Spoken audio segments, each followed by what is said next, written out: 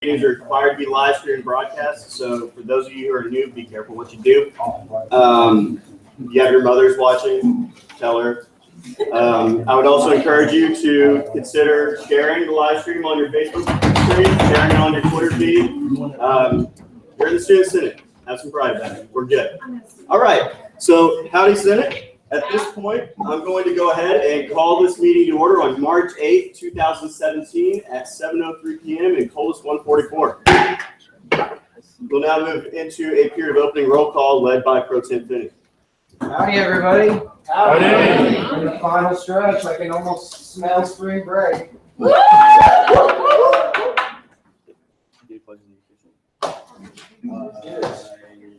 FPP Wimberley. Chief Justice James. Howdy. Speaker Hood. Howdy. Myself. Chair Rosine. Howdy.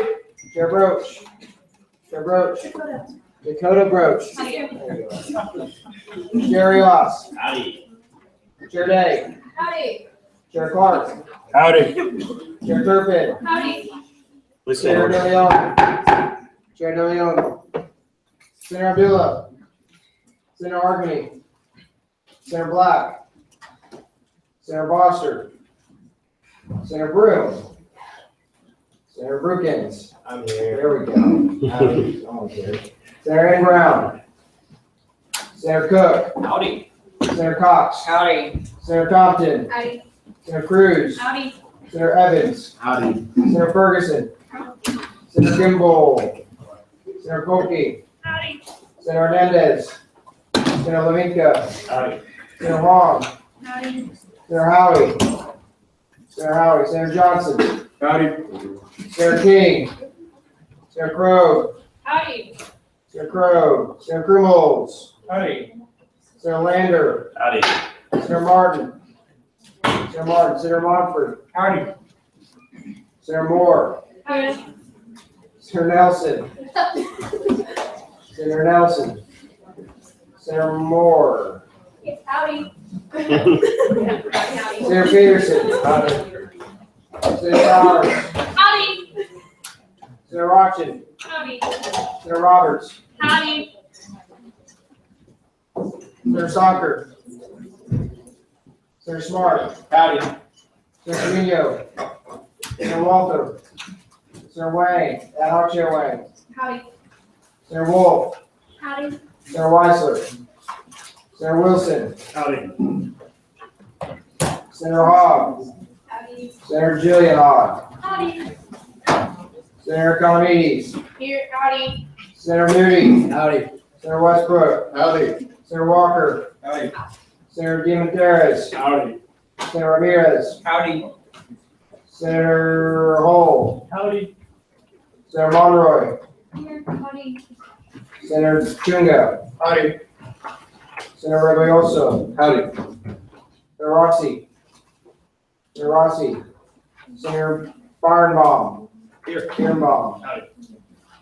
Senator Tran. Howdy. Senator Ammons. Howdy. Senator Igrani. Howdy. Senator Kay.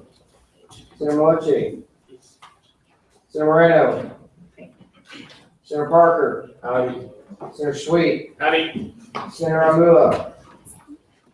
Amula. Howdy. Senator Warkey. Howdy. Senator Salado. Here. Senator Spalding. Senator Spalding.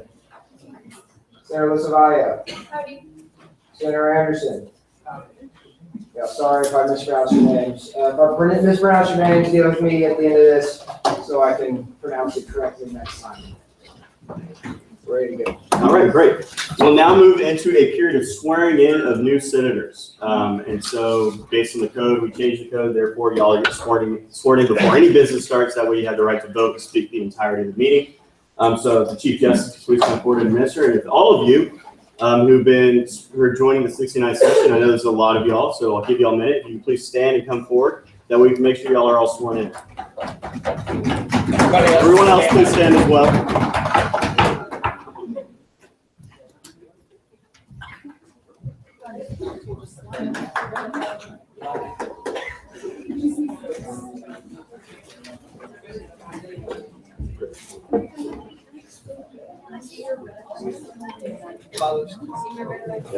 Look at that. Wow. Yes, get that way.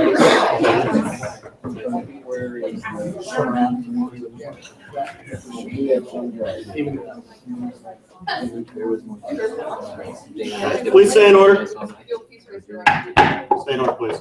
I state your name. Do solemnly swear. Do solemnly swear. To faithfully execute to the best of my ability. To faithfully execute to the best of my abilities. The duties of the office of Senator.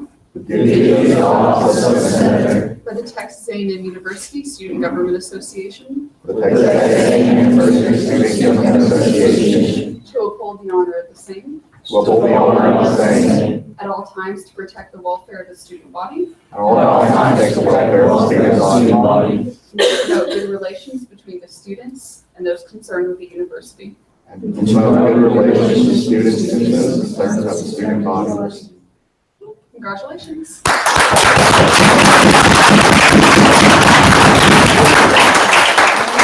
Please be seated.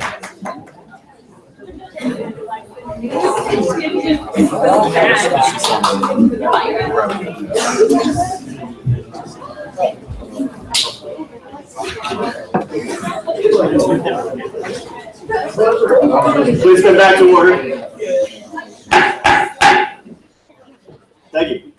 We'll now move to a period of invocation and pledge of allegiance. So all of y'all that just sat down, if you could please just stand back up. We'll be standing through invocation, pledge of allegiance, mission statement, Aggie honor code, and the spirit of Aggie. So you'll be standing for a little bit. But you please come forward. Chair Clark. All right, so you bow your heads. Heavenly Father, Lord, we thank you for bringing us together. We thank you for Student Senate and the opportunities that we have to fight for students. Just ask you to keep our heads on you and what we're here for, and that's to make that experience better and help us to do our jobs to the best of our ability. In Jesus we pray. Amen. Amen. So, what is the pledge? So, first, United States pledge.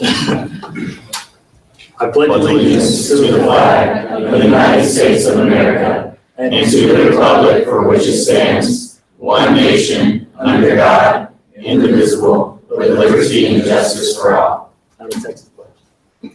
On the Texas flag, I pledge allegiance to thee, Texas, one state, under God, one and indivisible. Thank you. Thank you, Chair Clark. We'll now move into a reading of the mission statement and Aggie honor code by the longest serving senator in the Student Senate, and that is Mr. W. Lander.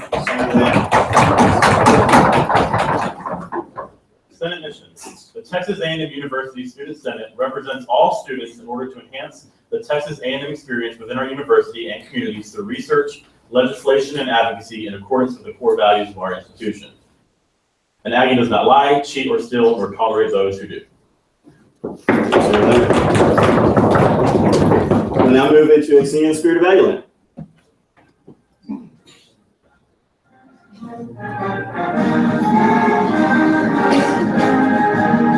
Some may boast of prowess of the school they think so grand, but there's a spirit can never be told.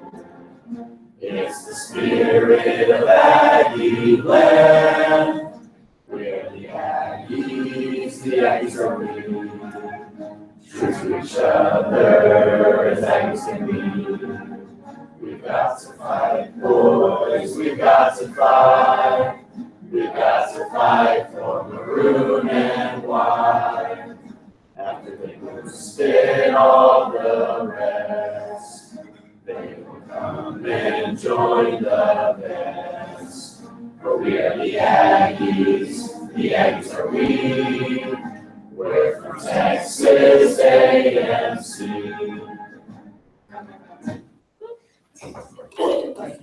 Well, you may be seated. We will now move to a period of open forum. Now, for those of you who are new, open forum is the opportunity for anyone in the student body of Texas A&M or without the student body of Texas A&M to come and speak to the body on behalf of whatever organization or themselves. And there will be time for questions and answers afterwards. So if you have a question for the presenter, just raise your placard and I'll make sure to write you down. So beginning with Ms. Jasmine Wang, political science major, fighting Texas A class 2019.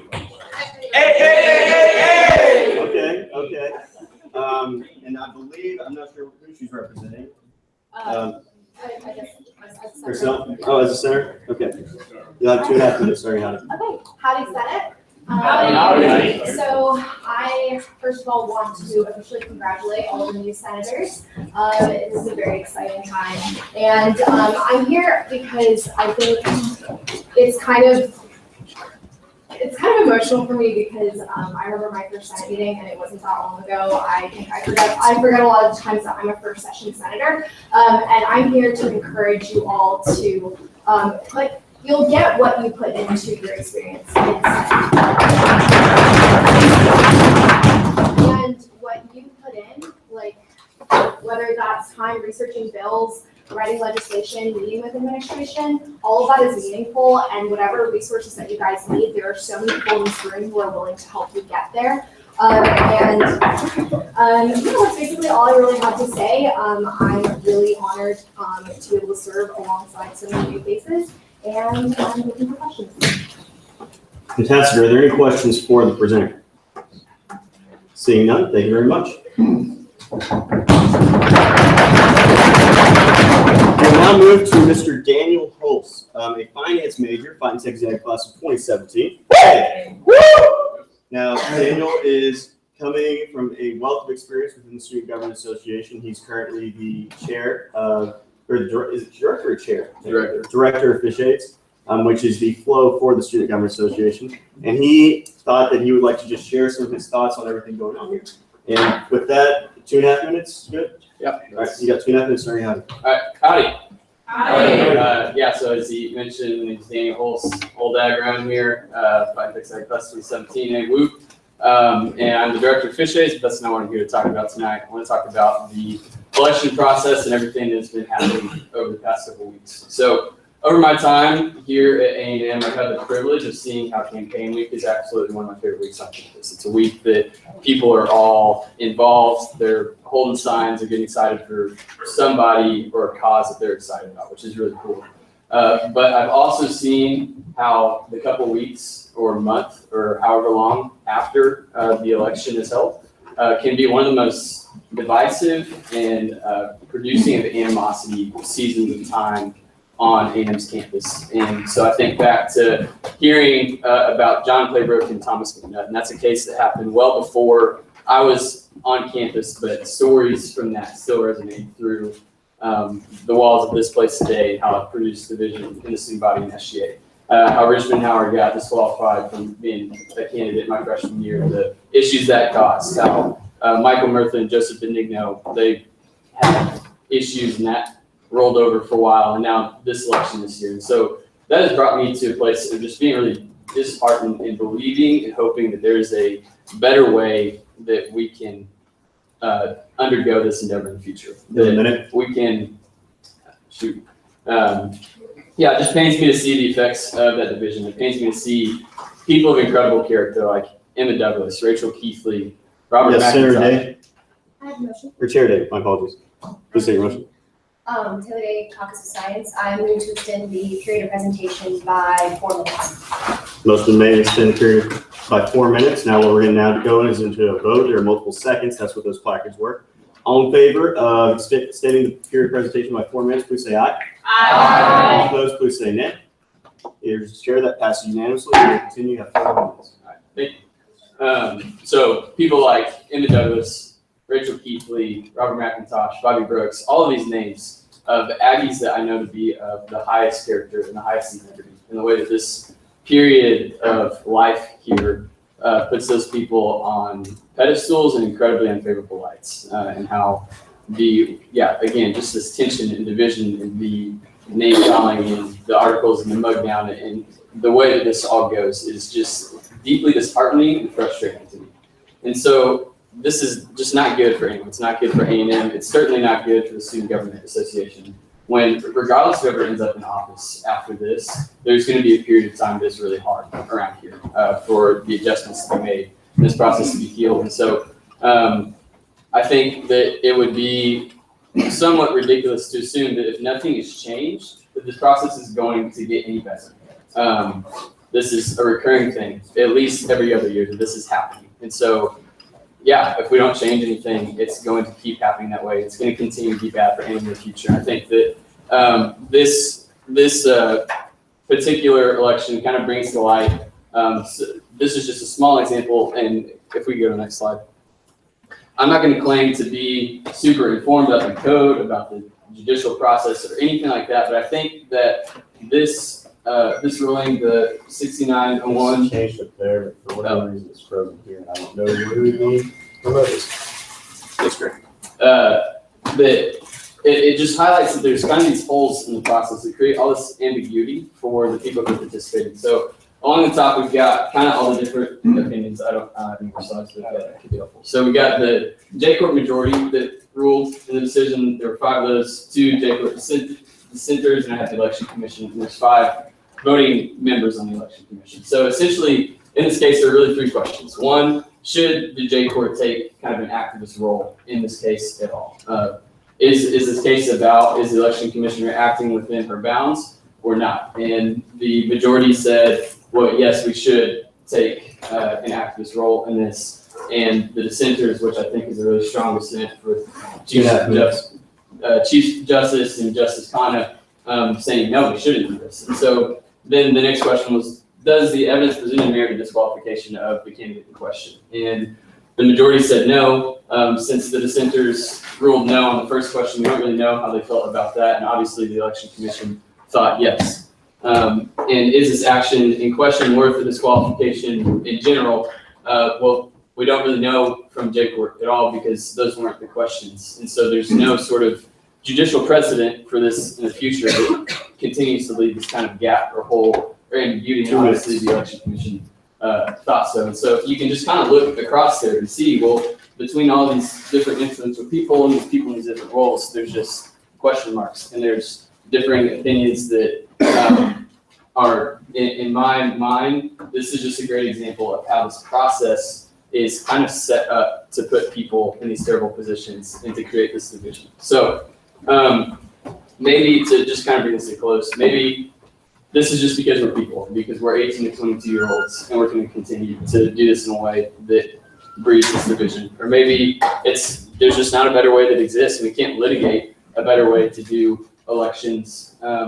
But just as an old ag who cares a lot about this university and wants to see a better Texas A&M in the future, I just ask that as a legislative body that y'all consider working to try to find a better way. Working to make this all more clear for all parties involved, so that we don't have to continue to do this in the future.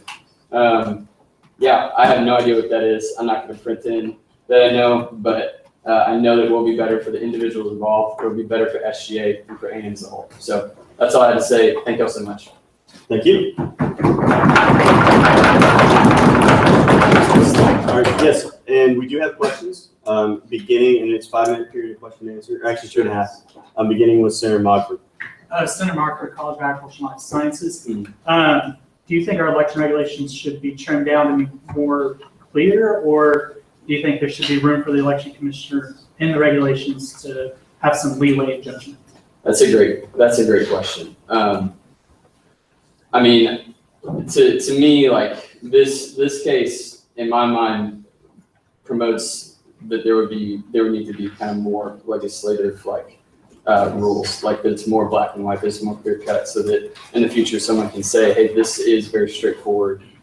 This is on the document, and you did this wrong, or as in the election commission is justified in this, or this is J-Court's area of rule, or it's not. And so, again, I'm not going to claim to be an expert on the code in any way, or of the ramifications of legislating in different types of methods, but that's just why I'm here to say, kind of as an uninformed guy, just to ask the people who are informed to try to help out in the future.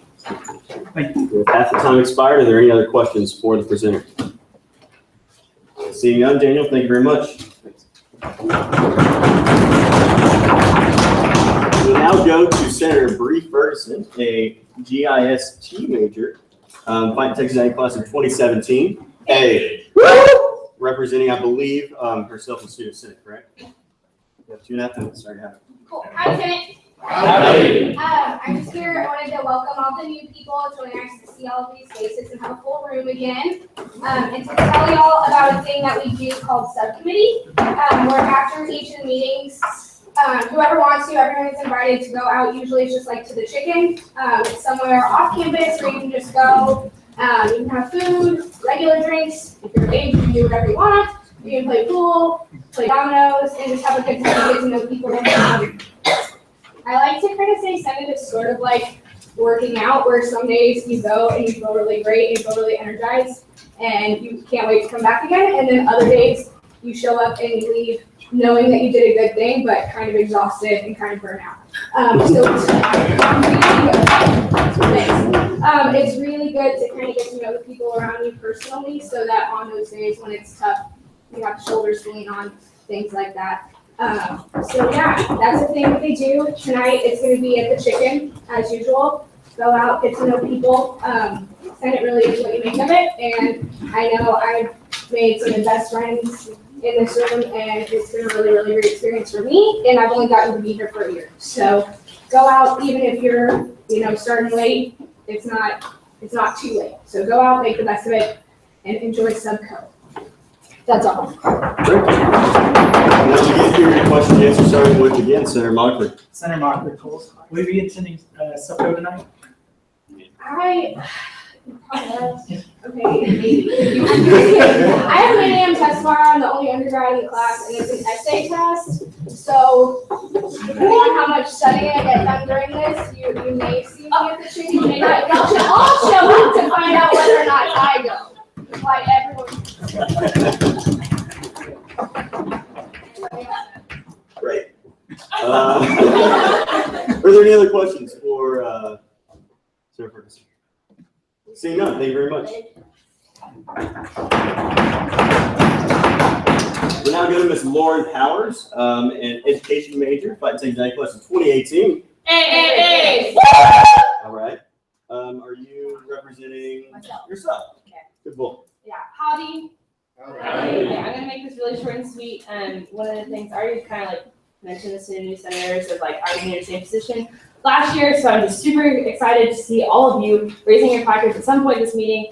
But speaking of these placards, they will be used for the next assembly session. Those of you who are coming in and are going to be staying here next year. And a fun thing to do, and kind of like a self-encouragement that I would recommend, is writing some things that encourage you, like on the back. And I just want to share with you, I don't mean to embarrass him, but this is a quote from someone in the room. Am I allowed to say senators' names right now? Yeah. Yes, Cool. absolutely. So, Chair Clark, this is something that he said during one of the first meetings that I was a senator. I'd recently been encouraged, and I was just like, I have to write down. And so he said, as a preface, this statement is supposed to be why we're all here, which is another thing that I want to encourage you, is just to remember, not just tonight, but every time that you step into this room, why you ran or decided to tell your friends to write you in, and why you're here and who you are here for.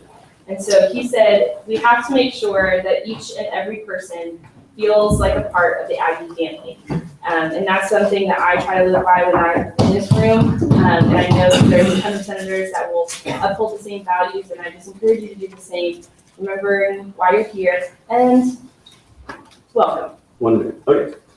That's it. Thank you very much. Are there any questions for Senator Powers? Chair Clark. Chair Clark, Student Services. First off, I want to thank you, because that means that I'm doing something right. And secondly, I want to ask you, in your opinion, what is the best way for new senators to get involved in this body very quickly? Well, in terms of when the session's coming up, I'm hearing whispers in the crowd to go to Subco. But in terms of the new session coming up, I would just encourage you guys, if there's a position that you are like excited about, especially on operations committee, that's something that we, moving forward, really want to improve and making this Senate body, beneficial not just for the students, but for us, so that we can be filled, so that we can serve the best in our best capacity. So I just encourage you, like, just because you're new here doesn't mean that you aren't qualified to serve in different positions. And don't be afraid to like reach out and shake someone's hand. Like, we don't bite. Those of us who have been here, we might be a little tired, but we won't bite. So it's all about kind of like being willing to take that step. I think Senator Wayne talked about you get out what you put in. So that's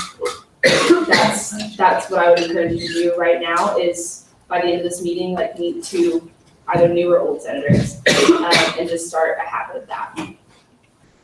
Are there any other questions for Senator Powers? Seeing none, thank you very much.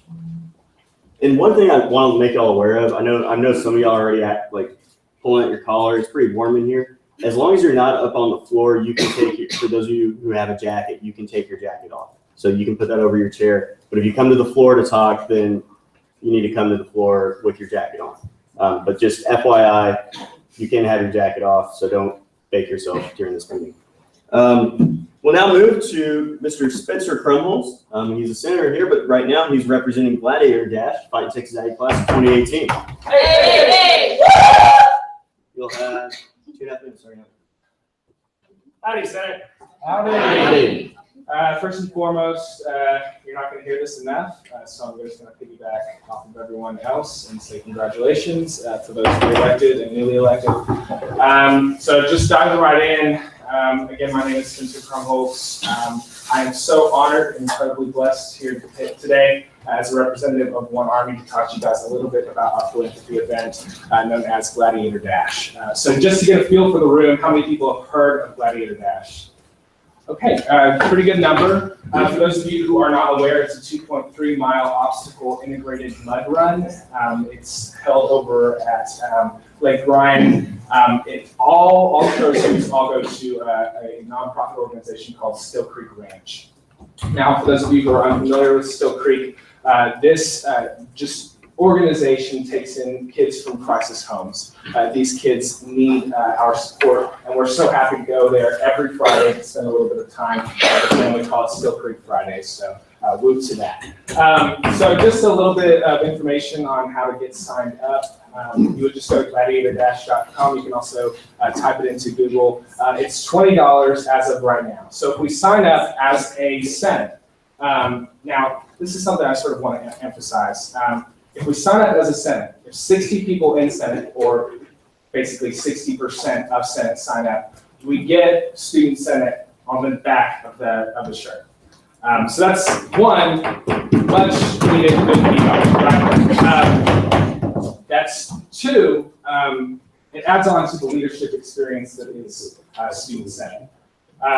There are people in this room who have been on Senate, and including myself, who have not talked to every single person in the room. Next Senate session, that should change, and that should change by the end of the year. That should start with a bonding experience like Gladiator Dash. It's for a great cause. It's something I am so happy to put my name behind, and I hope you guys consider signing up. I'll put a link on the Facebook page. Thanks, and we're done. Yeah. Are there any questions for Senator Roberts? Senator Roberts called in Woodward. What day is it? Oh, it's April 8th, so the day after Ring Day. I know that's rough. Thank you.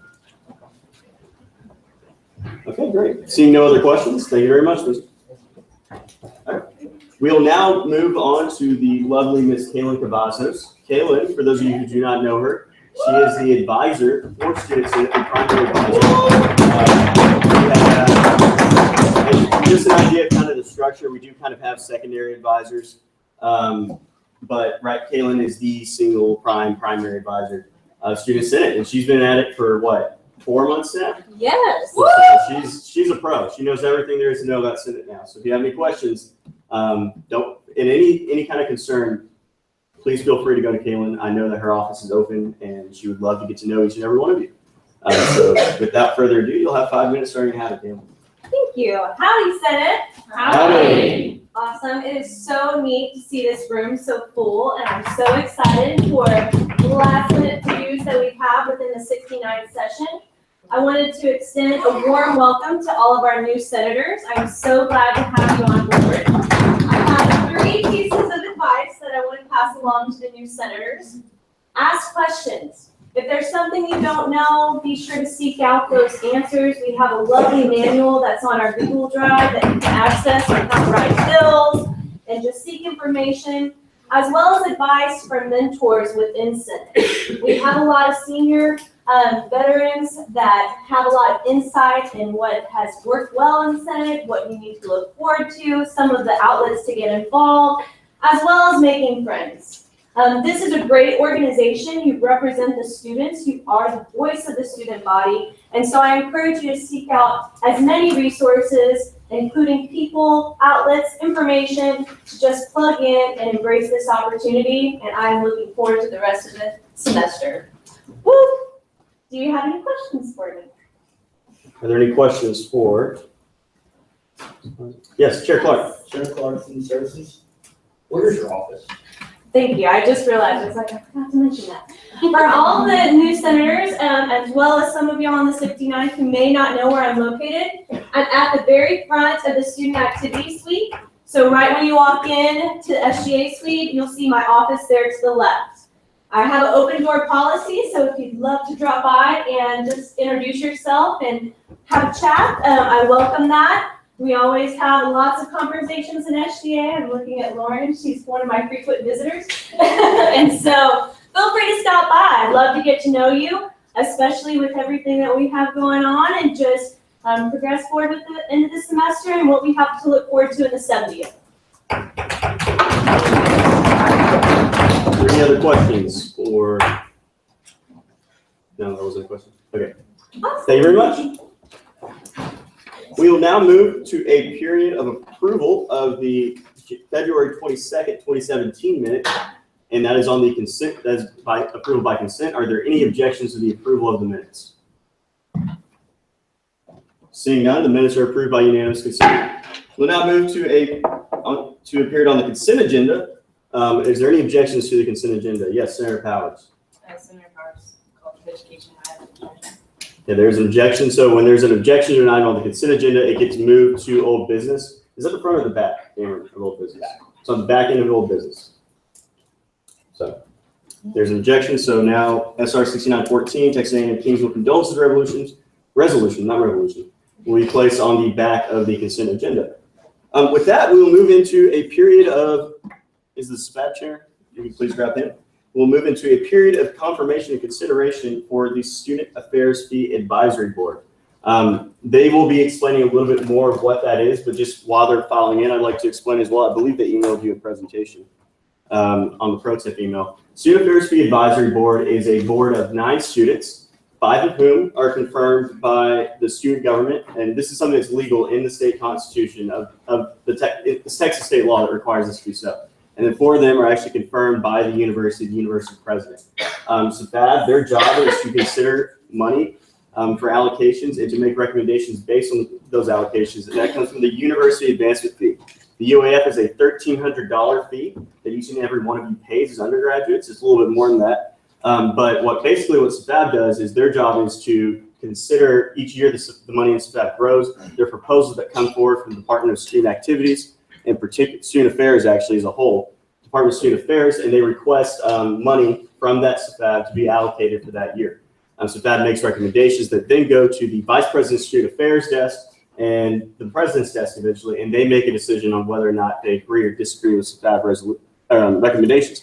But part of our job is the approval of this board, and so without further ado, I'd like to hand it off to the chair of the board, former Senator, Mr. Gray Bonnet. Good, how are you? Still my thunder.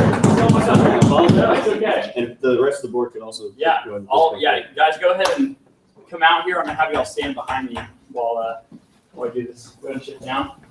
Howdy, guys. My name's Gray Bonnet. Wow, that's what we got about that. This year, I'm the chair for the Student Affairs Fee Advisory Board. Really excited about this because last year at this time, I was actually one of the people standing right here. We do have a couple of returners, and I'm actually going to go ahead and let all these people introduce themselves.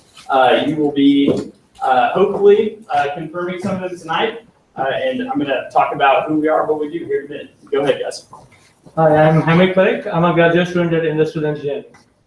Hi, my name is Darby Ramsdell, and I'm an accounting major. My name is Brady Meyer, I'm an accounting major. Hi, I'm Christina Morrison. I'm a political science major. Hi, I'm April Tillinghast, and I'm a graduate student from the Early Childhood Education program. Hi, I'm Allison Torres, and I'm a public health major. Hi, I'm Paige Tran, and I'm a PhD student in quantum psychology. Hi, I'm Anthony Gapasa, and I'm a sophomore business major. Cool. All right, let's go ahead and get started. Can you switch to the next slide for me? You bet.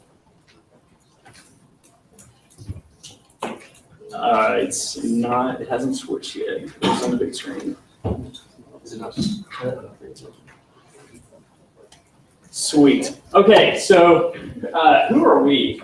Well, we're the Student Affairs Advisory Board. We advise the school on how to spend student money.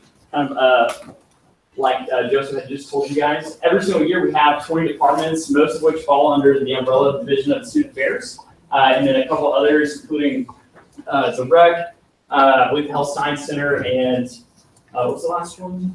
Can't remember. One more that doesn't fall under division of Student Affairs, but basically we take all their requests in, we evaluate them, we deliberate over them, we say, okay, is this how students want to spend their money? And then as we're deliberating over them, we vote on them, we classify them from the highest rated, which is 9.0, to the least, and that is going to be 0.9s, and we only present the ones that actually receive a majority vote to you guys. You can go ahead and switch to the next slide for me, sir. You have a clicker too.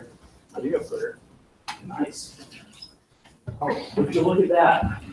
All right, sweet. So yeah, kind of like I just said, we make recommendations based off of the university advancement fee.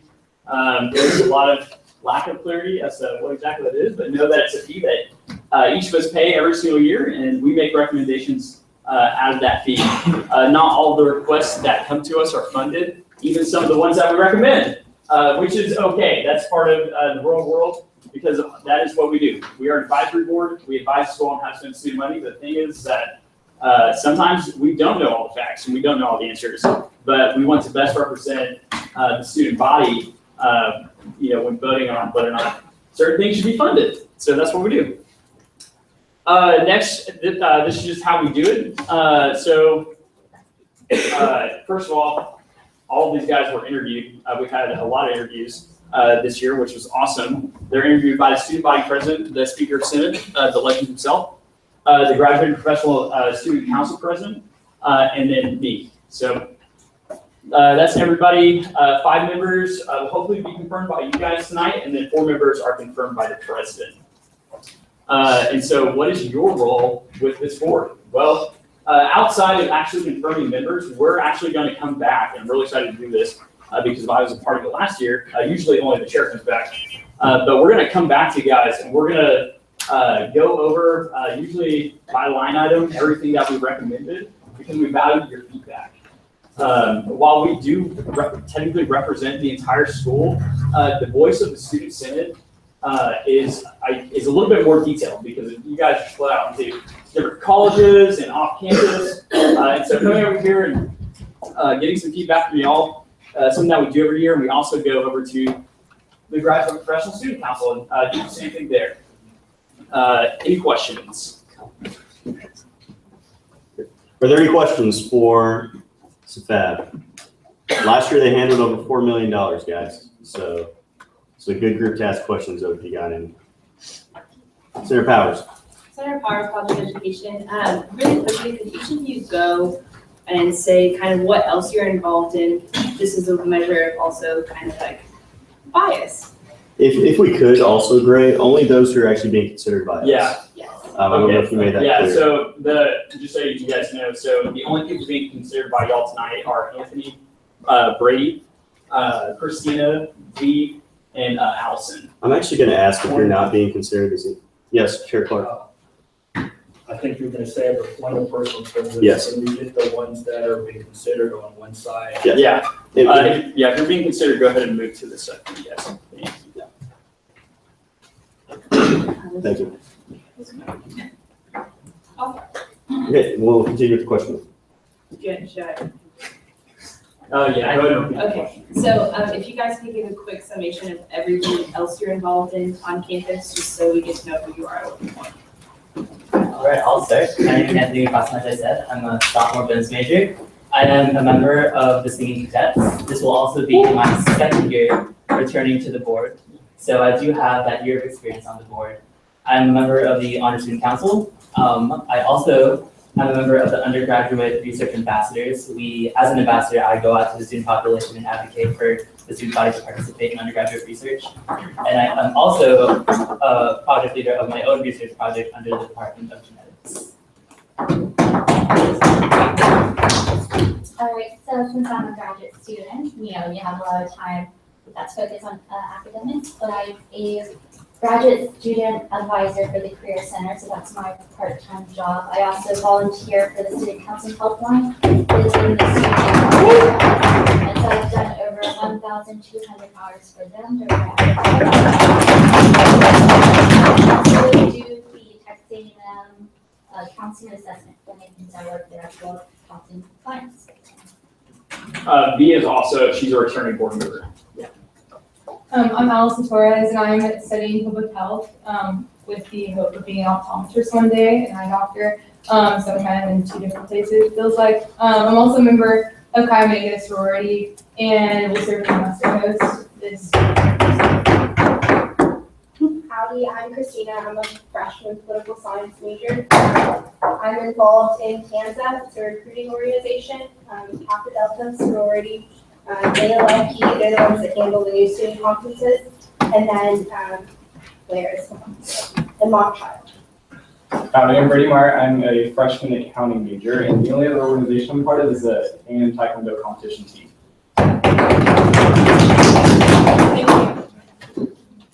Are there any other questions for the staff members before you, or potential staff members? Seeing none, thank y'all very much. Thank you. You can please leave the room.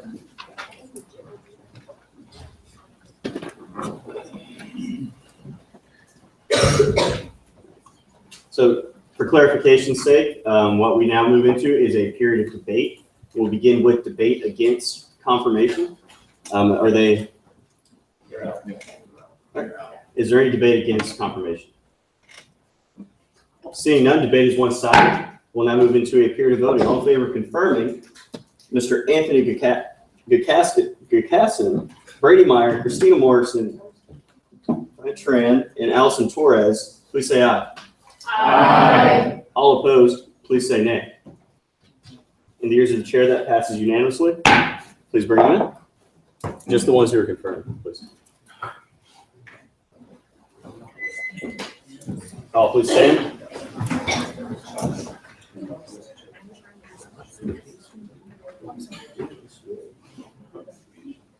Actually, they're not SUA. Actually, just kidding. They are not student government. Coming in anyway, yeah.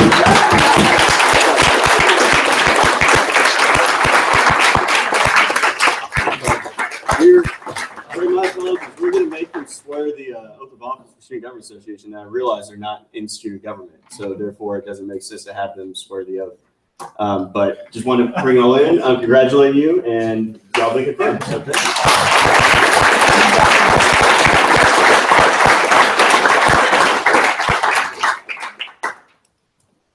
Sorry about that, y'all. All right, we'll now move into a special presentation from Ms. Senator Courtney Cruz, off-campus caucus, and also our Director of Communication in the 69th session. Hi guys. Howdy. Oh, I need to check. I want to be on there. Did you send the presentation in, or you just? No, okay. I just am taking a picture. Okay. So surprise everybody, we're all taking a picture. But I wanted to start out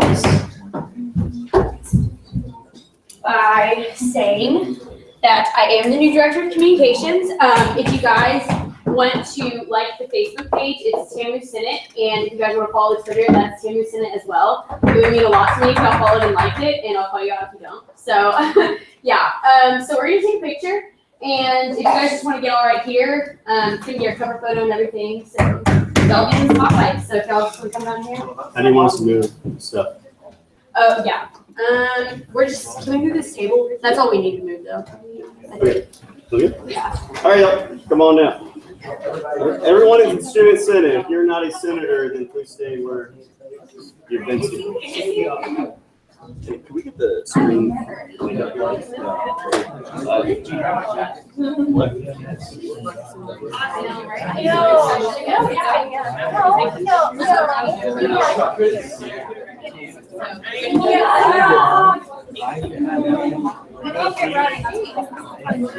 Oh, yeah. Is that a question?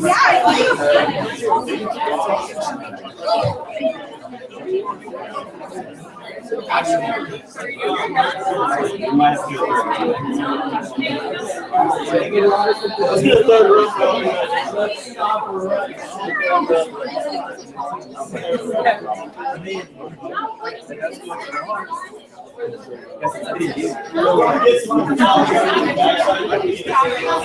I encourage it there.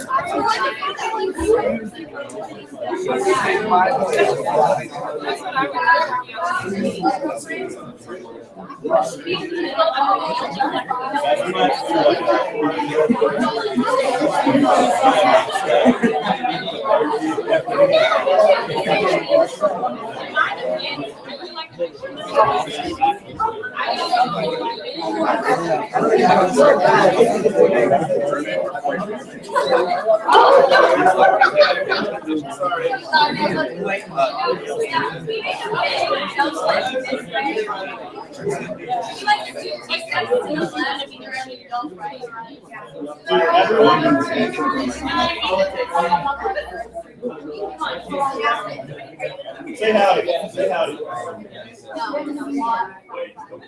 Howdy. Howdy. And everyone can please listen to Courtney. That way. Oh, I mean, I'm not. Oh, just kidding. That way we can. Senator Ferguson. Oh, wow. Director, everybody. She's setting the website right now.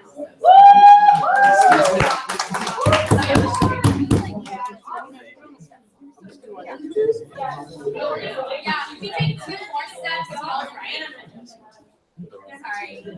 I'm just trying to make it through. No, we're gonna all squat. Look at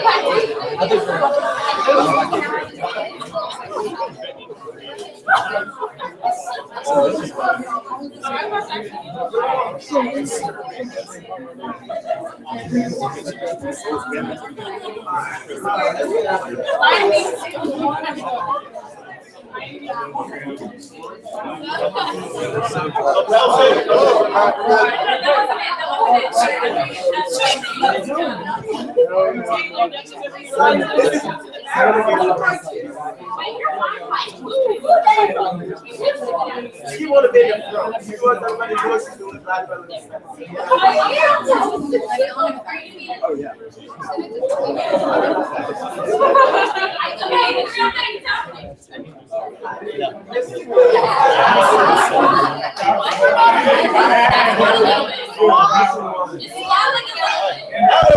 Howdy!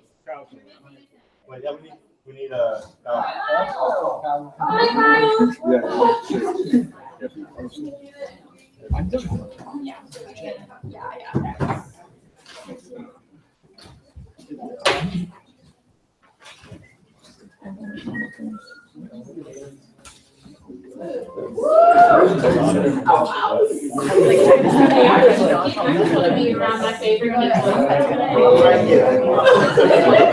Yeah.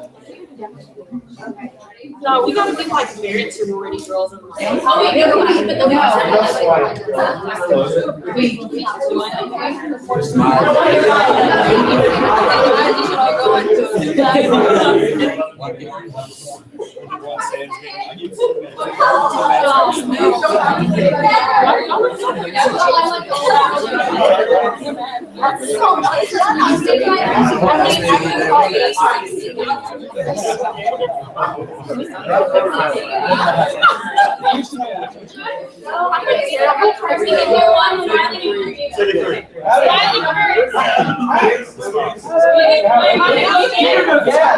Camera. First no gig, then gig. All right, smile.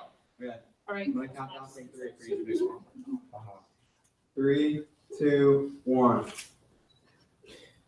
3, 3, 2, 1. 3, 2, 1. Okay, you want to do a final one?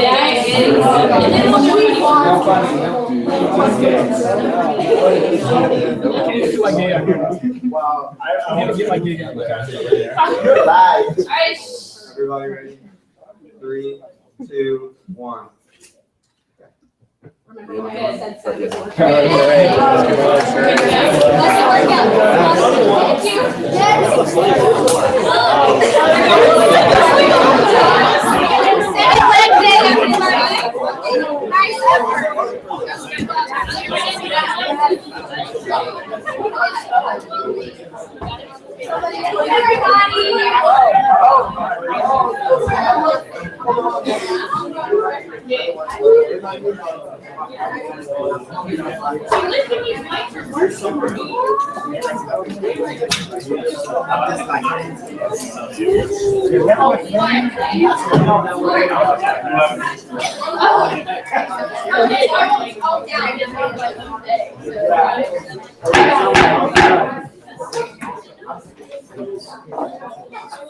Before going, coming back to order, please.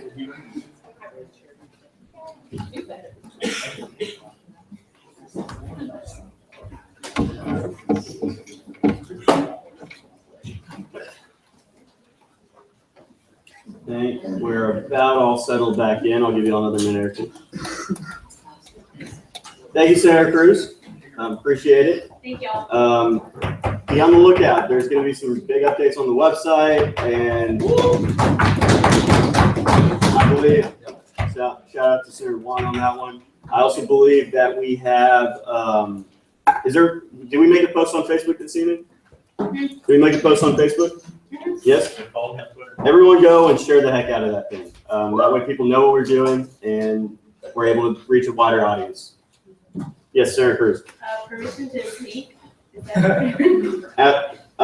Technically, it's still your period of special presentation if you haven't yielded it. I'm also live tweeting our sessions, so if you guys want to retweet, they keep everybody updated, and people can follow. I also follow back, so awesome.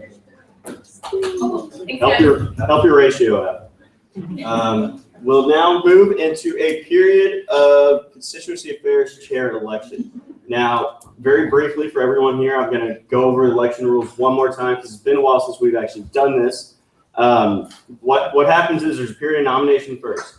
Order of nomination determines order of presentation. Okay, so the first person nominated presents first. They get 10 minutes presentation, 5 minutes question and answer, and they get a character witness to speak on their behalf for 5 minutes. Then, if there's someone else who's been nominated, they will get 10 minutes of presentation, 5 minutes question and answer, 5 minutes of character witness. At that point, during their different presentations, the opponent will not be in the room.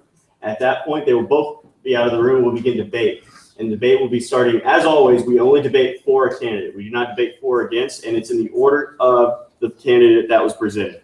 So if candidate 1 will present first, candidate 2, you'll be debating second. All right. And then you get 15 minutes of debate. It's not unlimited for elections. 15 minutes of debate, 2.5 minutes each way, for a total of 7.5 minutes for each of the candidates. If you debate and there's someone else who's up for debate for that candidate, you cannot debate again until everyone else who's asked to speak has been given permission to speak. Clear as bud? Right. And when you're debating for a candidate, you can use that candidate's name, but you cannot use the opponent's name. This is to make sure that we're not denigrating another person's character. This floor is not for attacking the character of individuals. This floor is for talking about who is best for the student body of Texas A&M and why that is. So if you are attacking character in the eyes of the chair of an individual, or if you are using their name in any way, shape, or form, I will call you out of order. And that's about it. So without further ado, the floor is now open for nominations for the Constituency Affairs Chair. Yes, Chair Wang. Ad hoc Chair Wang. Ad hoc Chair Wang, I'd like to nominate Ben Johnson. Senator Johnson, do you accept? I do. Are there any other nominations? Chair Day. Hi, Taylor Day, Caucus of Science. Science, I have a nomination. Please say your nomination. I nominate Paul Abdullah. Senator Abdullah, do you accept? I accept. Are there any other nominations for Constituency Affairs Chair? Seeing none, Senator Abdullah, if you could please, the period of nominations is now closed. Senator Abdullah, if you could please leave the room. And your character witness, whoever that may be. Thank you. And Senator Johnson, have you sent your presentation into the pro tem board? I have. Yes, Chair Rielas. What is the information? Yes. Chair Rielas, CA, do we need to close the doors? There's a separate set of doors that are open there, so I'm gonna ask that if you can make sure, Linda, that they go outside, that'll be good.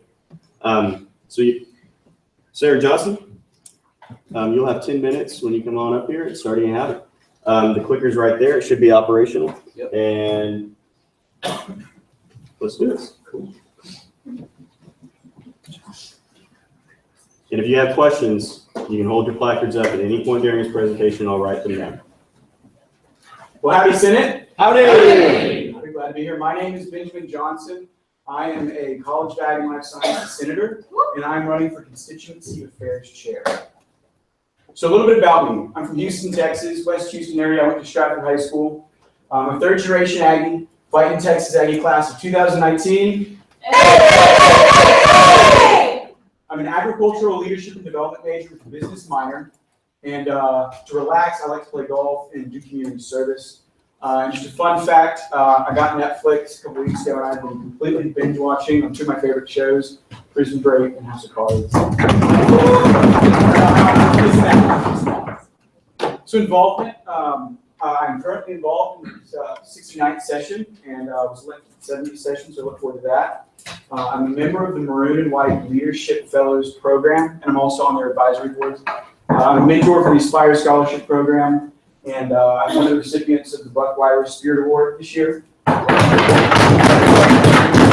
Community service that I've done in college, College Station Independent School District, after school tutoring with elementary school kids. I've also done work with Houston Livestock Show and Rodeo through a committee I'm on, and things through my church, MDMC, as well as Big Event. I was a fish camp counselor, and I'm a member of the St. Guy fraternity. 69th session.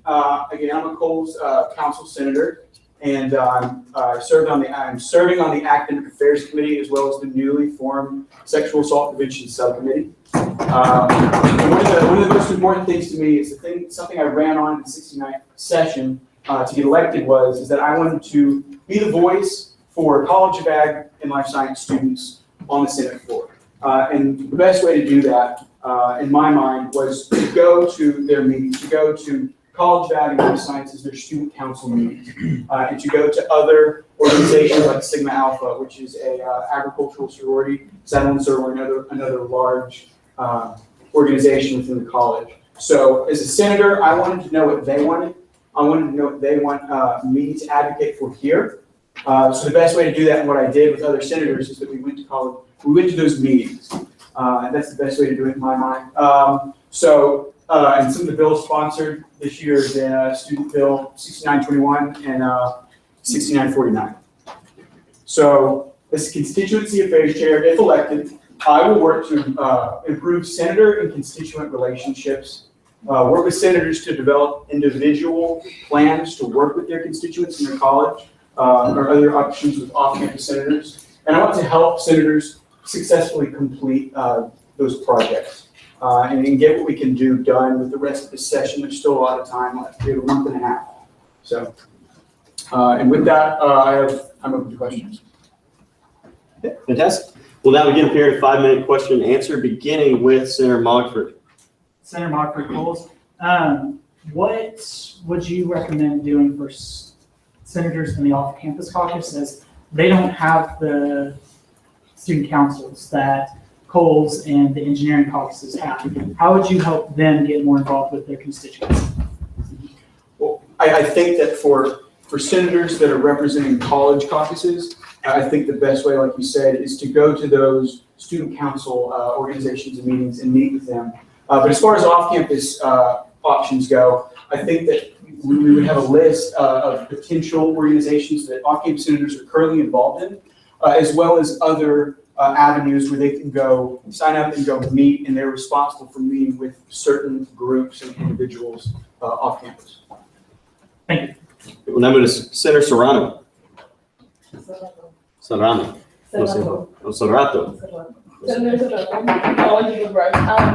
My question was, you talked about like the council and then the sorority that you went to, but what about those students who don't actively participate and stuff like that? Just because, you know, this is a new school and they don't know what they're doing. How do you reach out to those? Okay. I think the most effective way to reach out to students like that is through social media. You know, you can go to as many organizational meetings as you can, but there are 7,000 students in the College of Ag. There are almost 8,000 students in the College of Liberal Arts. It's hard to reach all of them, especially when you only have a seventh or eighth of those students that actually vote in the process to elect senators. So I think that through social media and just talking with other groups, talking with those organizations that you're meeting with, and asking them to invite friends to share things on social media to get the word out more.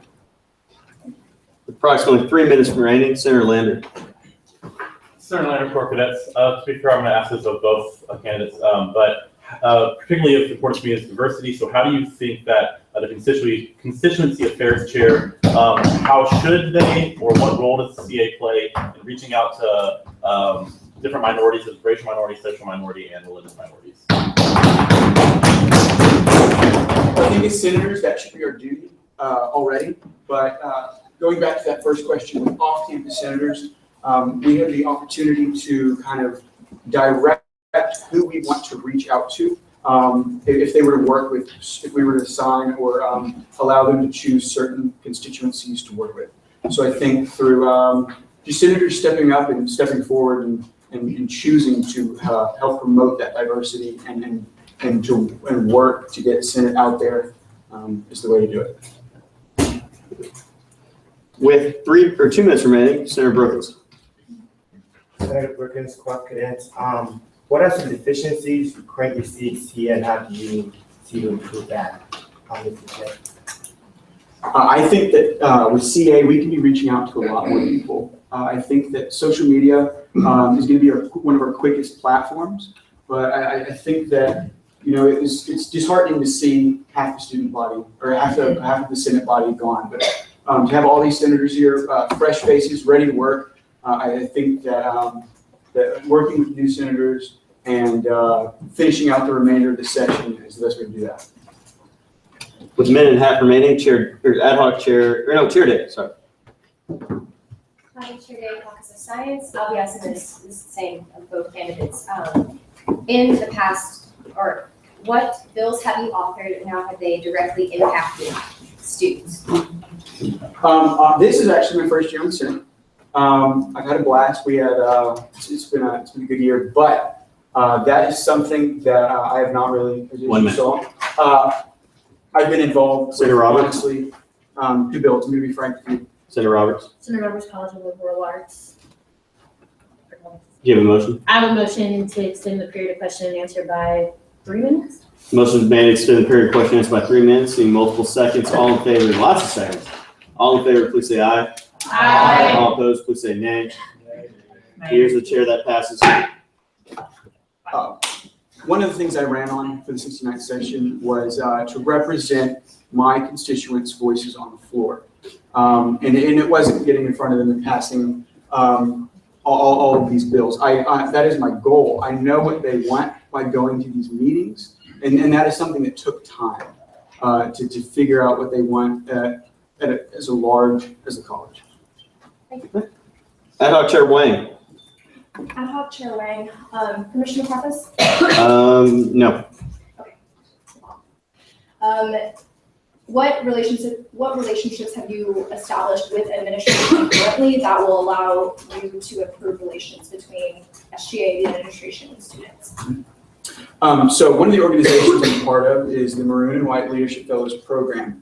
And through that program, I was on the advisory board, and my position on the advisory board was recruiting coaches. The main point of that program is leadership reflection and having a mentor that works at the university, that's a staff or administration. So through this last year, I have been reaching out to staff and other people in administration across campus. So, Senator Roberts. Withdrawn. Senator Code. Senator Code, off-campus caucus. As your plan to incentivize students to speak up and express their ideas, What is your plan of approach to communicate to them that we really are invested in their ideas and will act in their best interest when they submit those ideas to us? I think it's by going to them, not having them come to us, but us reaching out to them, going to their meetings, going to their events, and not just once or twice throughout the semester, going to as many as we can. There's 31 off-campus senators. They can reach so many students. We have 5 senators in college that we can cover so many organizations and so many groups of students within our college. And I think that as senators, that is part of our responsibility, is to reach out and be the legwork and do legwork to talk and to figure out what our constituents want and then put that plan to action. Where's your follow-up? I'll put you at the end. Senator Wilson? Senator Wilson, off campus, how do you think you're equipped, or what do you think has equipped you to be the CA chair if you don't currently serve in the CA committee? That's a good point. Like I said, something that I ran on was improving constituent affairs within my committee. I know I said that a lot, but that is something that is very important to me, and that's why I want to fill that position as the CA chair. 1 minute. Do you have a motion? With 1 minute remaining, Chair Riojas. Senator Sweet. Senator Sweet, Liberal Arts. I have a question. If your 3 goals you had on your last slide, how do you plan on implementing them? What's your plan for that? I think we don't have a lot of time. 45 seconds. We don't have a lot of time left for questions. I think it's through. Senator Powers, do you have a motion? Motion to, Senator Powers, College of Education, motion to extend the period of question answered by 1 minute. Motion made, extend period of question answered by 1 minute, multiple seconds. All in favor, please say aye. Aye. All opposed, please say nay. Nay. Chair calls no division. All in favor, please stand. So you're for extending consent.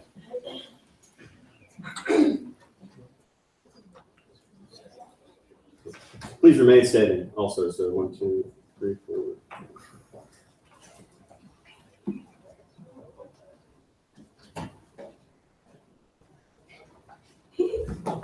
Okay, it's 31 by my count. All opposed, you may be seated. All opposed, please stand.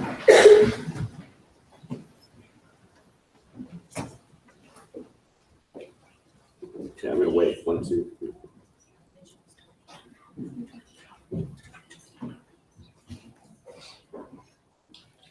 The vote of 31 to 22, that passes. You have 1 minute. So every caucus has a caucus leader, or should right now. We have a caucus leader for the College of Ag, and I think that as a CA chair, the best way to reach out to those constituents and to complete these goals is to do it and to facilitate it through those caucus chairs. All right, with a minute 20 remaining, Senator Economides, I apologize for butchering the name. Senator Economides, off-campus Senate. What are some issues in CA at the moment that you'd like to address as chair? I think the issues is that I don't believe we're reaching as many people as we can. I think we can increase our social media platform to Senate.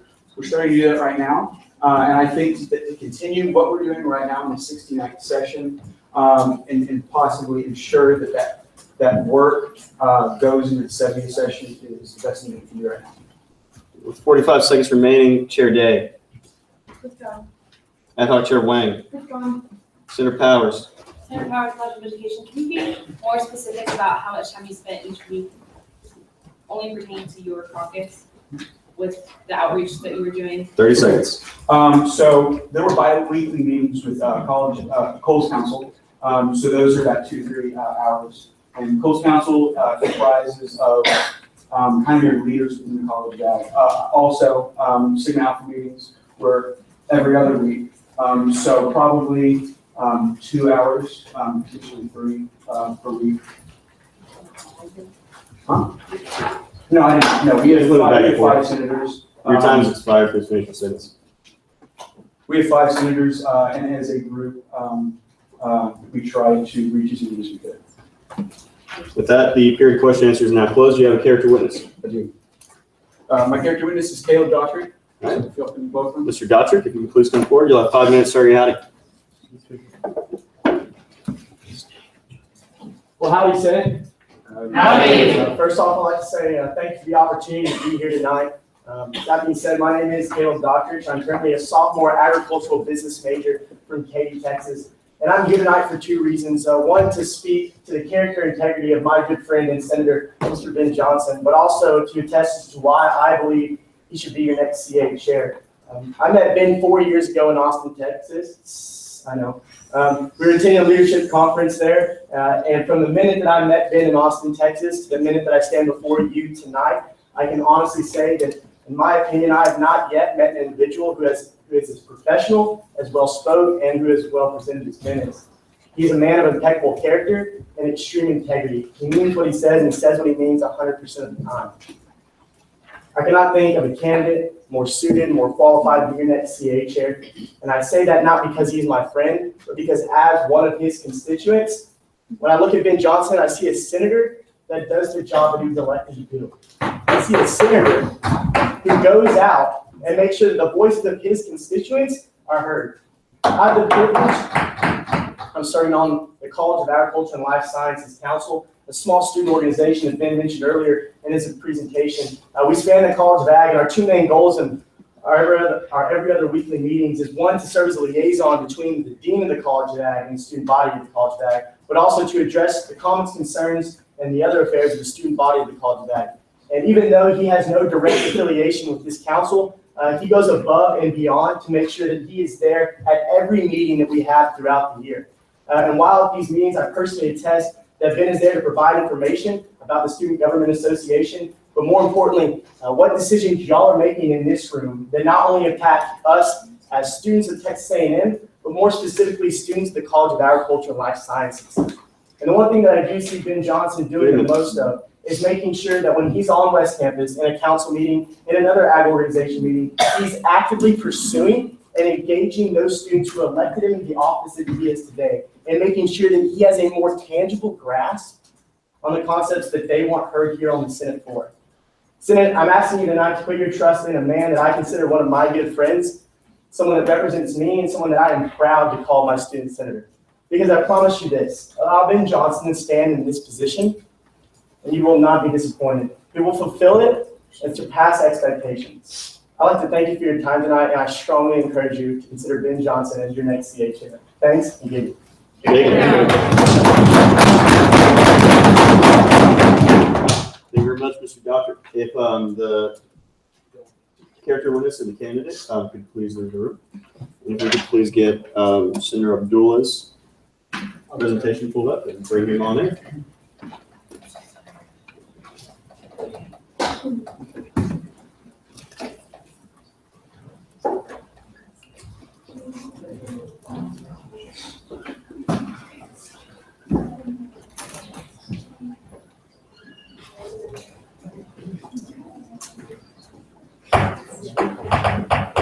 Hi. Senator Abdullah, you will have 10 minutes starting at howdy. Howdy. Howdy. Well, first I'd like to congratulate all the new senators. This is a very defining moment for you guys. This is your first Senate meeting. Take the time to say something. Take the time to really think about what's going on, how you will impact our system in Senate session. Okay, but enough about you guys. We know why we're here. Okay. So let's talk about me real quick. Howdy again. My name is Gentil Abdullah, and I'm a sophomore physics major from Houston, Texas. But more importantly,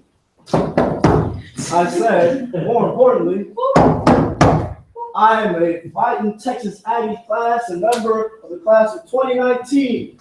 Hey! Okay, so I was born in Ethiopia, raised in Houston, Texas. Yes, I'm a foreigner.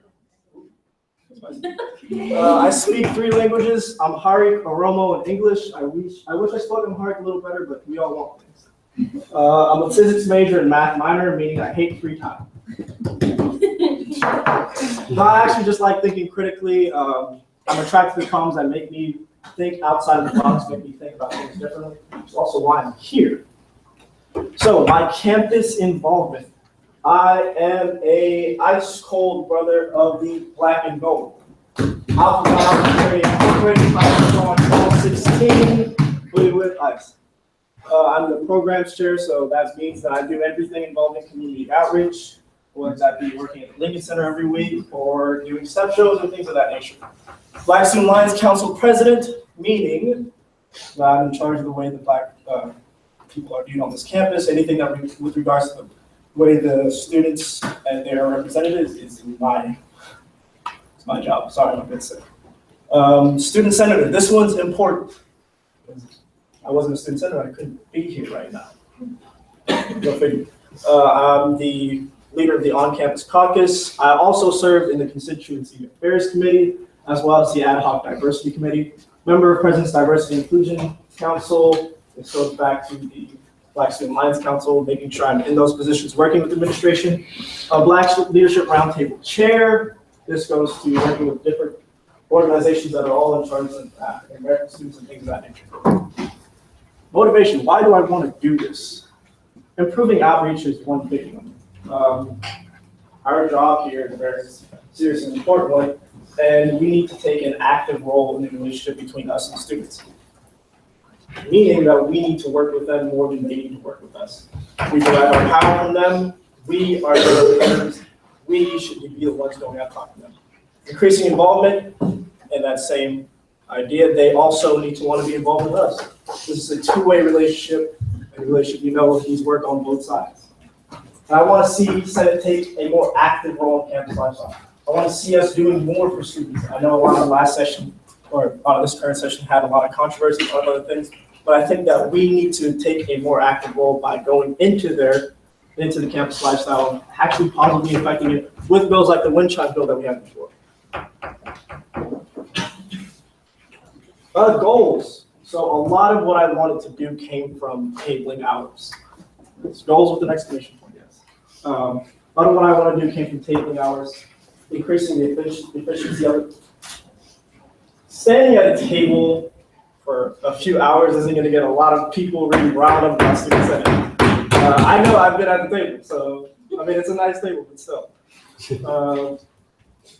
It's not an active way of working with the students and our constituency.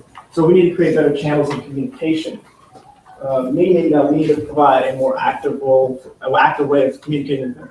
I know there are some programs that are being put into place right now that allow students to report what's going on, that report going into the department specifically where it's created for. That's still in its infancy, but I also want to see that carry out into reality. Getting the students more familiar with legislation at tabling hours. We do have the different legislation that was passed in Student Senate, but I think that, having it just there isn't enough. We need to have them actually ask us questions. We shouldn't only be on the spotlight whenever something's happening in here that's controversial or whenever it's election time. We need to be actively in students' lives. That's pretty much it. I mean, it's pretty straightforward. I'm open to any questions. Great. Floor has been yielded to questions real quick. I have like 4 go up here, so.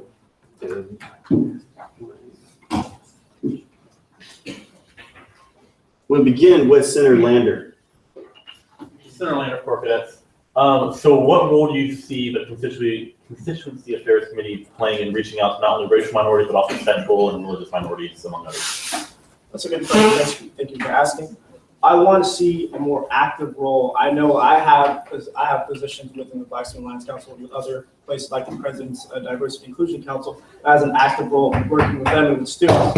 And so I think us doing more legislation and doing more things and reaching out and expanding to those underrepresented communities is a very important way of getting our mission across. Senator, I believe Westbrook.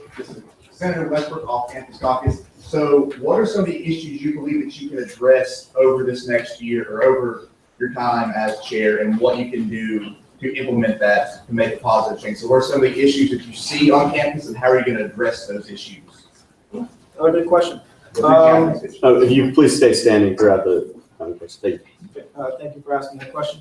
One issue right now is not enough involvement. I think in a way to help people actively involve themselves in student senate, we need to reach out more while we're doing tabling. I was talking with former Chair Yohas about it at the last tabling hours that I was at. For example, we didn't have money to put out flyers. Like, that is something that's really when we think about what we need to do and how we need to interact with them, if we don't have the flyers to even give them like a kind of general idea of what we are, that's a problem. Also, working with them on levels of issues like Matthew Gaines and racial division, like that is something that we need to do. There was a previous bill before that expounded the role of the Constituency Affairs Committee. I want to see that being implemented now.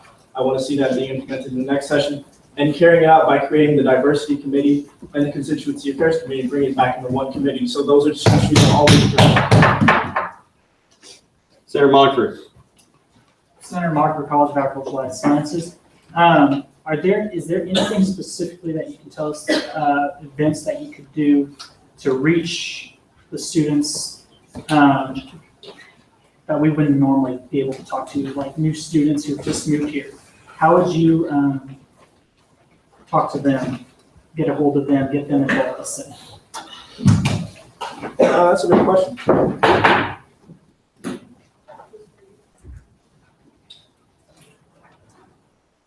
I think the best way to reach those students would be to talk to, work more along with our media outreach director, as well as working with the different departments that they're coming from. For example, the Department of Res Life, working with them, finding out where those new students are coming from, how to reach them, or the National Students Association, the one that we have on campus, working with them, and I do have contacts in both departments. So things like that. Things like that that work with how we interact with those people and helping them know who we are and helping us know who they are. Thank you. Chair Day. Really, College of Science, because I said I would ask this both candidates. Senator Riojas, do you have a motion? Chair Riojas, CA, I motion to extend the period of question and answer by 4 minutes. Motion made, extend the period of question and answer by 4 minutes, seeing multiple seconds. All in favor, please say aye. Aye. All opposed, please say nay. Chair, that passes unanimously. All right, as I was saying, I said I'd ask both candidates, and I'll ask you to do now. What bills have you authored this session? How they impact the students? Well, I offered one really important bill, the Matthew Gaines Memorial Bill. This is a bill that has been, in my opinion, long overdue. A statue memorial of Matthew Gaines on this campus. If you don't know who Matthew Gaines is, he was a former slave turned state senator. He helped make A&M be put on this campus. So a memorial for him and helping, resonate with Black students and other students of color. Also recognize an important part of the history that we don't really recognize on a daily basis is something that I think was very important, that I thought was very important. And I think that impacts students, allowing them to see that there are ways that we can change this campus positively. There are ways that we can interact with them and help have their voices heard and help them out. Sarah Powers. Ad hoc Chair Wayne. Ad hoc Chair Wayne, Commissioner Travis? No.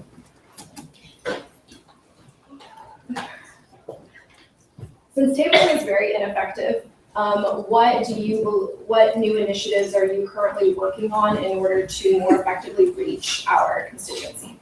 I hinted at this program before, but there is a new program that is underway that allows students to report issues that goes directly to their different departments that they're in charge of. So essentially, it's still in its infancy, but it works with the VP of Student Services. And the program is, like I said, still in its infancy. Sorry. It's still in its infancy, but it's a way of helping our constituents get the information that they have to the people that's necessary to have. So helping them impact campus, it can be implemented into the new Howdy app and go from there to help impact campus overall. Senator Sweet. Senator Sweet, Liberal Arts. My question is, how do you, what's your plan in order to create your goals as you have out here and to have a more active Senate in students' lives? Thank you for the question. I think my plan overall involves with just more involvement, more of us working with them, more of constituency affairs working. Because when I was inside the Constituency Affairs Committee, we didn't actually get a lot of time to work on real legislation. We had tabling hours almost bi-weekly, but outside of using that for absences, it was more just to kind of, let's just stay here and wait for students to come to us. I want us to be more active overall. My apologies, Senator Crowe. Senator Crowe, Opportunity Caucus. My question is, given your experience in the organizations that you listed for us and the very particular limited type of student that they come in as members, how do you plan to lead the conversation that approaches the majority of students at CCAN and thus faithfully represent every single student that is a part of the IEP? Good question. First, I'd like to say that they do not actually need them limit membership outside of the fraternity for obvious reasons. I do plan on working with those organizations by fulfilling their goals, which do not really omit anyone.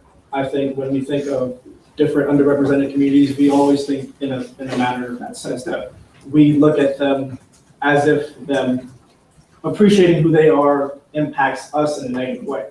And I think that's just not true. So to say that my assumption is you're referring to the different communities like the Black Alliance Council and the Black Youth Roundtable, working with them and helping them fulfill their goals is in more aligned with what we are doing right here in the Student Senate than it would be to divide anyone further. I'll put you at the end. Chair Riojas. Chair Riojas, CEA. My question was, I know that we kind of considered using or joining constituency affairs and diversity in the past. What do you think that would look like if it were to happen? Really, one, it would look like having a member from the Diversity Commission of Work along with us so that they have insight to the Student Senate and creating that channel, as well as just increasing what we do, because diversity is an issue that deserves to be talked about in the Student Senate, and the Student Constituency Affairs Committee is one of the perfect places to do it. Senator Ramirez. Senator Ramirez, Off-Campus Caucus. My question is, can you elaborate on some of the things that you were able to accomplish while currently serving on the Constituency Affairs Committee, please? Yeah, 1 minute. Okay, 1 minute. So you got 45 seconds. Okay, 45 seconds. Okay, let me elaborate. Senator Crowe, do you have a motion? Senator Crowe, Off-Campus Caucus, I motion to extend the period of questioning by 2 minutes. Motion is made to extend the period of question and answer by 2 minutes. See multiple seconds. All in favor, please say aye. Aye. All opposed, please say nay. Nay. Chair calls his own division. All in favor, please stand.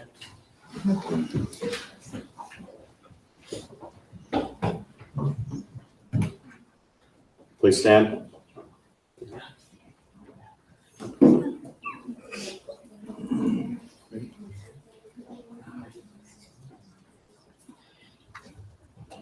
Please be seated. All opposed?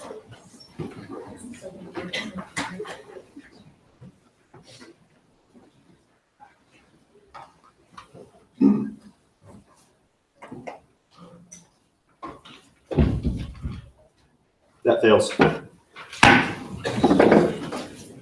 You'll have 40 seconds.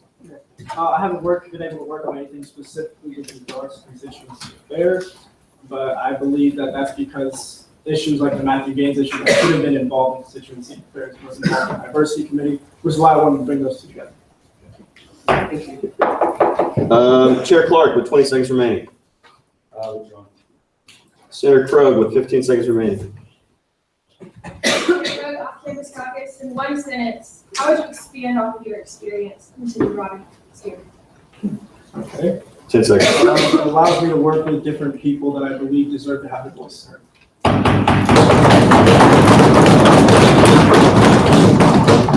With that, the period of question and answers time has expired. Do you have a character witness? Joshua Lewis. Please ask him to come forward.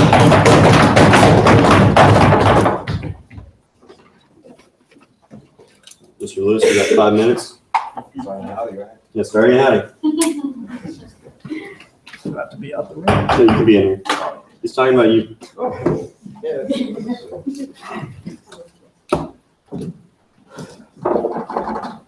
Howdy. Howdy. My name is Joshua Lewis. I'm in the class of 2017. Hey. I'm a former student leader. Excuse me. I'm a former student leader here on campus. I used to serve in 68th and 69th.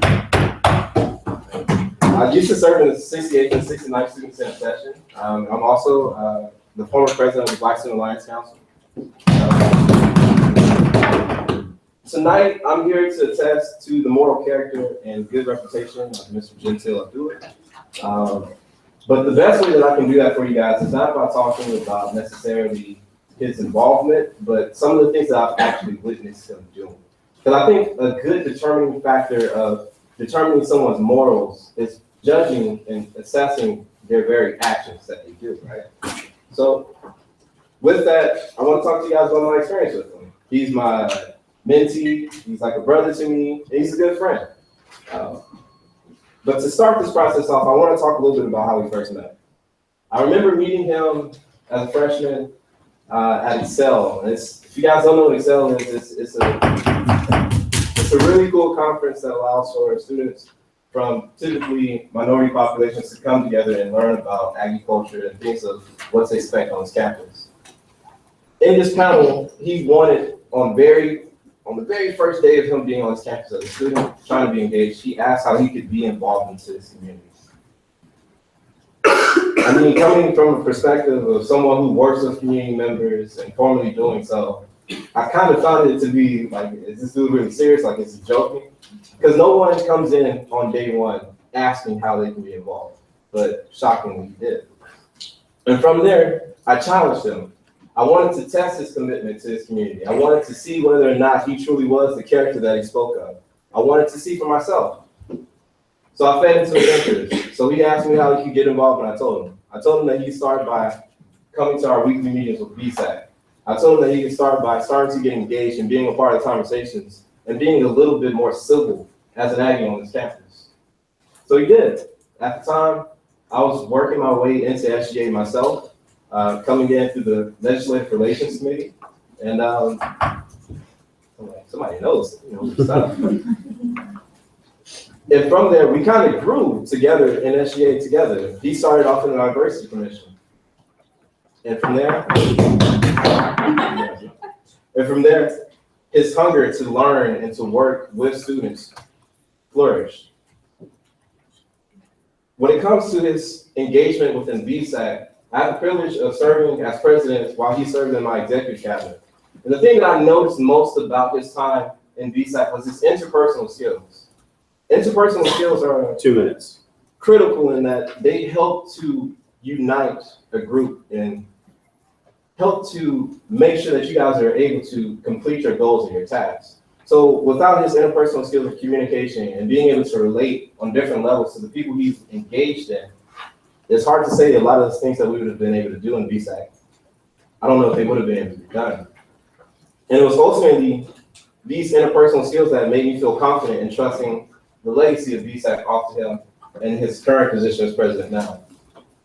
And as a senator,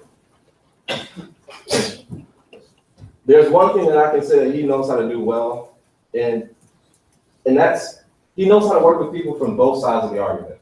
So it doesn't matter if you necessarily personally agree with them or disagree with them. He's going to work with you because it's his responsibility in this office to work for those who he was elected by. So his personal preferences are not going to get in the way of that.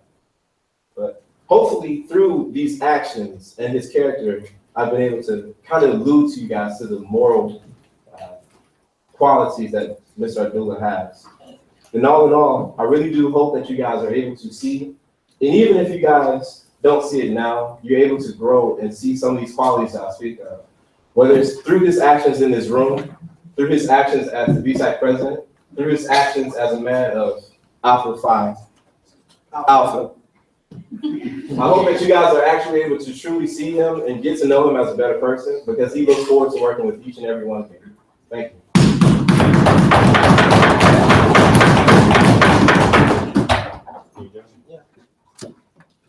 If you could please both leave the room. Okay, if you can pull up a Word doc, make it really big. Put number 1, Senator Ben Johnson. Number 2, Senator Gentile Abdullah. Don't forget to go. All right, so we will now be entering into a period of debate. Now, how do we debate when it comes to elections? Just Word doc. You can just do Word doc. When it comes to elections is you will hold up a 1 if you are supporting the first candidate who presented. In this case, it is Senator Ben Johnson. So if you're going to be debating for Senator Johnson, you'll hold up a 1. If you're debating for Senator Abdullah, you'll hold up a 2. So if you're debating for Senator Gentile Abdullah, you'll be holding up a number 2. Now the order of debate goes in the order of presentation. Therefore, the first debate will be Senator Johnson. And so Senator Johnson will start at 2.5 minutes. Once that 2.5 minutes is up, we'll go to Senator Abdullah. We will do that until we reach 15 minutes. And then we will move into a period of voting via ballot. Therefore, we're going to get these 2 thrown up here really quick. That way, it'll just be fresh in your mind who's who. And then we'll begin period of debate. Remember, you can say the name of the person that you're supporting. So if you're holding up 1, you can say Ben Johnson's name. You cannot say Gentile Abdullah's name. If you're holding up a 2, you can say Gentile Abdullah's name. You cannot say Ben Johnson's name. Crystal clear. And as a side note, Chair Rosine rules and regulations, as a side note, that that extends to debating against the candidate that you're, if you're debating for a candidate, you are debating for a candidate. It will be out of order if you're debating against the other candidate. There is a difference. There's 2 L's at the end of Gentile. A motion. Yes, Senator Wilson. Jake Wilson, off campus. I motion to suspend the rule of not being able to say the candidates' names when debating for that candidate. You can't say their names when you're debating. So if I'm for Ben Johnson, I can debate for Ben Johnson. I just can't do any debate against Gentile. All right. We're completely doing this based on the positive character of the individual, not on the whatever it might be of the other individual. With that, we'll begin a period of debate for Mr. Ben Johnson, candidate 1. And I will actually begin by recognizing Senator Westbrook. You'll have 2.5 minutes starting out of Senator Westbrook. Oh, and one other thing. Actually, this is very important. If you are done making your point and your time is not expired, you can yield the floor, which means you turn debate over to someone else who's debating in the same direction. So Senator Westbrook, and if you will, please, when you're debating, please come to the front. But Senator Westbrook, when you're debating, you'll say, I yield the floor to, and whoever's holding a 1, say, Senator, this. Now, if you choose not to yield to someone, you can say, I yield to the floor, and the duration of the time that is left is expired. I have 2 minutes myself. You have 2.5 minutes. 2 minutes total. 2.5. All right. Senator Westbrook, off-campus Senate. I've known Ben Johnson since I was, sophomore year of high school. He and I competed against each other in multiple contests. And I really didn't know who he was at first, what type of person he was. But I sat down and started talking to him one day. And he is by far the most genuine and dedicated individuals I've ever met. So a little backstory on Ben. Ben would go through and carry around, he was always looking for a way to get involved and reach new people in his community. So he saw there were a lot of homeless people in Houston. So he started finding a way to help feed the homeless people. So he carried around lunches in the back of his, whatever he drives, his car. And every time he saw somebody's homeless, he would stop and give them a lunch. And he said, I don't do that to get anything out of it. I do that to help them. He saw a need and wanted to fill it. Additionally, over the years since I've known Ben, I have watched him grow as a person and a leader. And there's one person that I can say is a dedicated individual person, that would be Ben Johnson. I've watched him look constantly for a way to get involved and to find a need to fill, to find a group of people to reach. And if there's a group of people on this campus who feels underrepresented, who feels like they're not being reached, their voice is not being heard, Ben Johnson is that person who will go out there and find a way to get involved with them. He is super dedicated in everything that he does. Like I said, what type of, you're 16 as a sophomore in high school, what about a 16-year-old, just sophomore in high school, says, hey, what group of people in my community is underrepresented? And goes out and starts finding these groups of people, these homeless people in his community, goes out and spends his own money to start feeding them constantly. I know he did that up until last year. We were at a conference or a training back in the summer, and he still was doing that from what I knew is what he said. So if you're going to sit there and think about somebody who you want to represent you on campus, Ben does have the ability. He will find those groups and not just wait for them to come to him. He will seek them out as a person and as a leader and as a mentor. So he's going to not sit back idle. He's going to take charge, take action, and follow that core value. All right, I yield the floor to anyone. I yield the floor to Senator Mockford. Senator Mockford, you have 24 seconds. 20. Howdy, Senate.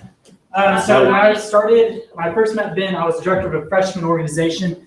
In that organization, he was always one who stood up and was asking, how can we get our word out there? How can we reach other freshmen in the College of Ag and other organizations I yield to the floor. Floor has been yielded to. We'll now move to debate for Senator Abdullah, beginning with ad hoc chair Wang. You have 2.5 minutes, starting howdy. Howdy, Senate. Howdy. There is no doubt in my mind that Gentile Abdullah is the most qualified and the best candidate to be serving as our next CA chair. For new senators, you're probably wondering, why should I vote for this candidate specifically? And I'm here to re-emphasize exactly why that is. He is a current member of the CA committee. He understands exactly what needs to be addressed. Being CA chair does not mean serving just the majority of students. It means serving all students. This candidate's ties with those minority communities doesn't just mean that he's the best candidate. It means that he's involved with both the majority and involved with the minority as well. As the chair of diversity, I can attest that this candidate is by far the most knowledgeable on these specific issues. And he's a member of President Young's Inclusion Council, which serves all students, and not just Black students, not just minority students, all students. Transitions are an incredibly difficult time for Senate, and it is essential that we as a body, we select someone with extensive experience, both within the Student Senate and within building relationships with the administration to ensure continuity. He has pre-established relationships to ensure this continuity, and not just blanket responses that are vague in implementation. He knows exactly how to implement, increase relationships, and inspire other senators to continue to do the same. We need someone who understands and excels at relationship building, and understands what it means to connect SGA with our community, and is passionate and diligent about students, and wants to serve the students by utilizing his extensive experience and understanding of the value of transparency and enabling the most productive use of our time as possible. And with that, I yield my time to Senator Linder. Senator Linder, Corp Cadets, I just wanted to make it clear real quick also, 45 seconds. Just because Senator Abdullah is very involved with organizations such as Black Student Alliance, that doesn't mean that he's only representing underrepresented or minority groups. Because these people in organizations like Black Student Alliance, they're not just Black students, they're also involved in the College of Liberal Arts, in the Corps Cadets, they're in everything that you and I are involved in, they're also involved in. So in being involved in those kind of groups doesn't limit him at all in his understanding of our constituents. And he even says that he wants to bring diversity back into constituency affairs. That way we can not only focus on those minority students that he already clearly demonstrated a passion for, but also the students in these traditional caucuses that we have here, such as off-campus, liberal arts, so on and so forth. He truly, I do believe will represent all students, and he's proven that. And with that, time is expired. And now move back to debate for Senator Johnson, beginning with Senator Ferguson. Howdy, Senate. Howdy. Ben is one of those people who, even though he started this year and may not have been in CA, found a niche and found an area that needed improvement and has been working on it throughout this year.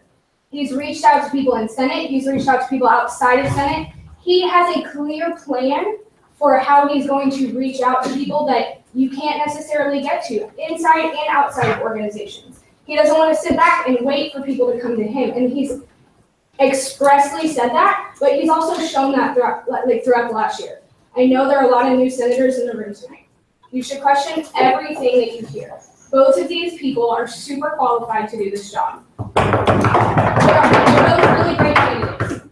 But you have to also question who the people are going to be, that are going to be the leaders in this room are next year. Everybody has their motives for wanting different candidates to get this position. I'm telling you, as somebody who just wants to see SGA succeed, who wants to see her alma mater succeed because I'm leaving here, Ben Johnson is absolutely the best candidate for this position. And with that, I give my time to the House.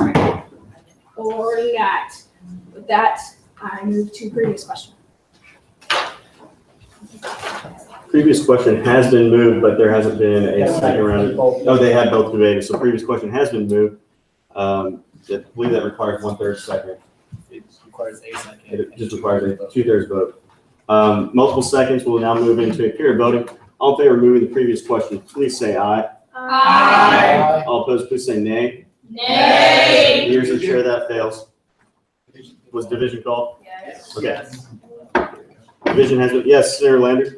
Point of parliamentary inquiry, Senator Lander, Corp Cadets. Just for clarification for new senators who may not know, can you explain what previous question is real quick? Right, previous question is a movement to vote.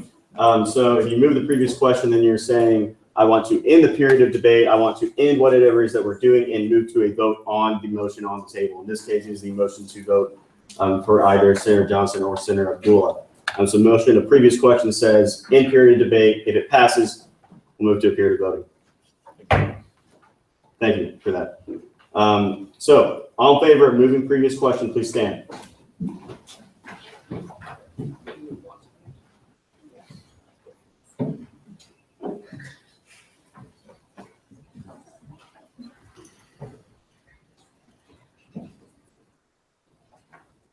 Please be seated.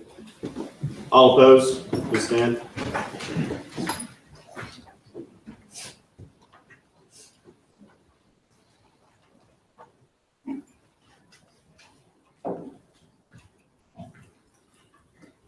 That's not 2/3, that motion fails. We'll now move to a period because previous question was moved, but they still have the floor, correct? Yes, they still have the floor. So minute and 20 seconds in right now, so you have a minute and 10 seconds, Senator Ferguson. I yield my time to Chair Bush. Chair Bush, Academic Affairs. So Ben is in my committee, and A minute. Ben is always really good about not always being concerned with what our committee is doing, but also being concerned with what can we do to outreach more to students. And just because he is on West Campus does not mean that he is, exclusively wanting to campaign or listen to those who are only on West Campus. Ben always has a good mind for not just who he's supposed to be helping, but also for everybody else. It's not Ben is not one-track minded to West Campus. Ben is open-minded and loves to talk. Ben loves to talk to people. If there's anything I know about Ben is Ben loves to have a conversation with anybody and everybody. The boy likes to talk. So there's no doubt in my mind really that he would excel in this job and really be able to bring everybody together and let everybody know about Student Senate and what we're doing here. And You have 10 seconds remaining. move to previous question. Previous question has been moved. Seeing multiple seconds. All in favor of moving the previous question, please say aye. Aye. All opposed, please say nay. Nay. Here's the chair, that fails. We'll now move to debate 4, Senator Abdullah, beginning with Senator Roberts. You have 2.5 minutes. Sorry, have it. Howdy, Senate. Howdy. Okay, so I just want to say that Senator Please Abdullah, state your name and caucus. Senator Roberts College of Liberal Arts. I just want to say that Senator Abdullah actually does do a lot. He does work with different groups, majority, minority, and as I've seen him before studying, this man puts in so many hours up until 2, 3 a.m. in the morning, working for his organizations, working for class, making sure that all of the students' voices are heard, and he's applying all the efforts that need to be, and I know without a shadow of a doubt that he will do what needs to be done, and he gets it done immediately. He's a hard worker, he's definitely dedicated, and he definitely listens to everyone with no bias, and he's always here for everyone, so that's why I feel like he would be a really good person. And with that, I yield to Senator Powers. Senator Powers, you have a minute and a half. Senator Powers, College of Education. Senate, I'm only coming up here as someone who's not running. I'm only coming up here because Senator Abdullah was one of the first people who inspired me to be working for all students, just like the aforementioned senator that I was talking about earlier. He was also one of the ones that I not only saw the passion, but reached out to me to inspire me to make sure that I was doing my job and doing our job. And that kind of inspiration with fellow leaders is only going to be able to transcend that much further to all students. And that's who we're going to be working for under the leadership of him. So I just want to take this time again to please encourage you to vote. Use your vote for Dental Abdullah, the best person for the job. Thank you. And for that, I want to have to Senator Sweet. Senator Sweet, Liberal Arts Caucus. Just real quick, before I 50 joined seconds. 69th session, I was on Diversity Commission. As all you all know, there's a lot of student body organizations that are very much felt that they're disenfranchised. And based on the presentations only, I believe Senator Abdullah would be best suited to serve both the majority and minority. Just being able to communicate with people on both sides, I think that's something very much absent in today's America. It's so polarized. So that's why I don't know either gentleman before tonight. I was just purely based on the presentation. having the experience of being on the diversity commission with the whole Richard Spencer event, the whole time anti-racism protests, I think it's very apparent that there are student bodies that 15 need seconds. to be communicated with, that there is no communication lines, and I believe Senator Abdullah is for that. I move the previous question. Previous question has been moved. Are there multiple, is there any seconds? Seeing multiple seconds. All in favor of moving the previous question, please say aye. Aye. All opposed, please say nay. Nay. In the ears of the chair, that passes. Previous question has been moved. We'll now move into a period of voting. So if we can please get, make sure we get the right. Please say in order throughout. Sorry. If we could please get the ballots, guys. So we're gonna get the ballots out and we're gonna vote. But if you please stay in order, that way we can get the ballots distributed in a timely manner and keep this thing going. All right, so just for everybody that doesn't know, the top says race, that's gonna be the CA chair. You write in the candidate that you're voting for, and then you write your name, your caucus, and your signature at the bottom. And these votes do go into our record, like in the Senate archive.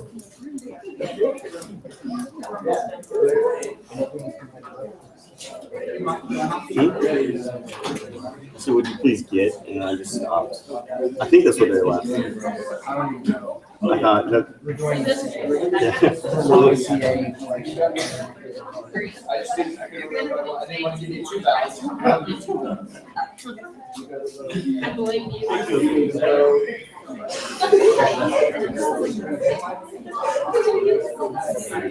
Everybody got a ballot?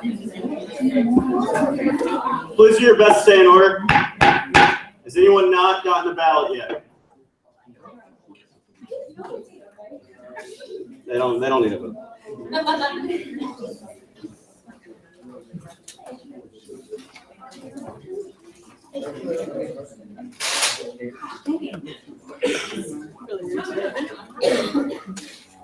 I don't vote quite yet. We'll see what happens. We'll see what happens. Where's my ballot?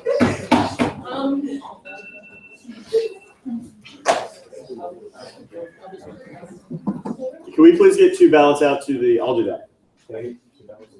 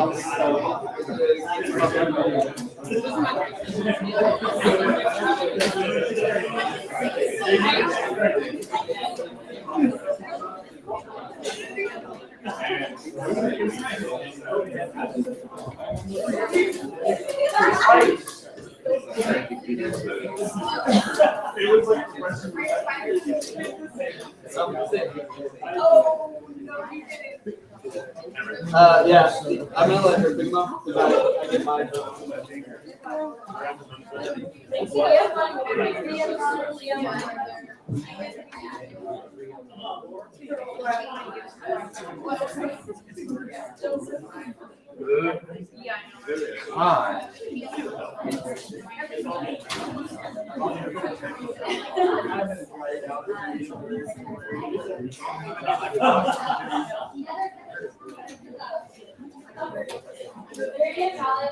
Yes.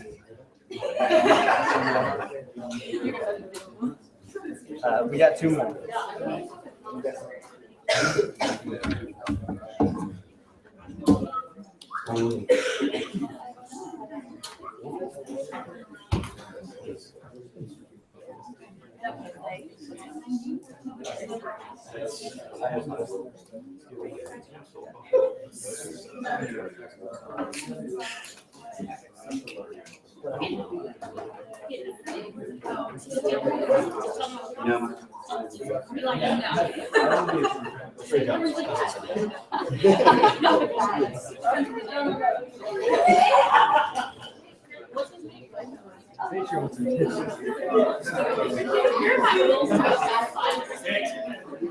Please come to order.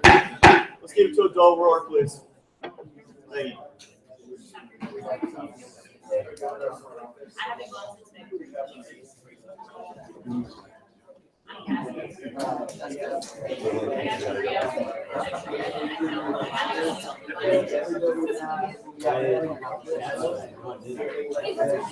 Senator Lockford, you have a motion.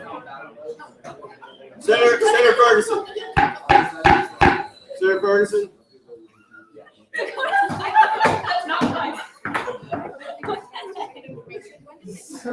Please stay in order. We have a motion on the floor.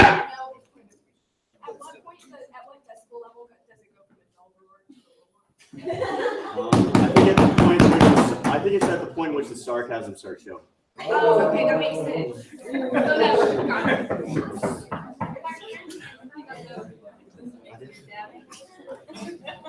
Taylor. That was him.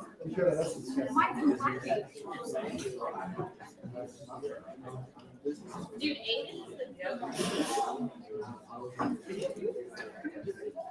If you check the Senate Twitter feed, I think we're going at it with the mug down right now.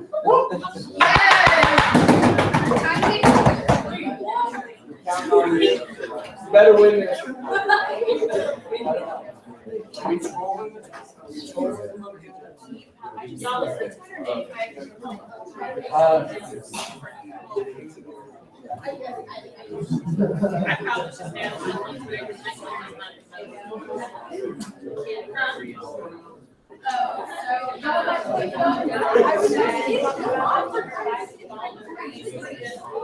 And I said my boy was in elementary running.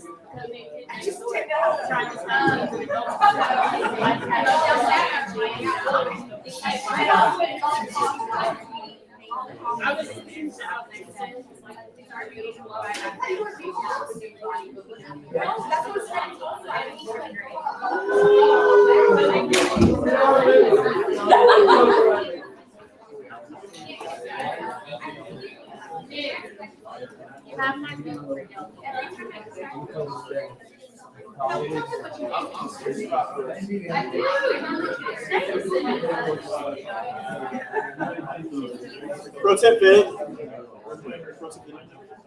How many people do we have here tonight? I mean, Joseph's in their position right now.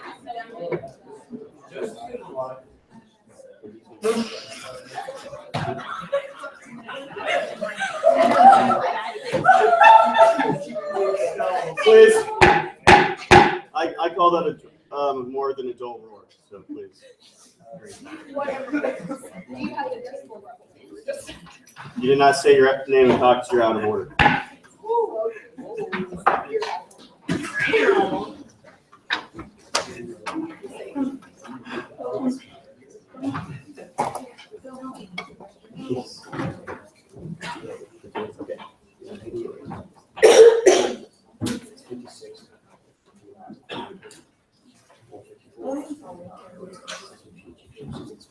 Okay, yeah.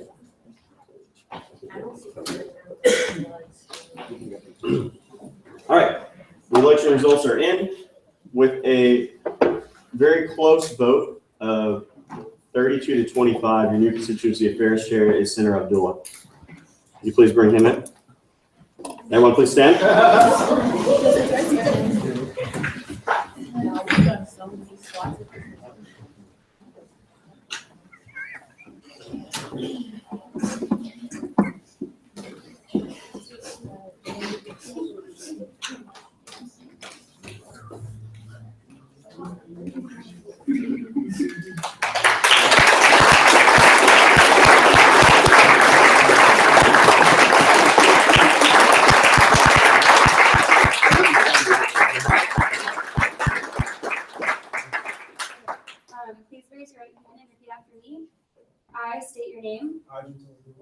do solemnly swear do solemnly swear to faithfully execute to the best of my abilities faithfully execute to the best of my abilities the duties of the office of, state your office, the duties of the office of Constituency Administrator for the Texas A&M University Student Government Association, for the Texas A&M University Student Government Association, to uphold the honor of the same to uphold the honor of the same at all times to protect the welfare of the student body at all times to protect the welfare of the student body, and to promote good relations between the students and those concerned with the university. to promote good relations between the students and those concerned with the university. Congratulations.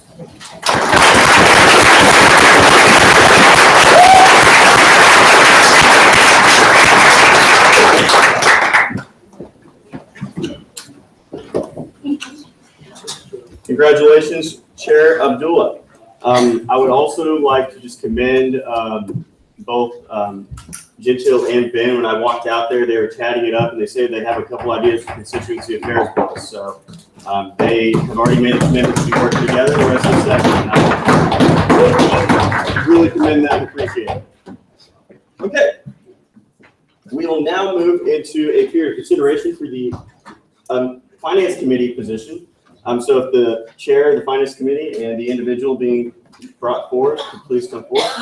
Just for clarification, there's only one committee in the Student Senate that requires a confirmation of its committee members. It's the only committee also that requires a certain number of members to be in the committee. Currently, the Finance Committee has 6 members due to someone who absenced out, and therefore we need at least a minimum of 7 members or 9 members in the committee. The reason why we swear people in is because the Finance Committee is the only one that directly handles student fee money. For 2 minutes, sorry. Yeah. Howdy, I'm trying to make this short and sweet so we move on. So this is Senator Sweet. I got the pleasure of working with him back in the 68 session, way back when. Then now he's back again for the vacancy. I know for a fact that he has no problem doing research outside of Senate hours, which is something that which is what finance does when we're not in allocation season, like right now.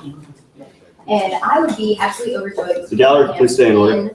The Finance Committee, so I mean, that's just about it.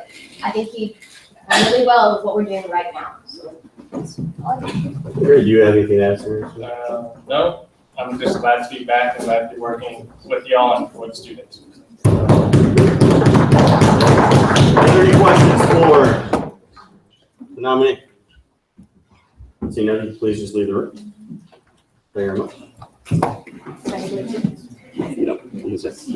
We will begin with a period of debate, starting with debate against the confirmation of Senator Sweet for Finance Committee. Seeing none, debate is one side. We'll move to a period of voting. All in favor of confirming Senator Sweet as a member of the Finance Committee, please say aye. Aye. All opposed, please say nay. Here's the chair that passes unanimously. Please bring him in. Everyone, please stand. Sorry, this is Senate aerobics. So.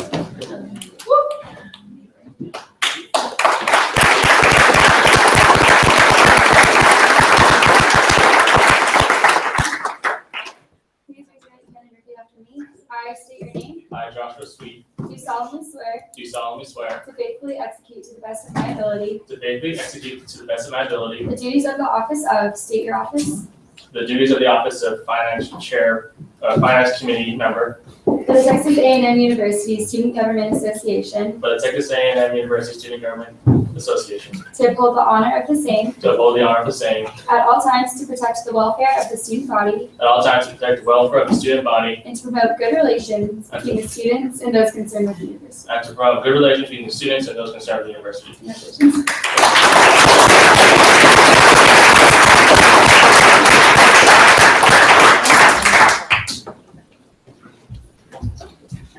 Chair,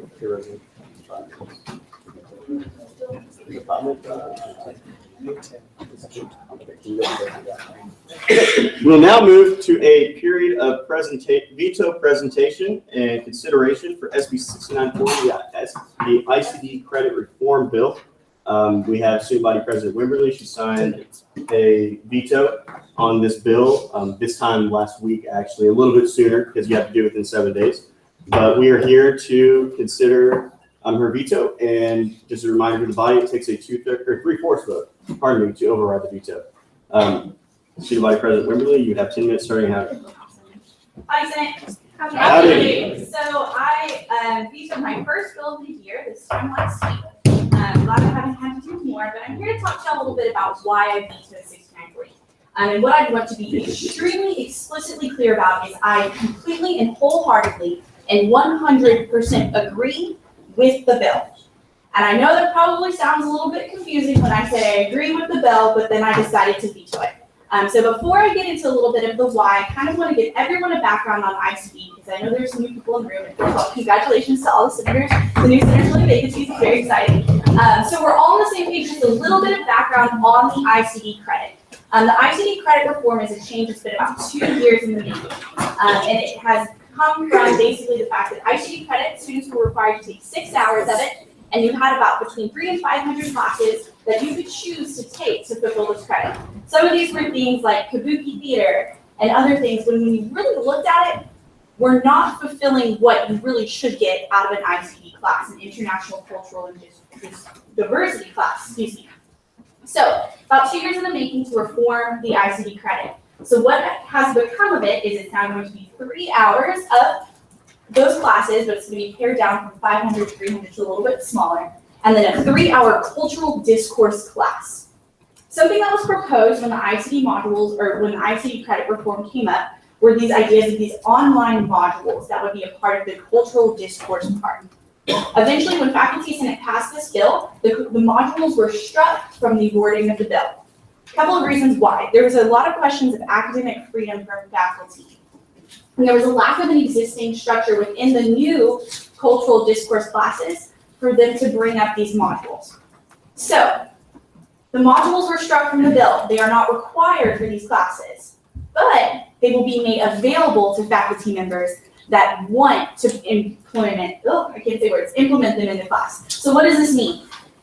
A faculty member that is teaching a cultural discourse class is not required to have these modules, but they can if they want to. So additionally, the Faculty Senate has put in a request with the president and the provost to have an ICD reform committee within the Faculty Senate that will continue to work on ICD credits as they're implemented for the first time, and then also work to bring these modules to make them required in the future. So why did I veto, especially when I agree with the premise of this bill? It really comes down to timing and wording. So the bill would require that myself and Speaker Hood would go present to the Faculty Senate and request that the modules be a part of the cultural discourse class. There's a little bit of an issue there because they are going to be allowed to be a part of the class, but once again, not required. So the modules are unofficially available for faculty to be used, and then in the future will likely be officially and required of the Faculty Senate or the faculty use. It really is a timing thing. I think it's important for us to take a step back and look at the fact that it took 2 years to make these changes even happen. So I'm really, really glad that they even made those changes happen in the first place. When the Faculty Senate comes back and revisits officially requiring the modules to be used, that is the perfect time to present this bill. Because it is a great bill, it's just not the right time for this bill. And I think it's kind of funny, it's the first time that the Faculty Senate is actually moving faster than the Student Senate. So no talk against Student Senate, the Faculty Senate is moving quick on this and they got the changes done. So really what it comes down to, it is a timing thing. It is not the right time for us to go present this bill to the Faculty Senate. It would make Speaker Hood and I look redundant.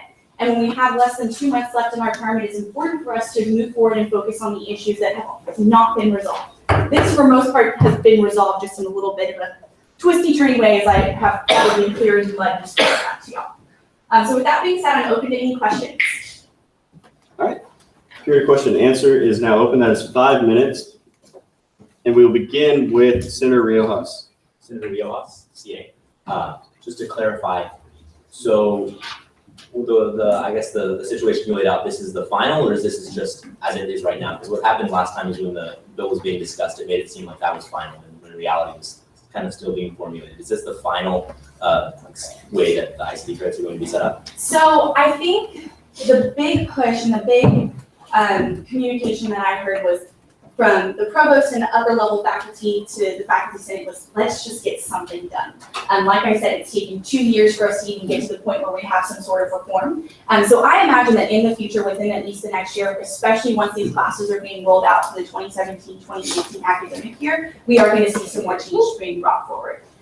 So this is the final for now, if that makes sense. this. Senator Powers? Senator Powers, College of Education, permission to briefly preface. Yes. For those of us wondering, since the importance of ICD credit reform is also to make sure that they are really, truly ICD credits, what are some of the kind of accountability measures that are going to be in place outside of these modules that can assure us that this is moving forward in the right direction? Certainly, I can't speak entirely to that because I haven't been privy to some of those conversations, but I do know that it is going to be one of those things where the faculty have to be trained to facilitate the classes. So I know that some of y'all probably have faculty members or professors that if you were told that they were going to be teaching you a class on international culture and diversity, you'd probably be a little bit taken aback. So it's not required every faculty member to teach this class, which I think is a good first stepping stone. But I think that is definitely something that's going to come up with that ICD reform committee that's being formed within the Faculty Senate. And I hope that we see that before the end of the year. Thank you. I believe we have Senator Anderson. Yes, Senator Anderson, please. So if it's only a timing issue, why would you veto it when you could just table it? So it's not up to me to table. It was passed by Senate, and so I either sign it and move it forward in accord with the provisions the bill outlines for me, or I veto it. So in this opportunity, the best decision for us to make strategically was to veto. Senator Mockford. Withdrawn. Are there any other questions for the student body presidents? Senator Rios. Point of information. Senator Rios. Yes. CA. My question is, since the bill has been vetoed, are we able to table it now, or? No. we have to decide? The decision on the bill, so the official rule on a veto override is that it is qualified as old business in the code. And therefore, because it's qualified as old business, it can be amended. But it requires a 2/3, Chair Rios and I agreed on, or not Chair Rios, Chair Rosini and I agreed on this beforehand. It can be amended, but it cannot be tabled. This is a bill that we have to decide on tonight. That was a decision, and Chair Rosini and I said, based on our interpretation of the code, is considered old business in the code. Obviously a special piece of old business, but old business nonetheless. Therefore, it can be amended, but it requires a 2/3 vote to pass. Go ahead.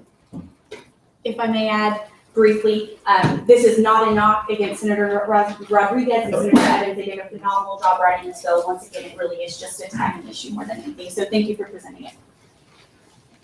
And Senator Mockford, I noticed that you're kind of unsure about the ruling that Chair Rosini and I made, and if you want to check on that, you're absolutely welcome. But if there are no other questions for student body president, thank you very much. SVP Wimberly. Thank you. Is at this point that we will move into a period of debate against, and I believe the debate against is actually debate against veto override. And so if you believe that the override should not happen, therefore, so debate against is against the veto override. So you held up your fist. This is debate against, this is debate for any legislation. So if you're against, you hold your fist up like this. I will begin by recognizing Senator Powers for debate against veto override. You have 2.5 minutes starting at Howdy, Senate. Howdy. Senator Powers, College of Education. To preface, I actually voted for this bill to pass because obviously this is something that our students have wanted in terms of ICD credit reforms. This is something that we've wanted for a long time. So again, I want to echo what SVP Wimberly said, that it's taken 2 years and it's absolutely amazing that something is actually happening pro-student. It's kind of a concern that they had is being addressed. With that being said, there are, just like, again, echoing what you said, there are several other concerns that still need to be addressed. And so I completely 100% agree with her that unfortunately it is a timing issue. And I think that timing is not enough to override the veto. I don't think that you would be sending any sort of positive message in terms of moving things forward on this, because basically it's going to be a moot point, and that's not some sort of precedent that we want to set as a body. We want to make sure that any sort of legislation that's coming out of here is important, and not just important, but is going to actually be done, because part of our job is to make sure that we're holding the exec cabinet accountable for enacting the things that we're doing on behalf of the students. And if we can't give them something that is actually, that they haven't already been working on, like, that's our bad, in layman's terms, excuse my language. And with that, I yield my time to Senator Chair. Chair Turbin, you have 1 minute. Chair Turpinelli. Yes, Senator Lander. One parliamentary inquiry, Senator Lander, right now it's debate against overriding, correct? Yes. So fundamentally, it's still debate against the bill because we're voting to override. Correct. So it takes override the veto. Yes. So if you are against a veto override, okay, so a veto override means that by a 2/3 vote, we say, with all due respect, student body president, we disagree, we override it. So that's what an override is. If you're voting against right now, you're voting against the override, which means you're voting against overriding the student body president's veto, which means fundamentally you're voting against the bill, or you're debating against the bill. Or you're debating for the veto. Sir. Would it be just easier just to Please rise, say your name and Congress. Tom Walker Coles. Would it be easier just to say that debate against is saying you don't want to pass this bill, debate for you're wanting to pass this? Or Yes. It's just repassing this bill. Absolutely. So you're debating against the bill. You're standing up debating right now. Yes, Senator Wilson. Senator Wilson, point of personal or parliamentary inquiry. If you're debating against the veto, yes. How is that not? We are not debating against the veto. We are debating against the override. Yeah. Are we clear? It's okay. This is why we want questions asked, so we make sure everyone's on the same page here. Senator Crowe. Can you just kind of clarify for everybody and reinforce for the new senators what the concepts are that we're debating for and against? Instead of like Concepts. negative. Right. So if you are debating right now, if your fist is up, you're debating against the override, which means you're debating against this bill, which means when you're voting, you're going to vote nay on the override. Because we've already passed this bill once, we are debating to override a veto from the student body president. If you have your hand like this, that means you're voting to override the student body president's veto, which means essentially you're voting for the bill, you're voting, and then when we're actually voting, you're going to vote aye to override the bill. I believe that's good. Thank you. You're going to be a teacher, so I hope I get this right. You have 53 seconds now. Okay, howdy Senate. So just in case, I'm not sure how many people are thinking that we should override the veto because that side hasn't debated yet. But if you are one of those people, I just want you to consider it from this angle. So Student Senate doesn't operate in a vacuum. We have to cooperate with other people like Faculty Senate and like the Exec Cabinet. We all have to work together in order to affect change. Like we don't have a lot of power on our own. So SVP Wimberly and Speaker Hook especially have been working really hard this entire year to forge those good relationships with administrators and Faculty Senate. So I think that we need to keep this veto in place, if that makes sense, just to make sure that we don't jeopardize those relationships because that would in turn jeopardize like other changes that we want to make in the future. So in summary, I think SVP Wimberly is right here. We need to let the veto stand. So I'm going to yield to the floor. The floor has been yielded to. We'll now do debate for the override. So for overriding SVP Wimberly's veto, beginning with Senator Evans. You have 2.5 minutes starting now, Senator Evans.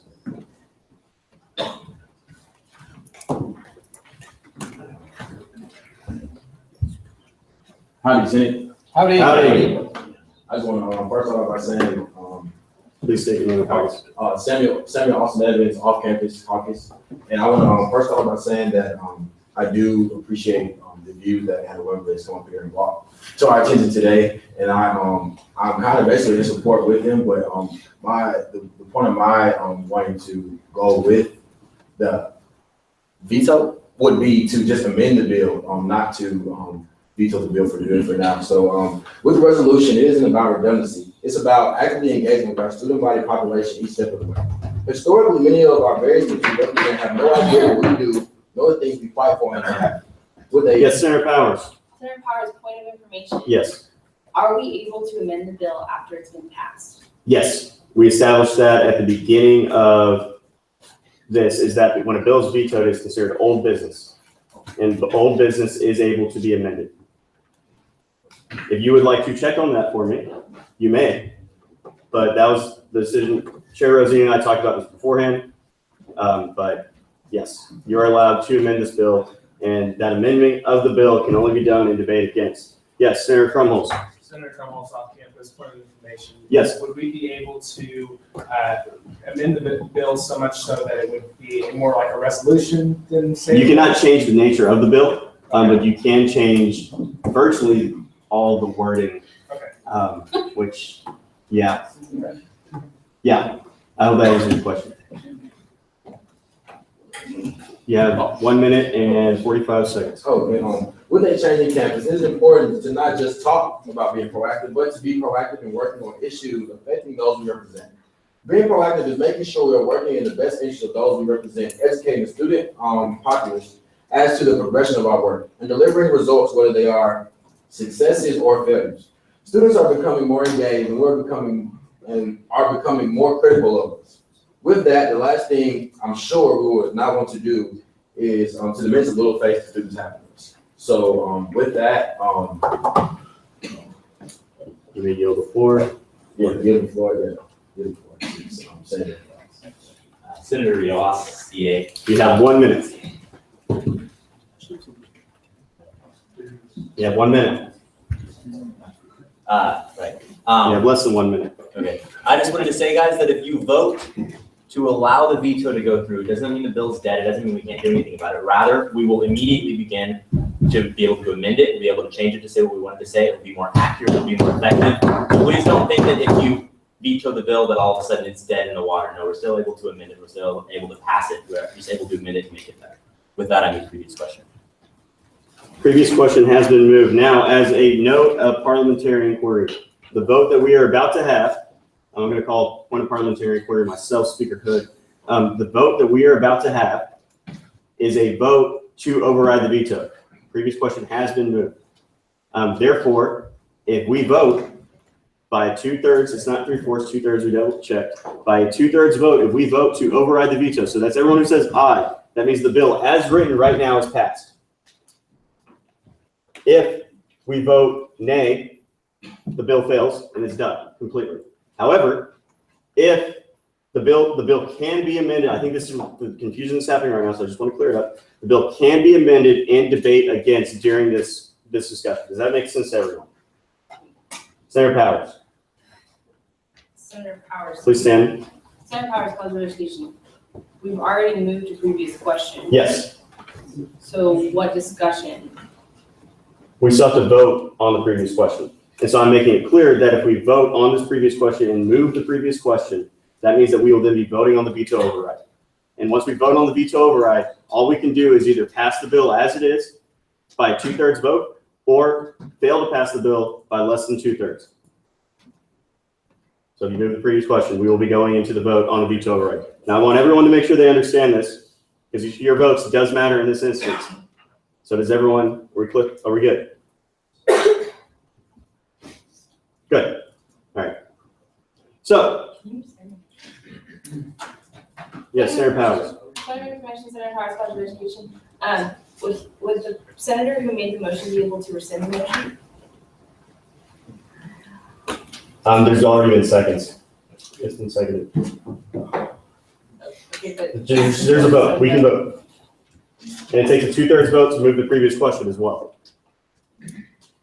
All right. So, all in favor of moving the previous question and going to vote on the override, please say aye. Aye. All opposed to moving the previous question, please say nay. Nay. The ears of the chair. Division. Division has been called. All in favor of moving the previous question and moving to vote on the veto override, please stand. And I believe you said there's 57 people here. Pro Tem Kenny? Yes, 56 people minus you three, so 53. 1, 2, 3, 4, 5, 6, 7, 8, 9, 10, 11, 12, 13, 14, 15, 16, 17, 18, 19, 20, 21, 22, 23, 24.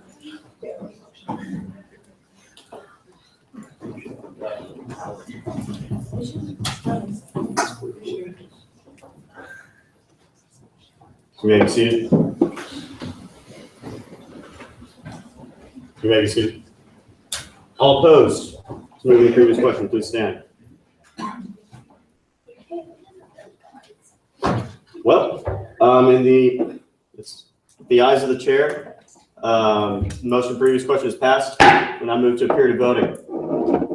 All in favor of overriding, okay, so again, this is a vote to override the veto. So all in favor of overriding Student Body President Hannah Waverly's veto on SB 6940, the ICD credit reform bill, please say aye. Okay, all opposed, please say nay. Nay. In the ears of the chair, that passes unanimously. The veto is upheld. All right. We'll now move into a period of old business, beginning with SR 6913, the Law Enforcement Officer Appreciation Resolution. If the bill authors and sponsors could please come forward, you'll have 10 minutes starting now. Now, a reminder to the body and those of you who are not here in the last meeting, this bill was on the consent agenda. It was then ejected off the consent agenda by Senator Rodriguez and then tabled by Senator Turner. And it was tabled until this meeting because the primary bill author was sick. So that primary bill author obviously being Senator Crow. So, Senator Crow, you'll have 10 minutes starting at howdy. If anybody who's a sponsor wants to come on up, that would be fabulous. Hi, y'all. Howdy. First of all, thank you so much for letting me come and present this today. It's not very fun to have the flu, but it's even worse to miss one of our fighting Texas Aggie student Senate meetings. Yes, thanks all. So today I want to propose a resolution to all of you guys that is very near and dear to my heart, but is based on the mission of the Student Senate and also the Aggie values that we all cherish and try to do our best to uphold here in this body. So as you all know, part of our mission is to enhance the experience of the university and the community.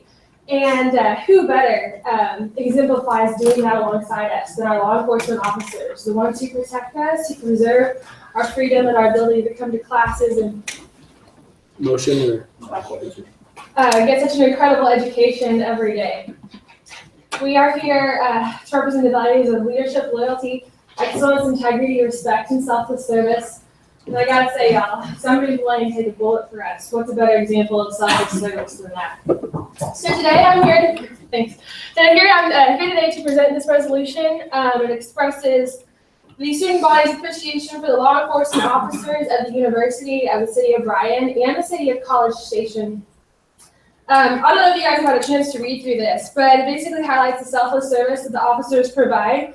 And I also would like to make a point in the fact that not only in Texas, in the city of Dallas, which is actually my hometown, but also across our country in the past year, there's been an incredible, very disappointing incline in the number of assassinations and ambush-style attacks on the people that preserve our peace every day.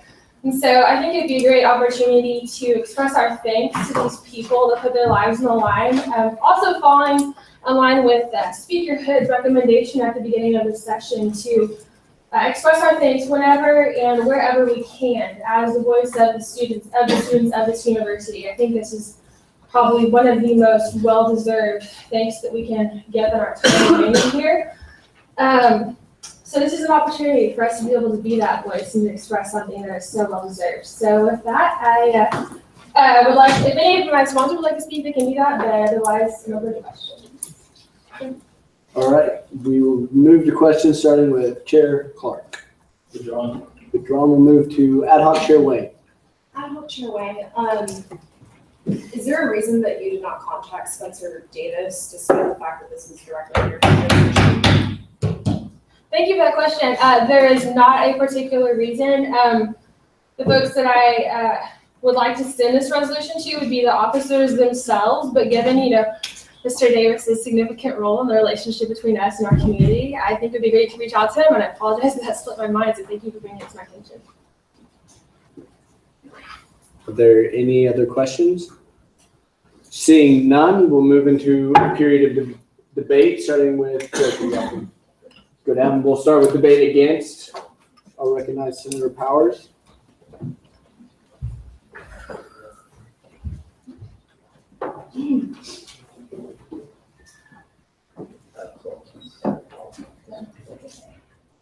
All right. 2.5 minutes being the House. Howdy, Senate. Howdy. I feel like I've gotten up here a little too much. I promise I really don't speak this much. But this is something I feel very passionate about.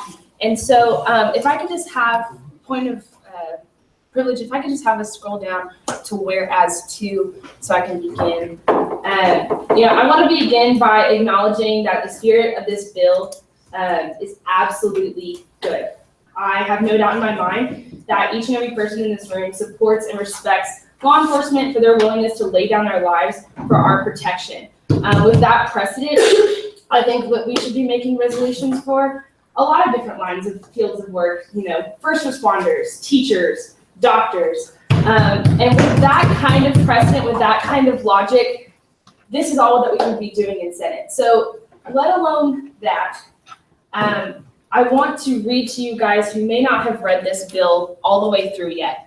Whereas 2, and given the recent upturn in ambush-style attacks and assassinations of officers slain in the line of duty in 2016, not only in Dallas, Texas, but also nationwide in cities including Baton Rouge, Louisiana, Palm Springs, California, and New York City, New York. I want you to understand, I want to get the point across that social climate, campus climate follows social climate. The instances that this bill calls out are 1 minute. Man, long story short, guys, because I only have 1 minute, minority students are not going to be, are not accurately represented by this bill. And I cannot promote this, regardless of the spirit of this bill. I cannot promote this because I know that our job when we walk into this room is to serve all students. And because of the divisiveness of these specific instances that it calls out, I cannot with good conscience say that my vote is going to my constituents because I know that this does not represent something, and this is too divisive of a goal. And so I move to table this bill indefinitely. The motion's been made to table the bill indefinitely. I'm going to pull out mine because this has been a while. I believe that requires a 1/3 second right off the bat.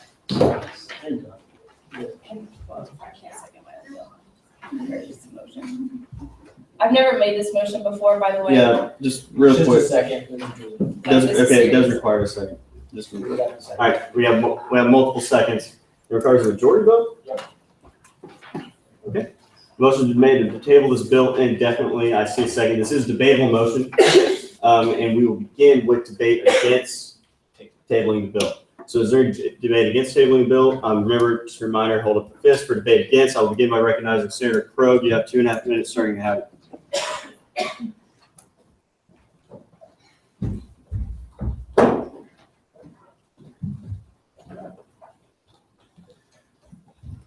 How to sit it?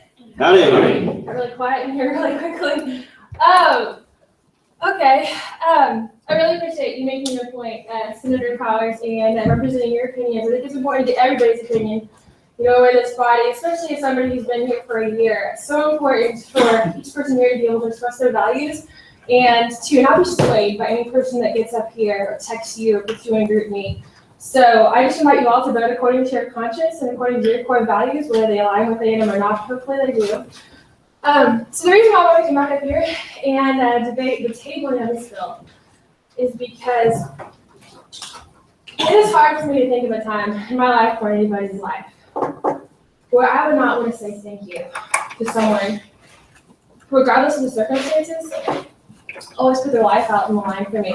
And the senator who previously spoke brought attention to the back of the locations of these incidents, and I want to bring it back to home. Because the officers on our campus are here to defend everybody of every background. And I think, unfortunately, some of the issues that we focus on in this body are more divisive than they are uniting everybody here. But, y'all, it is so important to remember that we cannot isolate specific instances and misrepresent the facts. Every officer in the United States is out there to defend every citizen of these United States. 1 minute. And assassinations or murders. I ask you to reconsider tabling of this bill, to support it, and to say thank you to the people that so authentically gives all the can free. And I've got to recognize Senator Trevino. Deal with Senator Trevino. Senator Trevino, you have 40 seconds. Senator Trevino off campus. I kind of agree. Yeah, it's kind of divisive, you're right. And I think the stronger thing we could do would be simply strike whereas two. That's really, we're all about compromise here, right? We're all really, whereas one just states the officers are courageous and talking about College Station doesn't say really anything negative about anyone. Whereas three talks about AM student body movements, recognition, and celebration of individuals who lead by example. And then therefore will be resolved that we say something nice about them. 2 seconds. Please finish this. Floor has been yielded to. We will now move to debate for tabling, beginning with Senator Day. Now, a reminder to the body, when you table a bill, that means that bill is sent to the table, and basically it's a way to kill a bill. It's a very simple way to put this. So if you're debating for, you're debating to kill this bill, essentially. You have 2.5 starting out. Howdy. Okay, so during. Please say your name and caucus. Oh, Taylor Day, Caucus of Science. I'm so sorry. So during debate to not table this bill, it stated that we don't want to pull out particular events and we want to just celebrate these officers as a whole. But I have to say, whereas 2 does pull out specific events that have caused a lot of the people in our social climate here in America. And I know a lot of minority students on campus can feel targeted by,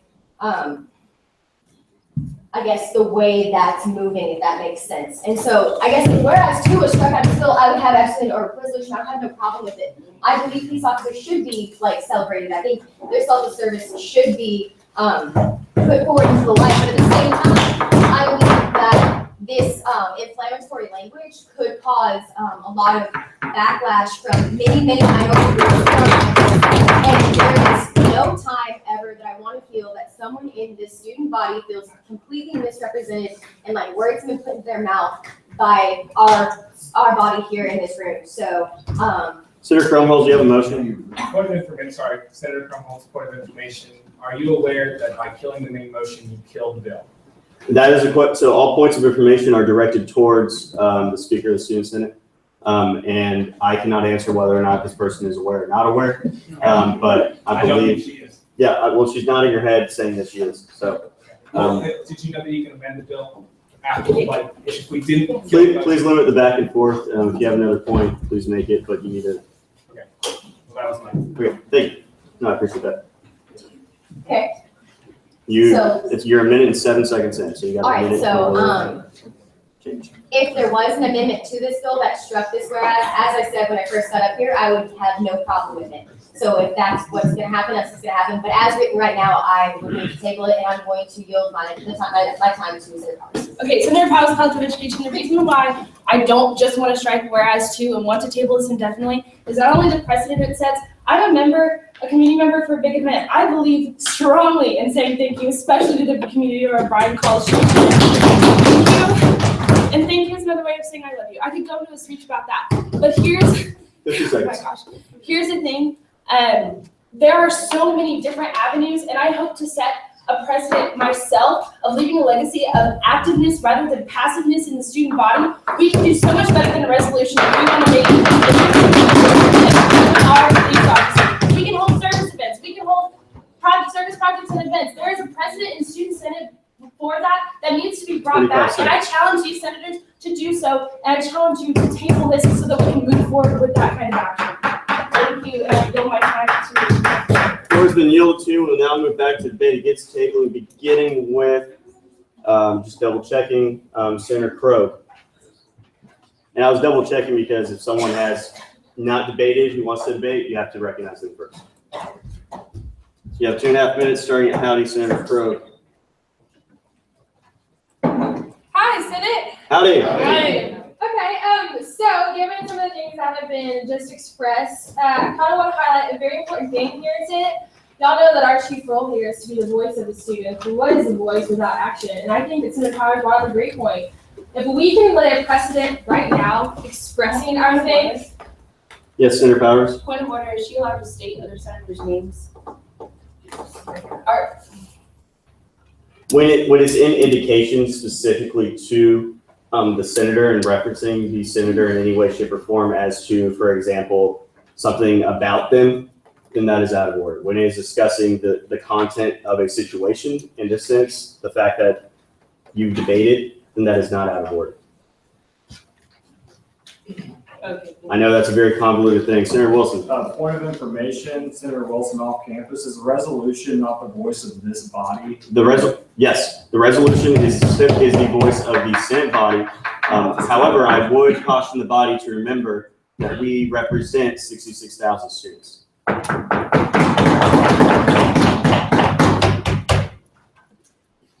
following up on that, as the voice of 66,000 students and growing by the year, if we can go ahead and put that voice out there to represent their spirit and their thankfulness, then the very next thing is, of course, to act upon it. Because what are words without action? What is leadership if it's not embodied by the people that claim to be leaders?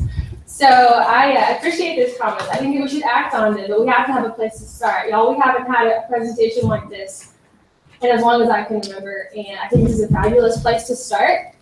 I am open if there are certain parts of this resolution that. Senator Sweet, do you have a motion? Senator Sweet, liberal arts, point of parliamentary inquiry, when can this resolution be amended? Is this the time right now to do so? We are debating solely on the tabling of this motion. In order for us to amend the resolution, the resolution must be debated in debate for the actual resolution. That can only be done in debate against.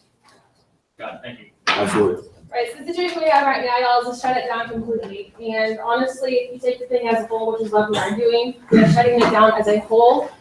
Is that really what this body is about? Is that really what this university is about? If you take the number of students that show up for the big event every year and say thank you to not only the officers, but the civilians and every kind of person in this community, is that really what we are about? At shutting it down at the very first moment, the very first opportunity? I say that we're not. I say that we are here to exemplify the values that we request our constituents to live out and act upon them even here and now. What a better opportunity can we ever find than this? Since I call on Senator Crumholz. 1 minute. You have 1 minute, Senator Crumholz. Hi, Senator Crumholz off campus.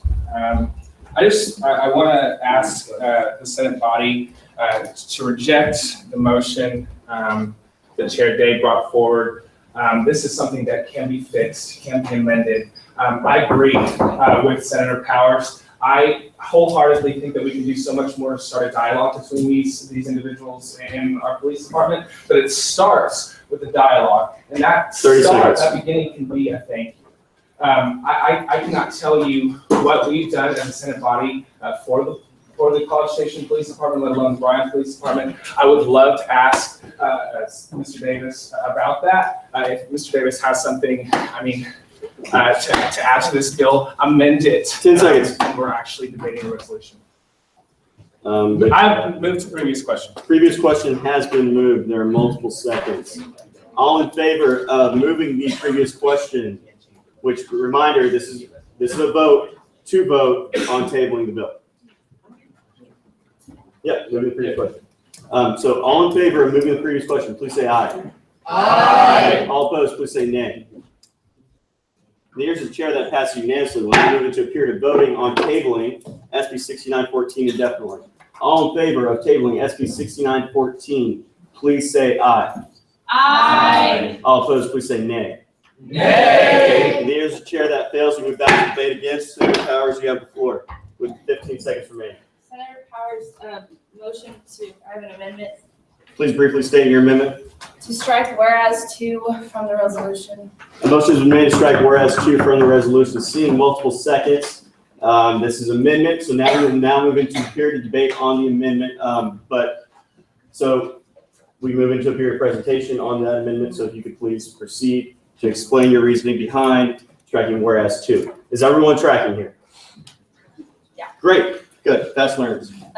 So as the body has voiced, and hopefully in the minds of what your constituents would best want, I am making this amendment in order to make sure that no, or at least most of the divisive language that was in this resolution is redacted, to make sure that this adequately represents all 60,000 students that we were voted and put in office to also represent. So I have no further.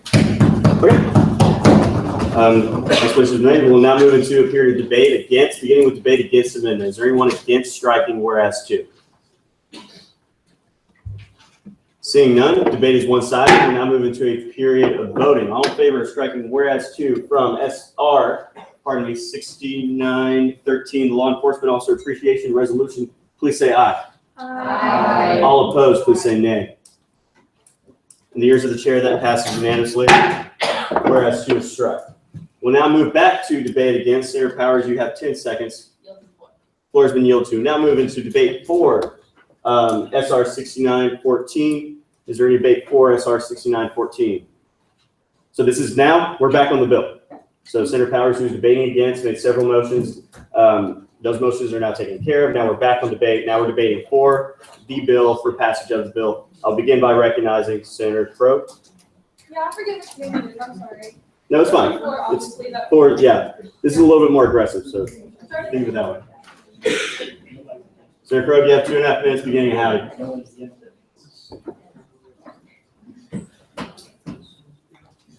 Yeah, I really appreciate the conversation that we've been able to have and just. Please say your name and caucus. Senator Craig, Caucus. Really appreciate all the things that y'all brought up, the way that everybody has started to give their viewpoint, their perspective. We represent such a diversity of students here at A&M, and I love that the thing that brought us all together is that we are a voice. We are a skilled voice. We are a voice with many different perspectives, and y'all just do such a great job embodying that, voicing that. So I just want to appreciate, I would say thank you to all of y'all, even as I'm trying to say thank you here. And if anybody wants to bring up any more topics, issues, I'm willing and open to all of that, and I would love to talk through it more. So thank you, and please go ahead and vote to pass this thing. Do you yield? I yield to the floor. The floor has been yielded to and moved to debate against SR 6914, beginning with Senator Trevino. Senator Trevino off campus, I move to previous question. Previous question has been moved. Seeing multiple seconds. All in favor of moving the previous question, please say aye. Aye. All opposed to moving the previous question, please say nay. Nay. Nay. The ears of the chair that the motion to move the previous question passes. We'll now move into a period of voting. All in favor of passing SR 6913, the Law Enforcement Officer Appreciation Resolution, please, as amended. So we're actually working on that, so we can go in and unfreeze it. So just to be clear, that's it without, we've amended it, struck out whereas 2. So whereas 3 has now become whereas 2. So all in favor of passing SR 6913, please say aye. Aye. All opposed, please say nay. In the ears of the chair, that passes unanimously.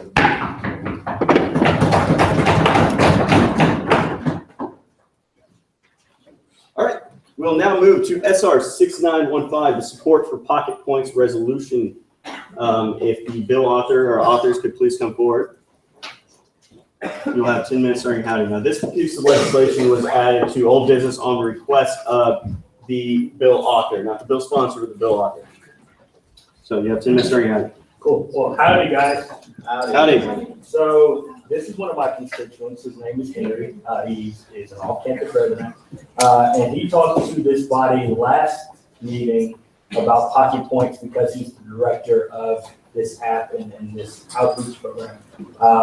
He wanted Student Senate in order to,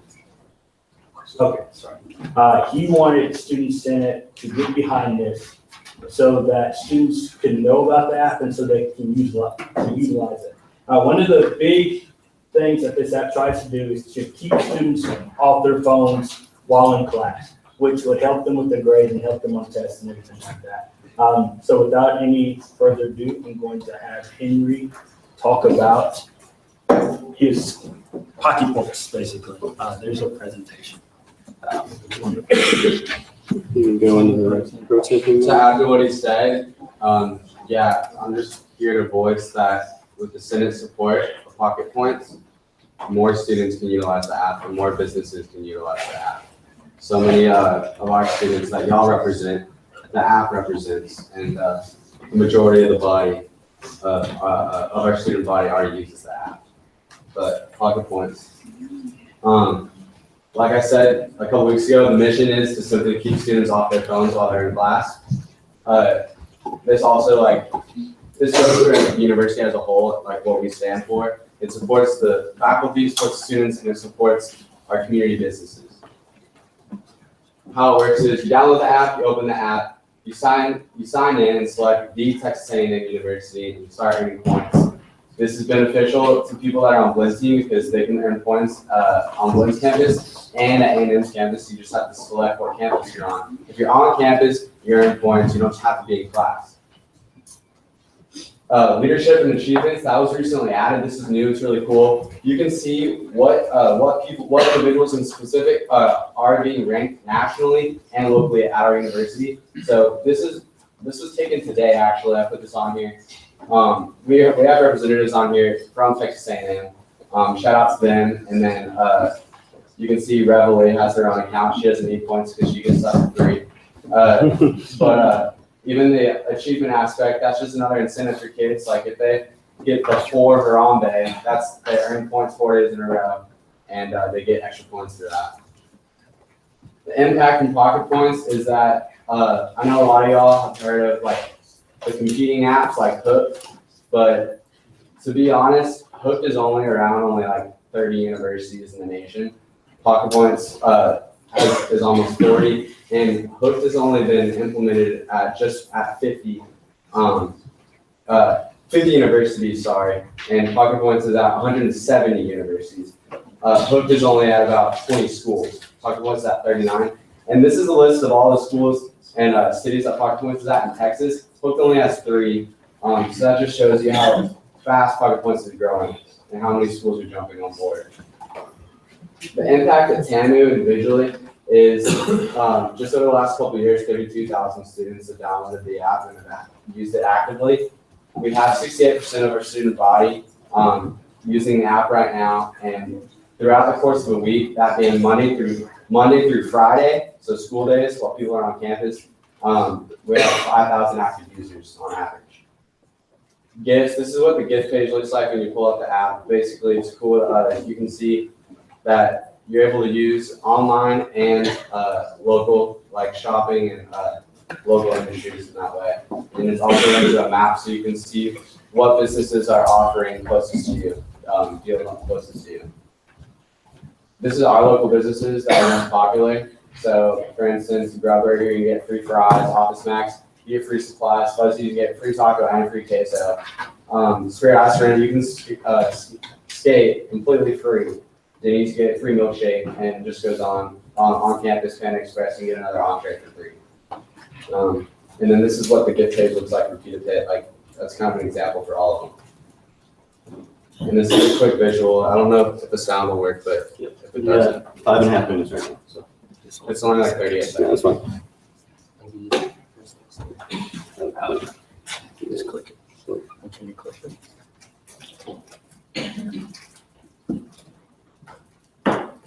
Right click on it.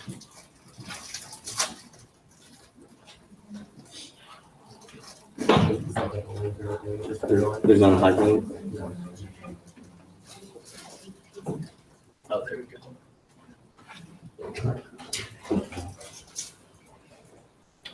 There's not a hyperlink. There's 5 minutes right now. Okay.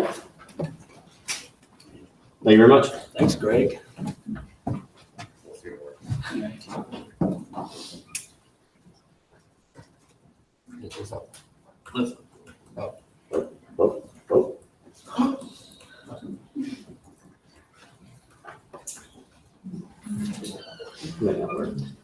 It's okay. We're just trying to get this over with anyway. But it just shows a student on campus going through his daily routine using Pocket Points and how it benefits him, benefits his grade, how it shows that the professors are noticing the involvement increase, and that local businesses are also being supported. Okay, great. And with that, we'll go to questions. Period of question and answer. Now, a reminder that even though this is the first reading, resolutions are passed after one reading, not two. So once we go into debate, this will not be 6 meetings. We'll go into debate and then vote for or against this resolution.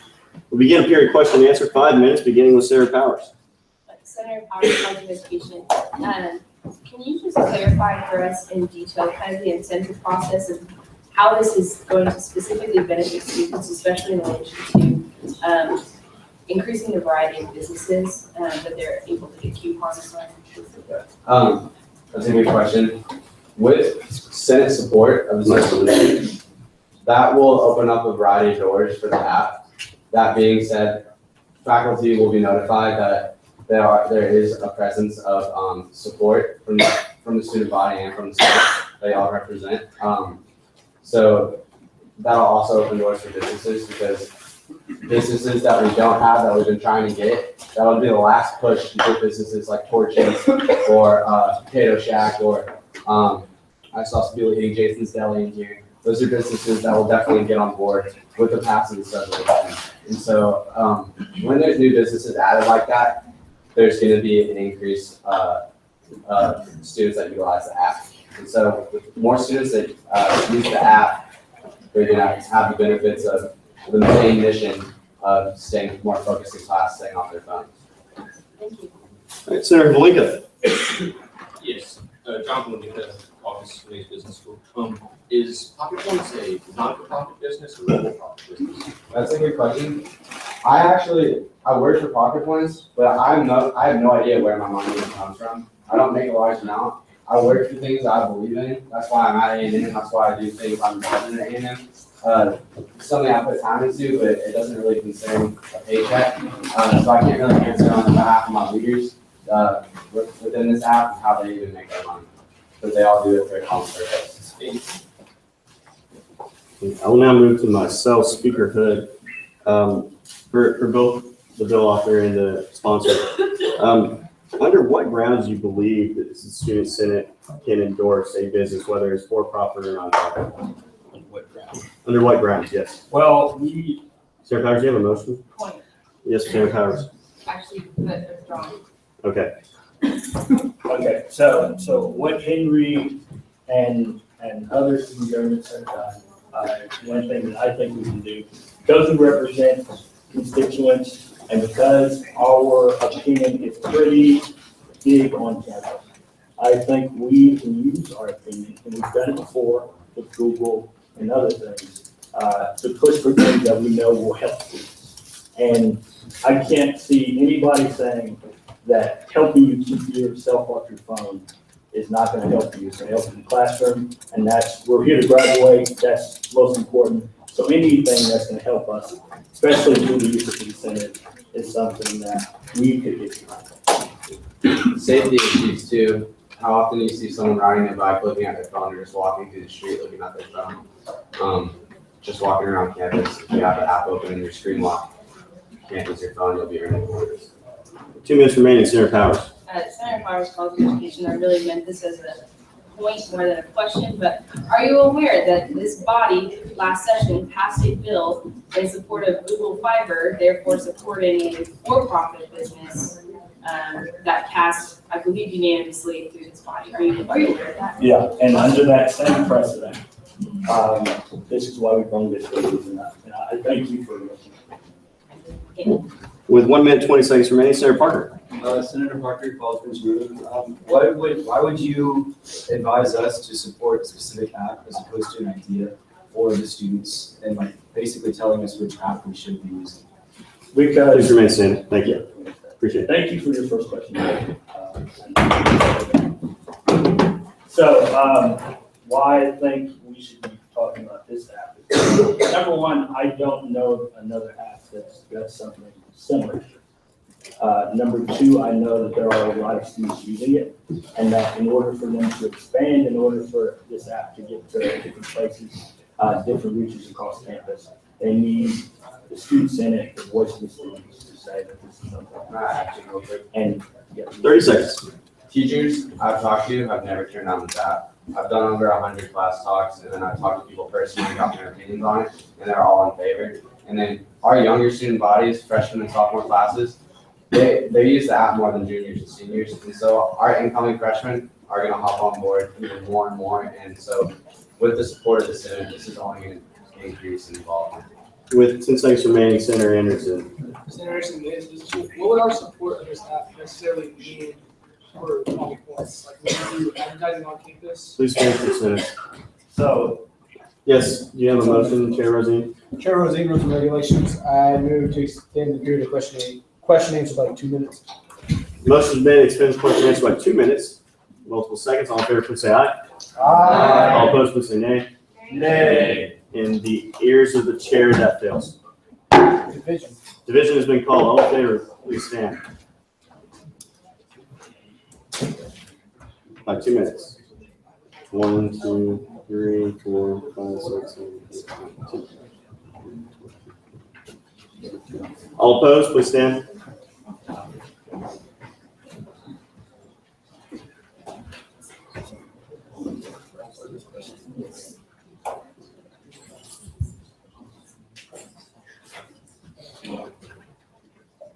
With a vote of 17 to 21, that motion fails. Period question answer is now closed. We'll now move to a period of debate. Again, because this is a resolution, we move right into debate. Is there any debate against SR 6915, the support for pocket points resolution? Debate against? Senator Black. You have 2.5 minutes starting out.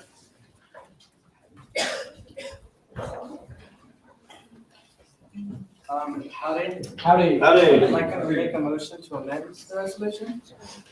Okay. Yes, Senator Black, you just state your name, caucus.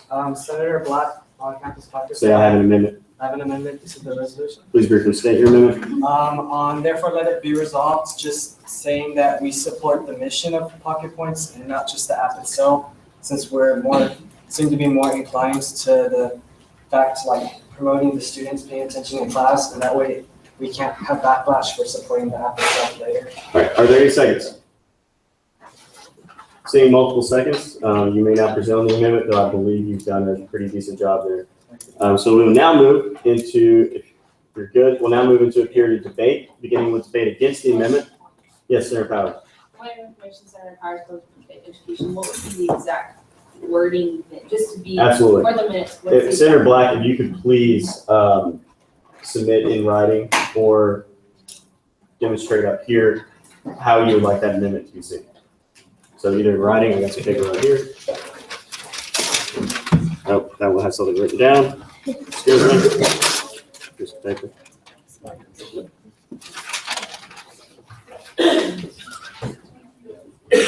Yes, sir. Just 3 seconds. That's the.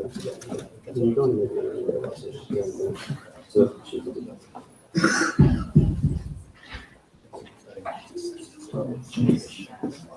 Can we get a copy of this so we can edit? For it?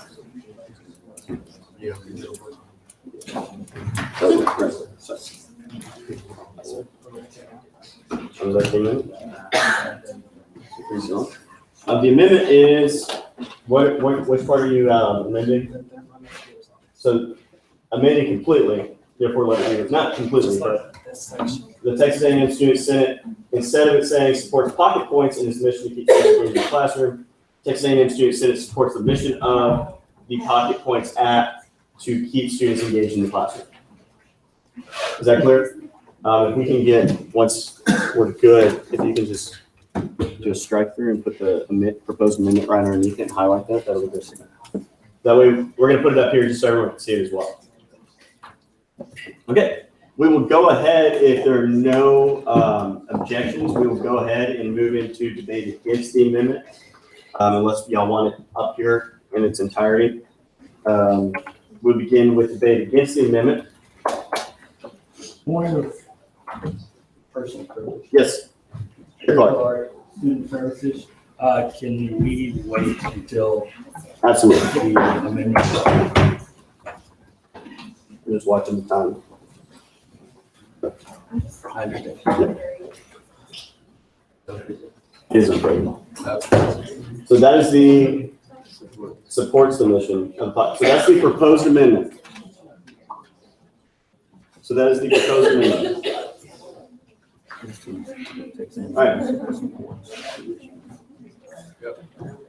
right, with that, we'll begin debate against. Is there any debate against the amendment?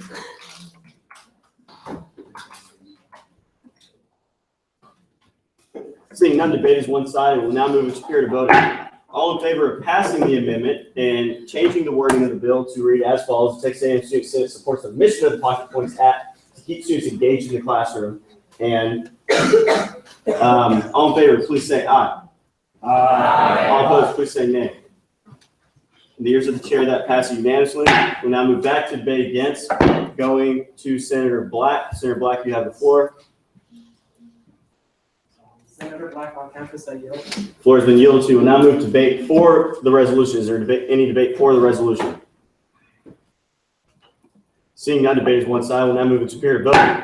All in favor of passing SR 6915, the support for Pocket Points resolution, please say aye. Aye. All opposed, please say nay. In the ears of the chair, that passes unanimously. We'll now move to SB 6939, the King Garage Pedestrian Signage Bill. Yes, Chair Day. Please stand briefly state your motion.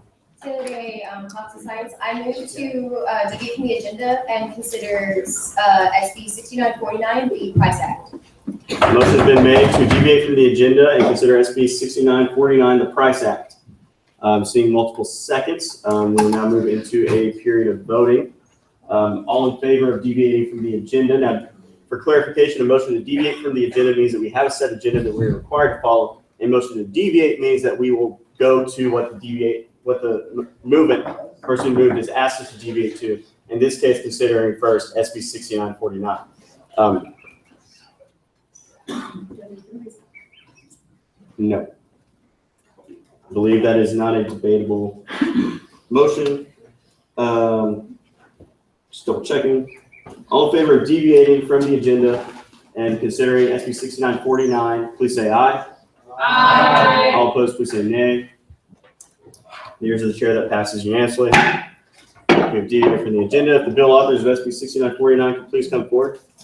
We have 10 minutes starting at it.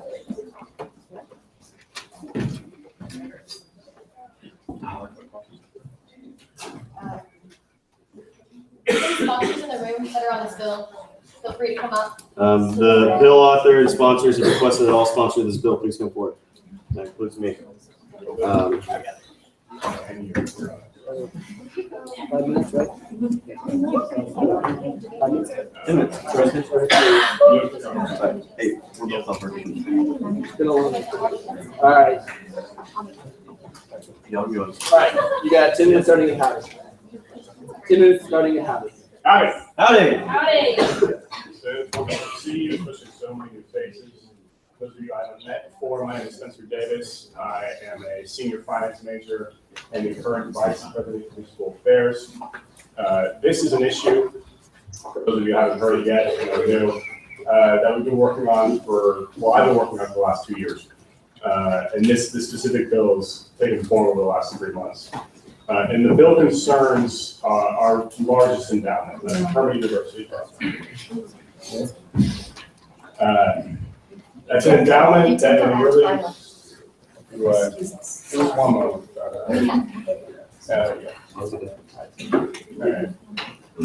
So the short form of the conflict here is that the endowment is a joint endowment between us and UC at the system level.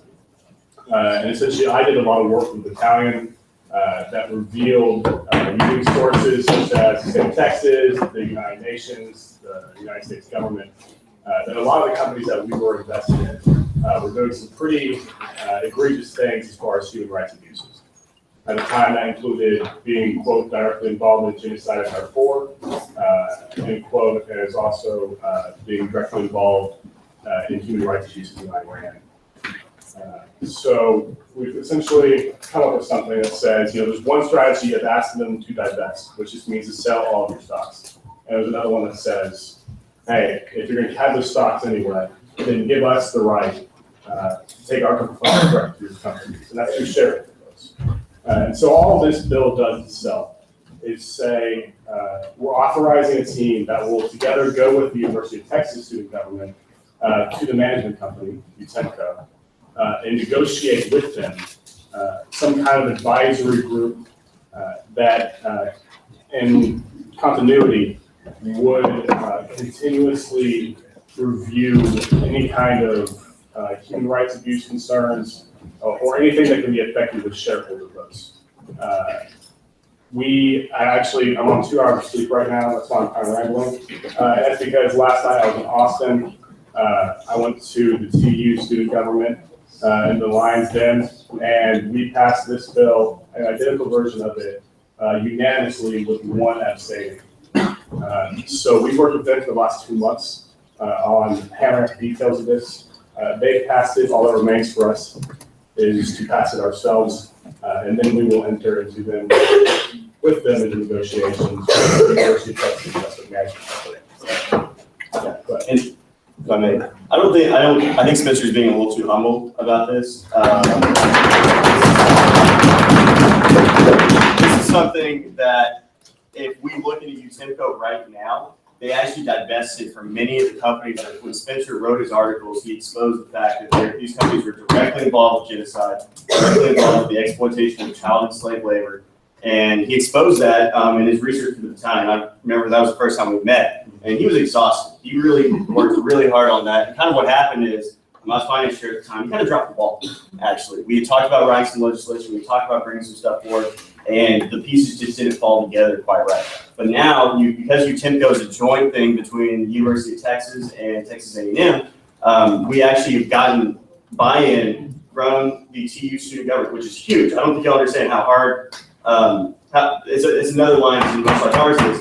So to get them to agree with us on anything is big. But also the fact that if you haven't read this bill, this is the model for a perfect bill. I would really encourage you to look at it. I would encourage you to look at the fact that there are sources that are cited, the facts that are put forward. It is a fantastic bill. I'm the liberal arts guy and he geeks out a little bit with it. So I would really encourage y'all to look into it a bit more. But I just wanted to, Spencer was being too humble. I really want to echo both the momentous version of this bill and the fact that we made amendments to actually make sure that this carries on beyond the 69th session.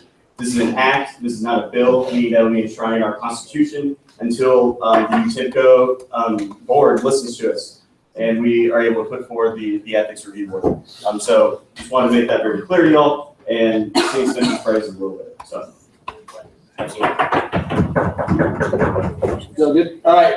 We'll now move into a period of questions. Are there any questions?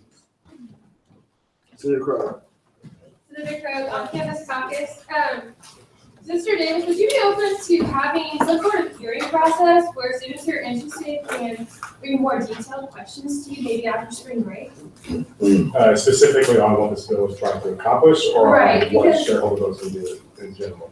I would say mostly on what this bill is trying to accomplish and the details that go into that, just because it's obviously very extensive. I think there's a lot of terminology that takes a certain level of expertise to comprehend, and you clearly have that. So it'd be very helpful for you to kind of translate to, I would assume, others in the body as well, so we can make the best decision possible. Yeah, I'd say to that, I'd absolutely be willing to do that. But the other thing I would say to that is I don't think the complexity of this issue makes it something that should hesitate you to not vote on it. And I would encourage everyone, this is the time where you don't understand something. Yeah. This is the time to ask it right now. And, yeah. But also, I've developed resources specifically, PowerPoints. You can also do back the articles. Taylor. If you're interested, I do have the PowerPoint that he sent to me before I was knowledgeable of the issue, and I can send it out to the entire body if you want to be better informed on this issue. I have no problem with that. It's extremely extensive. It's long, but it's good. Awesome. Yeah. What were the titles of your articles? Yeah. Dark spot, Texas A&M investments. Look at Dark Spot on Texas A&M investments on the battalion. There's a 3-part article series, 4-part series on that. Yeah, it was 3 with the last thing I'd say to that is while I understand to a lot of those that haven't been directly involved in the development of this, the process of voting on it might feel rushed because of the complexity of the issue. I can guarantee you that the process of developing the bill is not rushed at all. Again, this is 2 years of institutional memory, 3 months of working directly with everyone up here, many more out there as well, and then those individuals at the University of Texas, people that are much better at me at institutional investing, people around the country that have worked specifically to develop these kinds of advisory groups with endowments for students before. Yes, it's pretty much what. If I may interject, I think this is the most impressive bill I've read in my 3 years in terms of how well researched it is and really what it's going to affect. Us partnered with the University of Texas cannot be understated how big of an accomplishment that is, and it's all due to Spencer's work and in writing such an incredible bill that can make, it already has, they divested in genocide because of what Spencer's doing, and they're going to continue to improve their investment techniques because of this bill. I'm blown away by it. What's being proposed is not unprecedented. Most Texas government institutions are actually required to look through their investments to make sure they're ethical. In fact, the comptroller has a list of investments that most state entities cannot make, but you tend to go, and the comptroller has actually already seen this bill. Comptroller Hager's seen this bill. He likes it. He likes the ideas that are Permission to follow up? Granted. Thank you. 1 minute. Yeah, thank you all for explaining all those things, and obviously you all have a lot of experience and understanding with what's going on in the bill. But I think a lot of us in this room do not, and seeing as how, we're here to represent 66,000 plus students, we can just translate y'all's understanding into our awareness before we vote. I think we would all really appreciate that. Not that we got you, but because we want to be informed voters. Absolutely. And so I think that this is where, partially, this is where the need for everyone to read the legislation beforehand. And so the concern that was brought forward, like, yes, I understand. Yes, this is very complex. 30 seconds. This has been committee for 2 weeks. This has been something that was passed. I understand that you were not there. That's perfectly fine, totally understandable. I would also encourage everyone to trust the members of your finance committee and trust the author of this bill.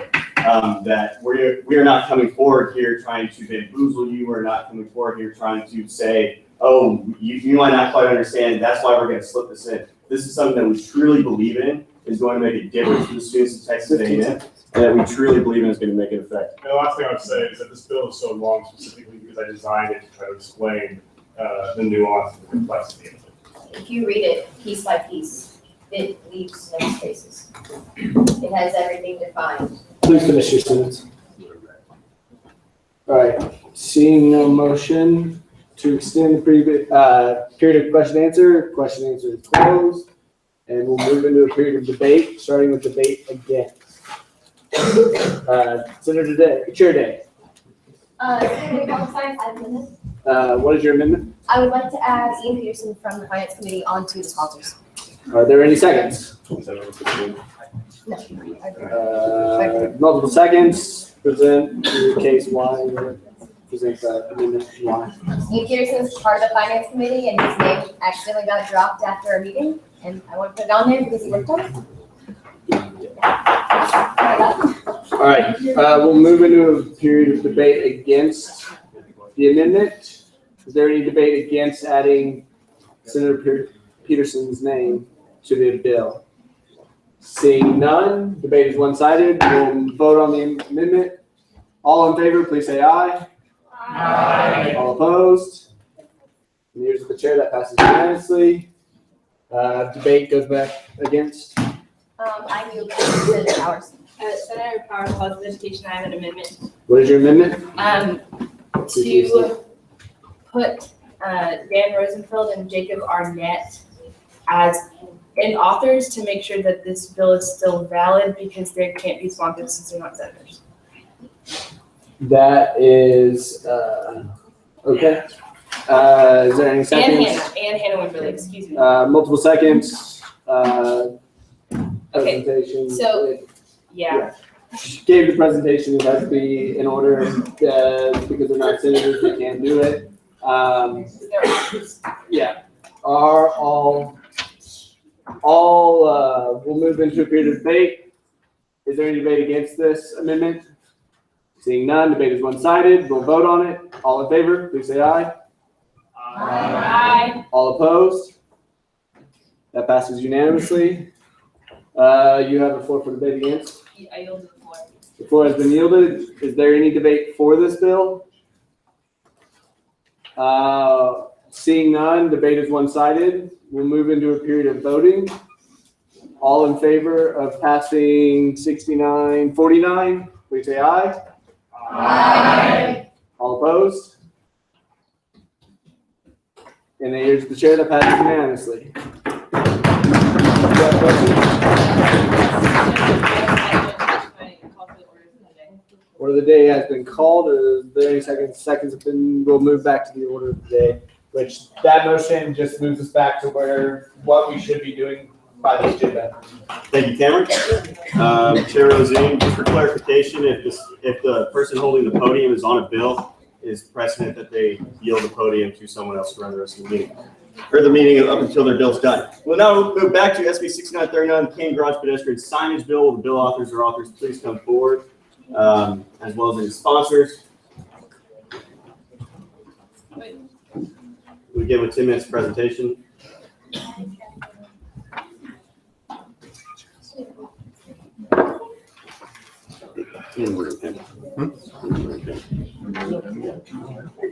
Some of the senators. Hang on, Clark. Clark. Whatever.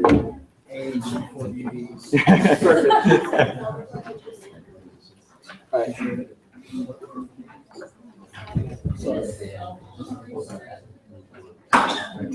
Yeah, and it's just Hannah, Dan, Jacob, this is the no.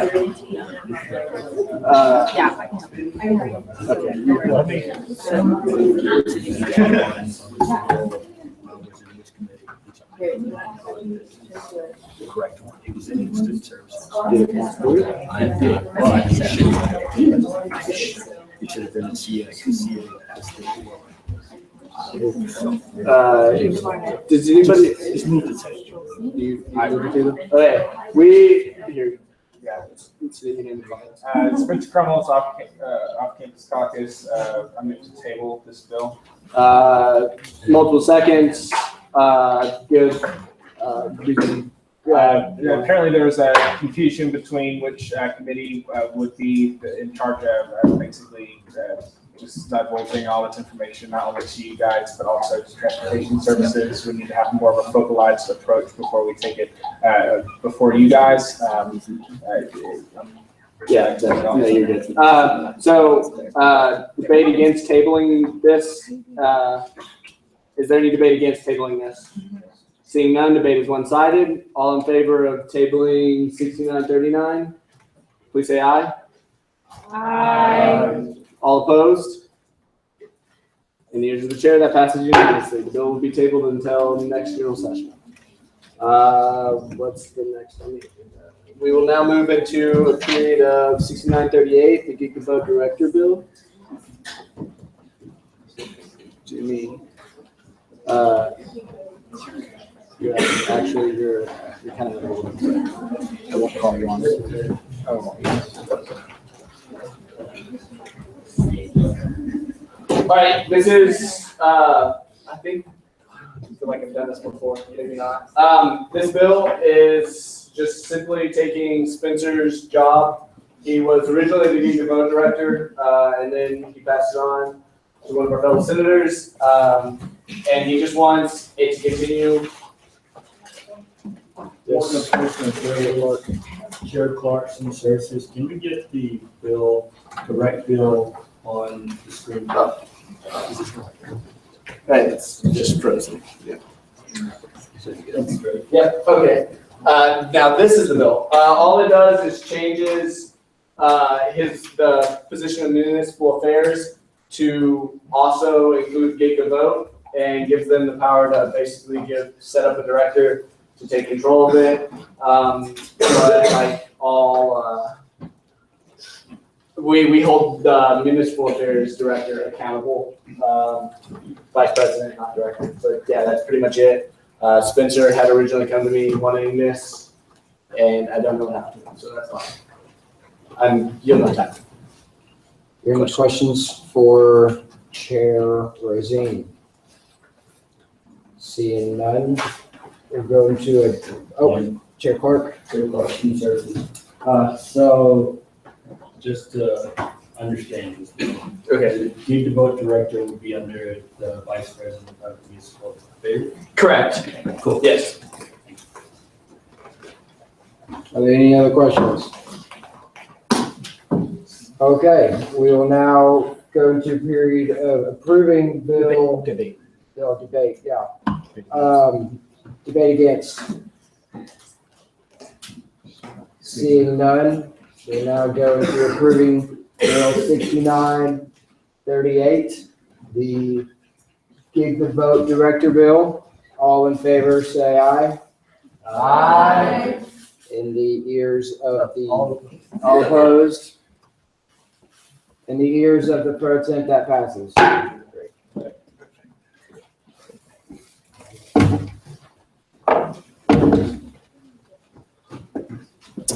We will now move into a period of consideration for 6942, the on-campus pricing bill. Will the authors and sponsors please step forward? And if you're on the student services committee, you're probably a sponsor.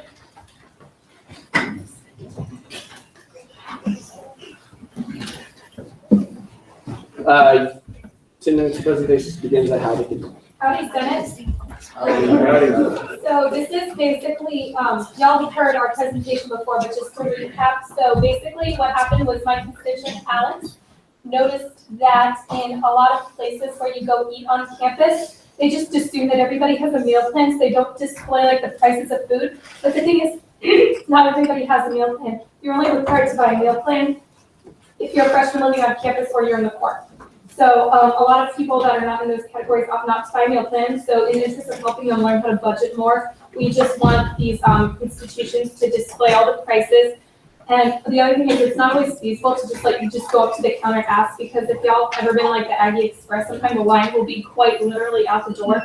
So just like the heart behind this is so people can, manage their money well and know exactly how much money they're gonna spend. So Alex, anything else to add to that? No, I think that excellently sums up the bill. Any other sponsors? Another thing I just kind of wanted to harp on was, she touched on it, but just like the convenience of this, because it is about helping people manage their money, but it's also about the inconvenience of walking into, a place where you're trying to buy some food, whatever it may be, and not knowing what anything costs, and then having to wait in line and figure out what that item costs to just repeat the process over again. So Really, it helps both sides. Yeah. The commercial, they get probably more money because students are able to budget, no prices, but they're probably be more inclined to wait in line if they know that they can afford a certain product, or vice versa. Students have more knowledge of what they can buy. And it honestly just makes it easier on staff and students because sometimes they don't even know the price. And I mean, it's very inconvenient for them to be working for somebody and helping somebody out. And then the student runs up and is like, how much is this? And they don't know unless they scan it. So. All right, I think we're open for questions. Right. We will now move into a period of questions. Are there any questions for the presenters?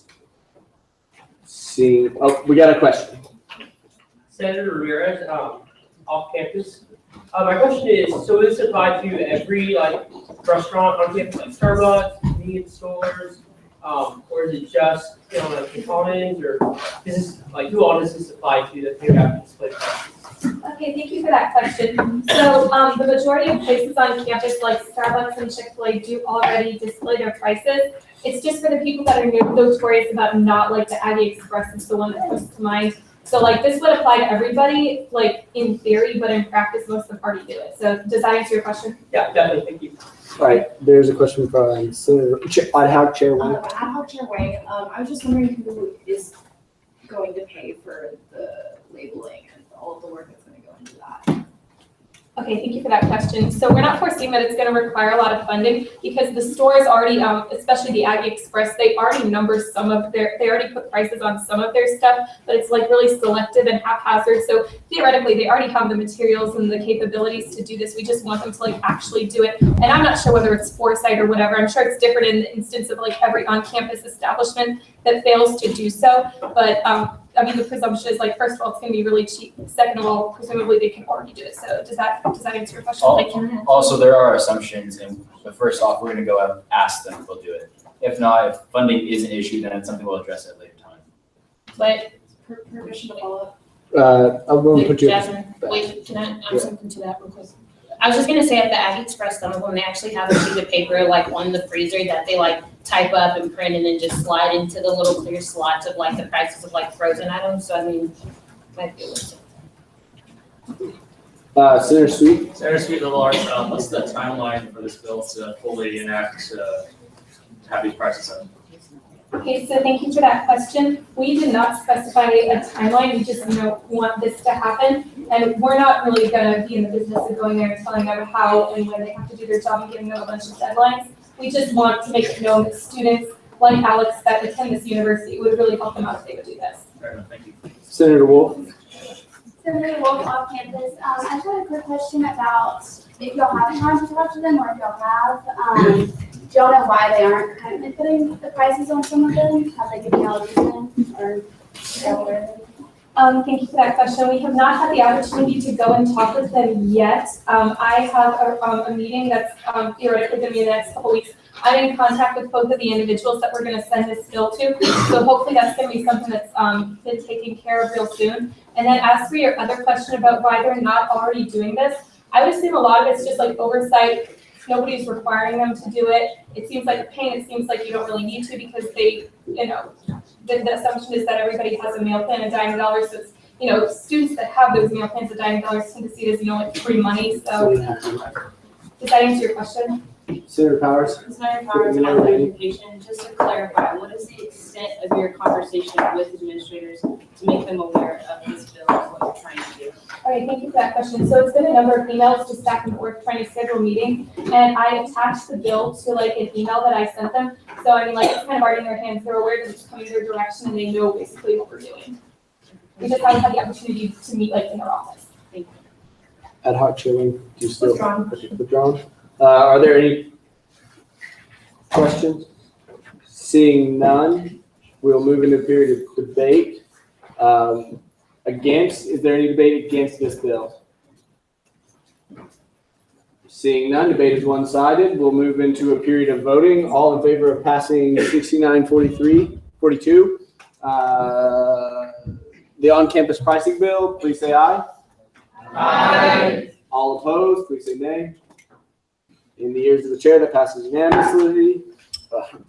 We'll now move into a period of consideration for SB 6944, the White Creek Crossing Safety Bill. Will the presenters please come forward?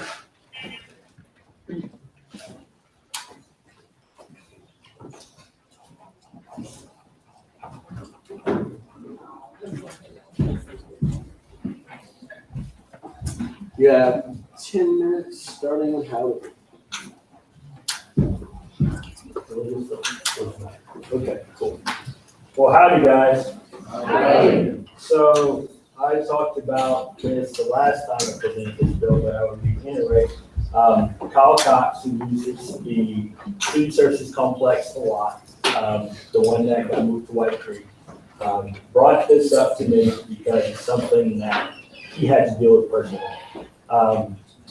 As we all know, again, that those student services are over there, and so we also know that the only bus that goes there, which is bus 3, the bus to White Creek, has a stop, but the stop is on the opposite side of where the student services complex is. And so that means students have to cross there. And so there is, I believe, a 30-mile speed limit there, and the only thing that will stop people from going that fast is a yield for pedestrian sign. And so for blind students and for students in wheelchairs and even able-bodied students, that presents a big danger to them crossing that street. And so one of the easiest things that we think we could do, especially since this complex is not going to be back on campus for a while now, is that we think we should enact a stop sign instead of a yield sign at that stop, walkway. So without further ado, I'm gonna have, Kyle Cox talk about, some of his experiences and some of the things he likes.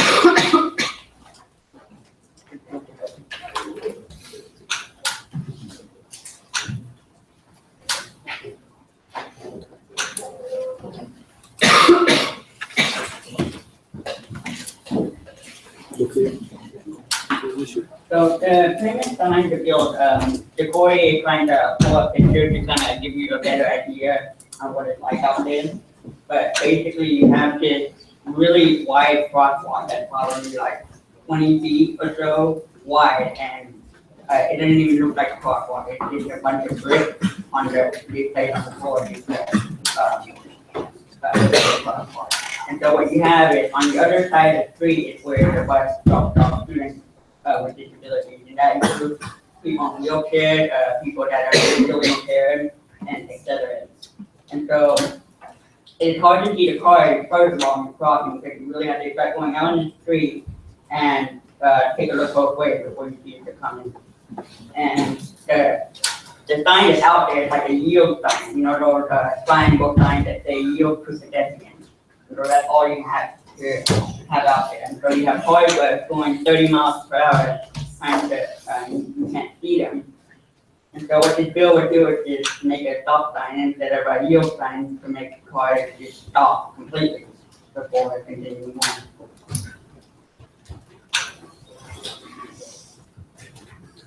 We will pause so we can get the pictures put forward.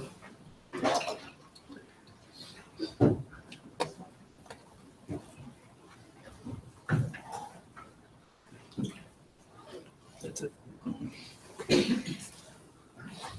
So we're about to pull up the pictures, so we can show you exactly what we're talking So about. as you can see, there's just brick laid out on the ground. And so that's the crosswalk. You mind going down? So there's another picture of the crosswalk. And so the bus stops just on the other side where the white big sign is. And that's where they drop the students and they have to cross that busy street. You mind going down a little bit? And that's the sign you have currently. You get the car going 30 miles an hour. And with that, I yield the floor. The floor has been yielded. We'll move into a period of question and answer. We will start with Senator Riojas. Withdrawn will move to Senator Moore. Withdrawn will Senator in the back right. Far back right. Westbrook. Senator Westbrook, question? I didn't have anything up. A little while ago. No. Okay, nope, my bad. Senator Crowe? Senator Crowe, off-campus caucus. So, given the fact that this crossing is for students with disabilities, and so there could be like extra safety things that are brought up. Have y'all thought about one for increasing the visibility for drivers to add maybe like an illuminated like flashing light, like when the person wants to cross, or maybe they push a button, and they can have an extra kind of visual signal to drivers. And then also for the students that are blind that you mentioned, we thought about extending like the wind chimes we have on main campus to kind of indicate a path for the folks that are over there on West campus. To answer the question, the second thing about the wind chime, that our speaker actually was who put I would definitely go with that. I would definitely want to look into that and see if we can do that there. Secondly, I think that putting a stop sign is a little bit more cheaper and a little bit more able to be enacted than putting a flashing light, because this is going to go to TTI. And so we would have to be able to show them that this is something that's not only cheap that can be done, but also the vision. And so that's one thing to be honest. Did that answer your question? Yeah, and just to clarify, I meant like in addition. I don't know if you meant as like either addition. Okay, yeah, you can definitely look at it. Thank you. All right, Senator Trevino. Senator Trevino on campus, would that make it a three-way stop, or what? I was just kind of intrigued on the dynamics of that. So what it is currently, it has two yield signs, like you said in the picture. Did you scroll up one? Basically, what we're asking to do is to put instead of those yield signs, stop signs there. That's okay. Senator Trumbull's off campus, commission coverage. Briefly. Just want to say y'all's praises. This is an incredible bill. You saw a need for something and you took action. Supervisors are aware of the issue and they need this push. My question is, have you gotten a timeline from anyone? Have you spoken with any administrators about this? No. Well, actually, Christian Trevino, who is on TSAC, has brought this up to them, and he is saying something. But anyway, he's brought it up to them, he's talked to them. We will still have conversations with transportation services about this. But the big thing that we also need to understand is that we're there to talk to TTI too, which is going to be the one that's really going to make this change. Transportation services has part of interest, but I think TTI is really important. Senator Common, Withdrawn. Senator Riojas. Senator Riojas on campus. My question was, I honestly, I don't exactly know where this is. I don't spend much time where it might be. So my only question is, if the stop sign is put in, would it create a potential, I guess, choke point? Is there a lot of traffic over in that area? Because I know that there's oftentimes problems when the stop signs are put in, that it can significantly slow down and create a lot of backlog. That's a good question. I used to live in White Creek last year. So I feel like I'm the best person to answer this. There is not as much traffic as some people make out to be. It's not just a super busy street all the time. However, because there used to be traffic there, that's why we're asking for a stop sign, because the folks that are going to be hurt by this, that have been hurt by this, are maybe because of the yield sign not being accurate. It has traffic, but not as much traffic as you would like. Senator Trevino, with a minute remaining. Senator Trevino on campus, were you aware that when brought up to transportation services, they considered it an issue of the shrubbery being too tall, and they said that they would cut it, and that should alleviate the issue? No, but I will say this. TTI, I believe, has more of a vested interest in this than transportation services. We'll continue to talk to transportation services. Thank you. But I think, again, TTI is more important to talk to. Especially since we're going to make any change. Because with any stop sign change. 30 seconds. 30 seconds. So, because with any change like this, the people that are at the stake are going to make this change, of course. So we'll look with, back right again, remind, Westbrook. Withdrawn, perfect. Are there any other questions? Senator Sweet with 30 seconds. Senator Sweet, Little Arts, just can we go up to the third picture? I was just under the impression, I know on the weekends the bus doesn't stop here, but during the day business hours, I thought there was a bus stop down on further end. 15 seconds. Is that true? That bus stop was discontinued last year. Thank you, appreciate it. Any time has expired. Period of question and answer is closing. We'll now move into a period of debate, starting with debate against this bill. Is there any debate against? Debate against or? I would debate against, like we had as a sponsor. Okay, there is an amendment proposed. Is there a second? Seeing multiple seconds, present your amendment. I said on TSAC. Please come forward and present your amendment. Senator Trevino off campus. I said on TSAC, as I said, I've had this conversation with the head of transportation services. Like I said, they said it was an issue of the shrubs being too tall and that they cut it and that should alleviate the issue. It obviously didn't. Kyle's still here saying it's still an issue. So I think that I would, as a sponsor of this bill, we meet with them up there. So. All right. Is there any debate against this amendment? Seeing none, debate is one-sided. All in favor of adding Senator Trevino to this bill as a sponsor, please say aye. Aye. All opposed? In the years of the chair, that passes unanimously. If you'll go to make changes. Now we'll move back into a period of debate. Senator Trevino, you have the floor for against. The floor has been yielded. Is there any debate for this bill? Seeing none, debate is one-sided. We'll now move into the period of voting. All in favor of passing SB 6944, the White Creek Crossing Safety Bill, please say aye.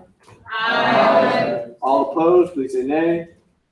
In the years of the chair, that passes unanimously. We'll now move into a period of consideration for 6946, the removal, the state of coldest removal bill. Clark, can you take the chair again? Yeah, this is a really nice, simple, very, very simple bill. We're just taking out the state of coldness. It's proven to be an effective way of reaching constituents.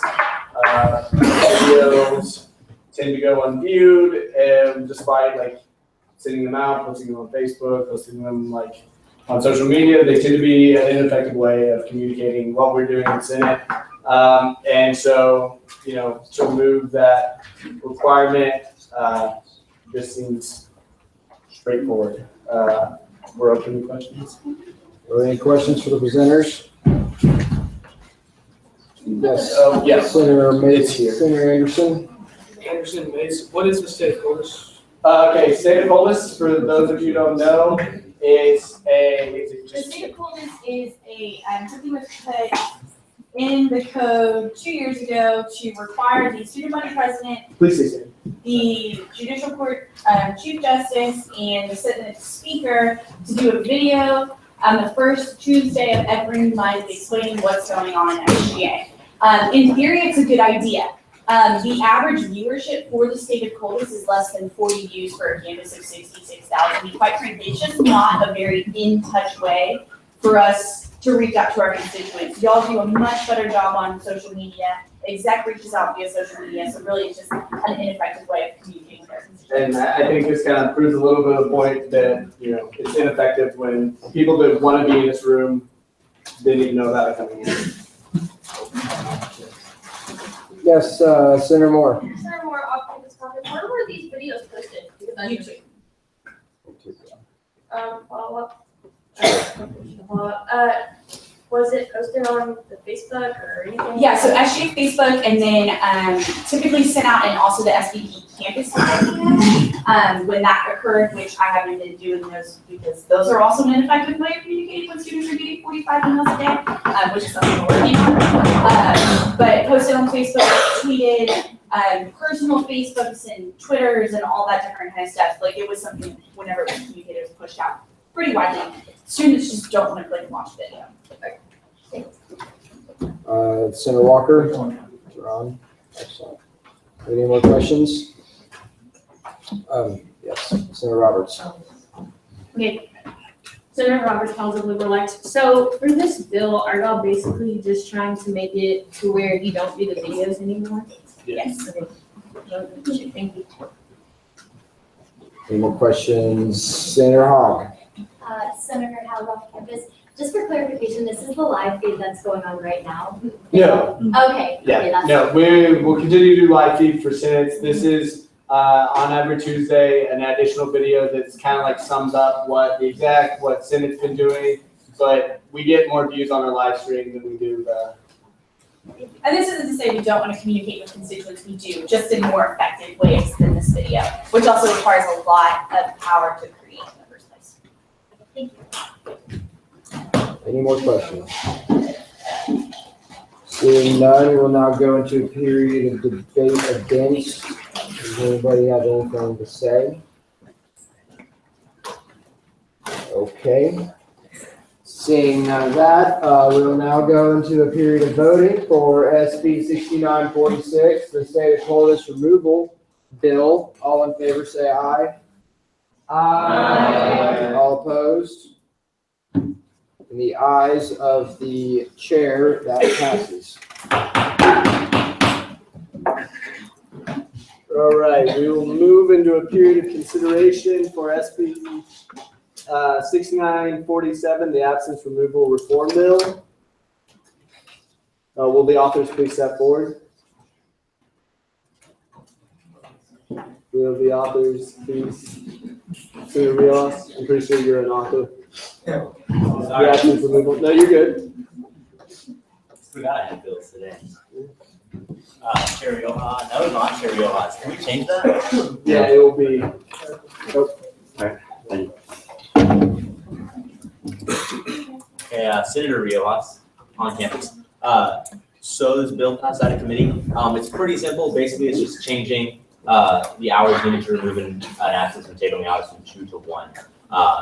It's not too controversial unless you think that 1 hour is too short of the time to remove an absence. My only issue was that we had over 30 senators absent out, and I think that's kind of acceptable. So I think it's good to give people an opportunity to get absent. With that, I'm open to questions if anybody has any. We got a question. Yeah. Sorry to barge in there. We were having some problems with the printer. Speaker Hood, are you aware of why it has been 2 hours and what's kind of the precedent in, for example, the 67th and 68th sessions is why this wasn't changed then? No. Okay. Point of information. Yes. Could the speaker perhaps elaborate on why that was the case? Point of information. The case for that is honestly we've never had as many people absent as we've had this past session. Okay. Yeah. All right. It's been a very, I would say the number of absences we've had has been unprecedented this year. Okay. Alrighty, so I think what Speaker Hood is saying is that maybe it's not necessary, maybe that the number of absences we had was kind of an oddity. If that is the case, then we can raise it back to 2 if that's necessary. It's not a big change. I just saw an issue and I thought that this would be a possible solution. So if y'all disagree with me, we're all being vote against it. But I thought I'd put it out there just to give at least an opportunity for change. Any other questions? Any other questions for the bill author? Seeing none, thank you very much. We will now move to a period of debate, beginning with debate against this bill. Is there any debate against this bill? I might feel the need and desire. I apologize. Senator Riojas, I should have talked to you about this beforehand. I recognize myself. Speaker Hood, howdy, Senate. It's very rare that I come down and debate. Actually, this is probably, I think, the third time the entire year that I came down to debate. And I really appreciate the spirit by which the bill author brought this bill forward. I think that the intent of this is that we want to give people more opportunities to get an absence removal. We want to make sure that people are staying in this body, not leaving this body. But I would say that the accountability for that more comes from the individual senator than it comes from the rules that we establish. And I also think that a tabling hour, which is 1 hour of sitting at a table, is not the equivalent of coming to a Senate meeting on Wednesday night. And so I'm hesitant to say 1 tabling hour is equal to 1 removal of absence. The purpose of this was to incentivize, when we wrote this originally, was to incentivize two absences equal, or two tabling hours equals an absence removal. And so the reason why I'm coming before y'all today is just really encouraging y'all to think about self-control and self-accountability. How are we holding ourselves accountable within the Senate? How is it that we're making sure that we as a body are holding ourselves to the Aggie core values, and especially in this case, the Aggie core value of excellence? I believe that there shouldn't be a need for absence removal, but I understand why we have that. But I would really encourage you before you vote to make things easier on us as a body to think about how that looks to the student body as a whole, how that looks to the other branches of the Student Government Association, how that looks to the students you represent. And with that, I would like to yield to, yes, Senator Powers. 1 minute. Senator Powers, College of Education. Excuse my absence. I have a severe headache, so if I'm echoing too much of what the previous senator who said. Sorry. Okay. 30 seconds. My understanding is that I don't think that this bill would in any way encourage what our job is to do, and that's to work for the students. And if we are already willing to give up 2 hours out of our time for them, then why are we here?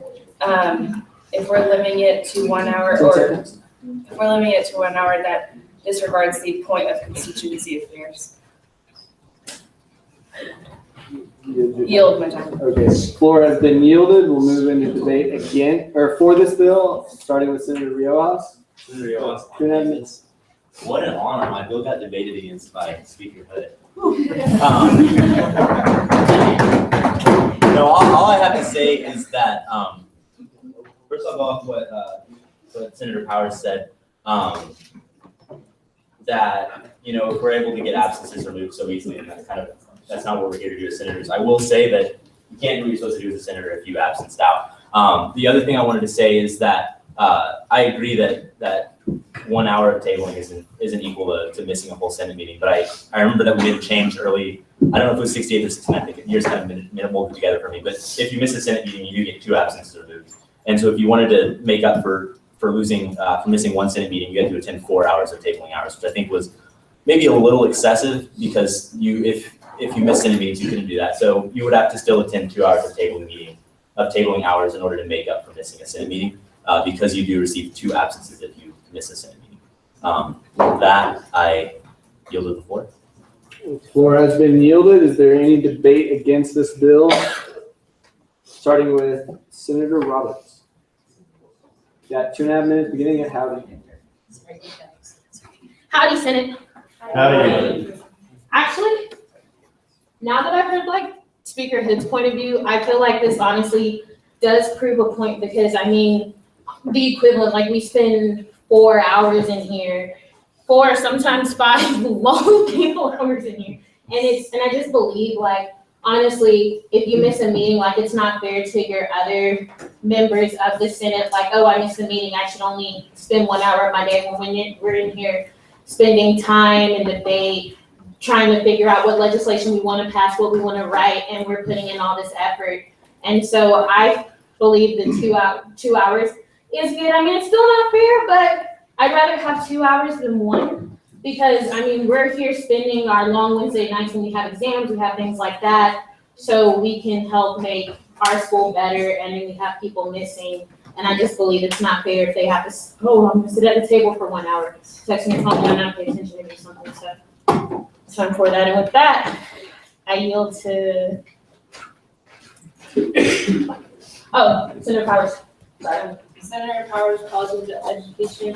Just piggybacking off that point, my personal belief, and this is not included in this bill, but my personal belief is that we should be doing these kind of hours anyway. I haven't personally been able to make it to tabling hours, but another way that you can remove your absences is by going out to 2 committee meetings, which is still also equivalent to about 2 hours. So 2 committee meetings within their college, excuse me. So not only does that then present the unequal thing of why should it be 2 organizations and then only 1 hour, everyone's gonna start choosing tabling hours. But I don't even personally believe in this practice as it stands and plan on implementing some sort of bill to redact this or make some sort of requirement, barring talking to a certain rules and regs chair who doesn't want to make sure that we have no more gotchas in the code. So even though this only half eliminates a gotcha, it still presents a gotcha. This isn't how we should be fixing this problem. And with that, I yield my time to the floor. The floor has been yielded. Is there any debate for this bill? Seeing none, debate is one-sided. We'll now move into a period of voting. All in favor of passing SB 6947, the Absence Removal Reform Bill, please say aye. Aye. All opposed, please say nay. Nay. In the ears of the chair, that fails. Yeah, we said passes. We'll now move to a period of 6949. We've actually already considered that. Okay. So we'll now move into the period of new business, beginning with SB 6950, the hard resolution. 6914. Oh, right, SR 6914, thank you very much. It's written here and I just looked over it. We'll now move into a period of, we'll continue and we'll go to SR 6914, the Texas A&M University Kingsville Condolences Bill. Actually, this is my bill. So, there was someone who objected, so I'm coming forward to present. Typically, when I write bills on this, it's resolutions because I don't expect it to actually come forward. This is just something that. Where is this one in the draft? It should be in consent agenda right now, but it got moved from consent. I guess it's not there. I can go ahead and start presenting though, because I want everyone to kind of understand that this bill is, one of the main purposes of resolutions is actually to both thank people for their service to the university and also send condolences. And this is a bill to send our condolences to the student government and student body of Texas A&M University Kingsville. 2 weeks ago, who here is familiar with COSGA? Okay. COSGA is the Conference on Student Government Associations. Yeah, Conference on Student Government Associations. I always say affairs. And it's a conference that brings in student governments from all over the country and all over the world, actually. But there's 2 students from Texas A&M University Kingsville who are coming down to COSGA who were in a car accident. And unfortunately, they both lost their lives, and that was 2 weeks ago Sunday. And so, or 1 week ago Sunday. Yes, but they found them Sunday. And so we've been in contact with their student government. A&M Kingsville is one of our sister schools as a system school. I'm good friends with their student body president and their executive vice president. And they were coming to an event hosted by Texas A&M when both those students passed. And so this is a very straightforward resolution, just sending our condolences from the Student Senate for the loss of, I believe it's Tovar and okay.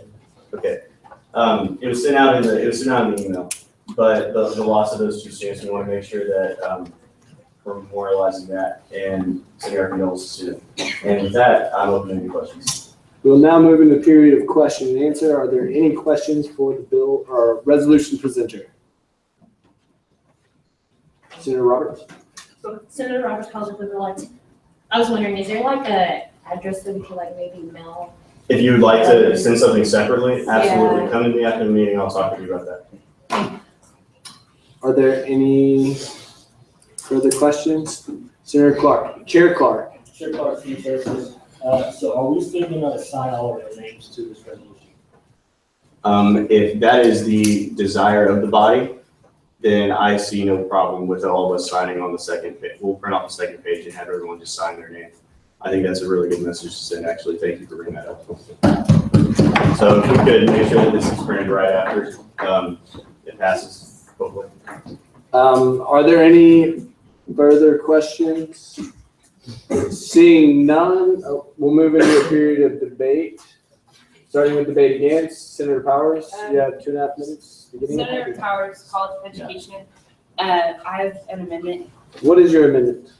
To be added as a sponsor to the bill. Okay. Are there any seconds? Seeing one, please present your amendment. So for those of you who don't know, I was a community member and then a host this year for COSGA. I was there when this was relayed from the exec team. They made the decision to share this with the members, the delegates that were at the conference. The 2 students who were on their way from Kingsville passed away that Friday night. We were made aware that Saturday and continued to have that conference in their honor. But I just think that it's important to, if I have to be that, then so be it. But to have someone as a representative of COSGA on this bill as well, to kind of be in conjunction with our committee to make sure that they're being accurately represented, since they also would want to send their condolences. All right. Is there any debate against this amendment? Seeing none, debate is one-sided. We'll move into a period of voting on the amendment. All in favor of adding Senator Powers as a sponsor, please say aye. Aye. All opposed, please say nay. That passes unanimously. We will now move back into debate against Senator Powers. I yield my time. The floor has been yielded. Debate for the bill. Point of clerical error. Okay. What is your point? Senator Black on campus, and the name of the speaker was off. Okay, yep, that'll get fixed. That's clerical, we can just do it whenever. So things like that, just as for the new people, if it's like some misspelling, please point it out so we can add it to the minutes. And so that when we go back and print everything off, we can fix it. But that can be fixed without an amendment. But go back to debate 4. Seeing none, their debate is one-sided. We'll now move to a period of voting. All in favor of passing student resolution, I can't read his handwriting. Please say aye. Aye. All opposed, please say nay. In the ears of the chair, that passes unanimously. And Lauren's going to print that off now, so we'll start passing it around to make sure that each and every one of you all gets a chance to sign it. So we'll now move into a period of new business, beginning with SB 6950, the Heart Ring Bill. If the bill authors and sponsors, please come forward. You have 10 minutes starting now. Howdy, Senate. I know it's really late, but this is Hannah. She's a super amazing friend of mine, and we are presenting probably the bill that I'm most excited about, speaking for my whole career in the Senate, which is 2 years now. So Hannah just has really a huge heart for what we're trying to do here, and I honestly just want to do all that I can to make that possible. So now I'm going to turn it over to her to explain what we're doing and why, but I just really want to encourage y'all, please hear her out. This is really important. Howdy, Senate. Howdy. My name is Hannah Muller, and I'm going to tell you a story. So a couple of weeks ago, towards the end of January, my older brother went to order his Aggie ring. And on that day, my mom came up and my little brother came up to just join the festivities. And we went and we waited an hour, and we were just all very excited. When we went back there to order the ring, to sign the paper to purchase it, my little brother, Nicholas, just grabbed the display ring and put it on. And he was so excited, he was smiling, he was beaming. He just was a student in that moment. And my little brother, Nicholas, has Down syndrome, and he won't be able to go to the school because of that. He hasn't had a formal education because of that.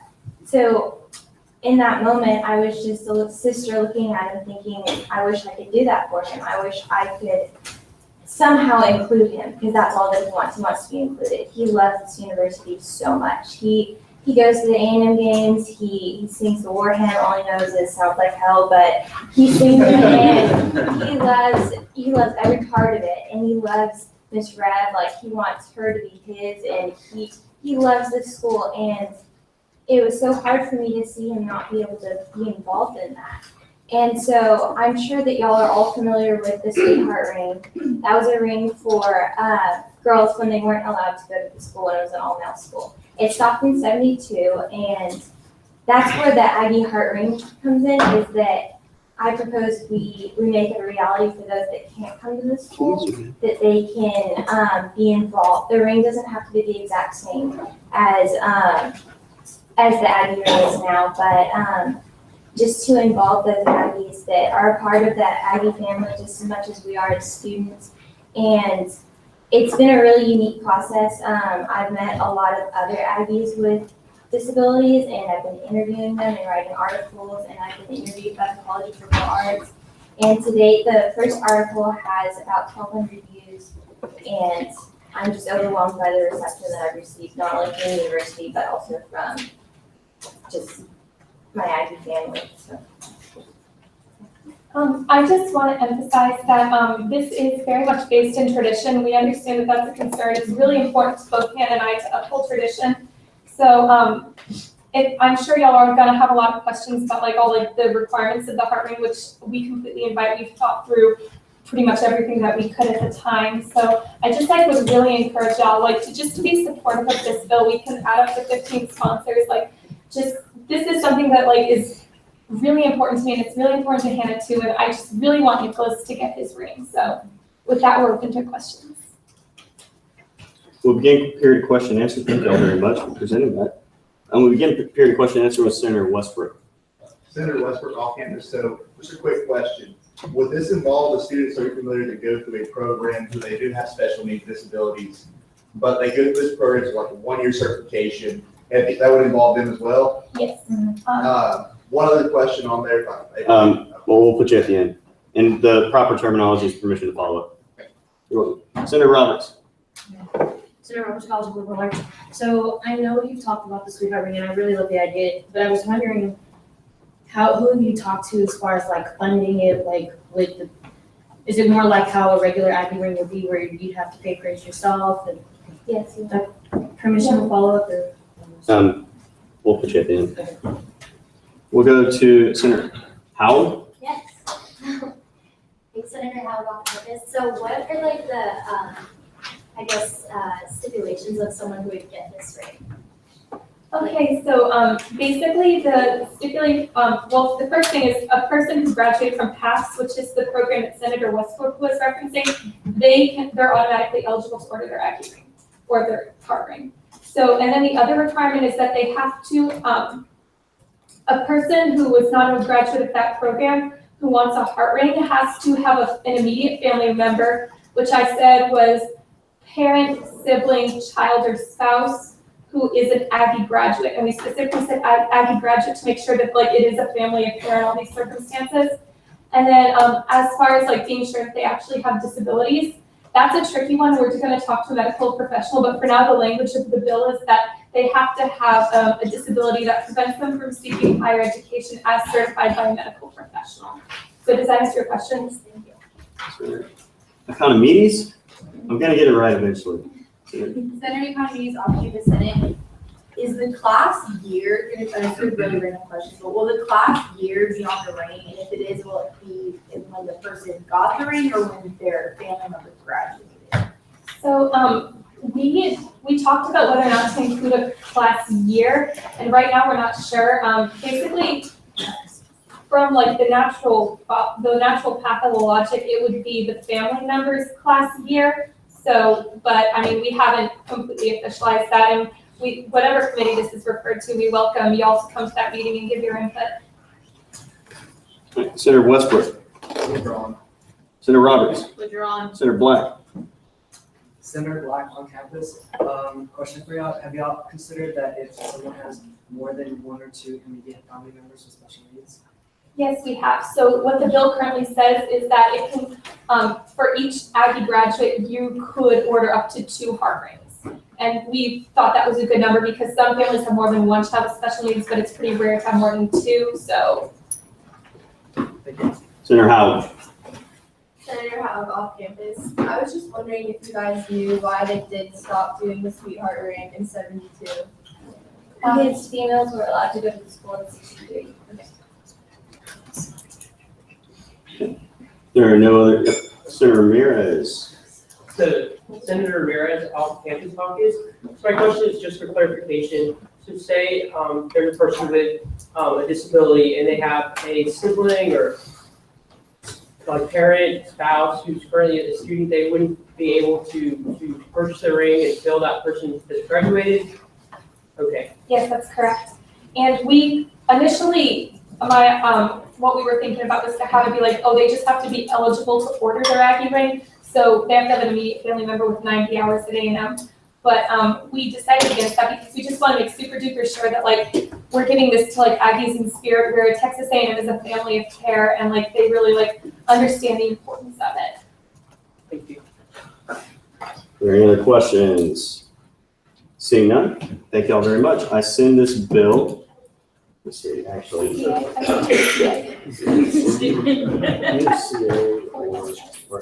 actually think this is a good deal for CA. I'm going to send this bill to Constituency Affairs. Okay, we'll now move to SB 6951, King Garage Bike Rack Bill. The bill author's office, please come forward. I'd like to remind the body that we have this room until 11:30 p.m. We're sitting at 11:16. I'm so thankful all of y'all have been riding with us. We just got a little bit left to go. All right, howdy, Senate. This is another one of my super amazing friends. Senator Johnson, do you have a motion? Clerical error. Senator Johnson, Coles Caucus, whereas number 5.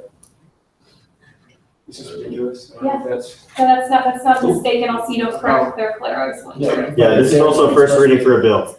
Thank you. You may continue. Okay, so this is Catherine, and she approached me a few weeks ago.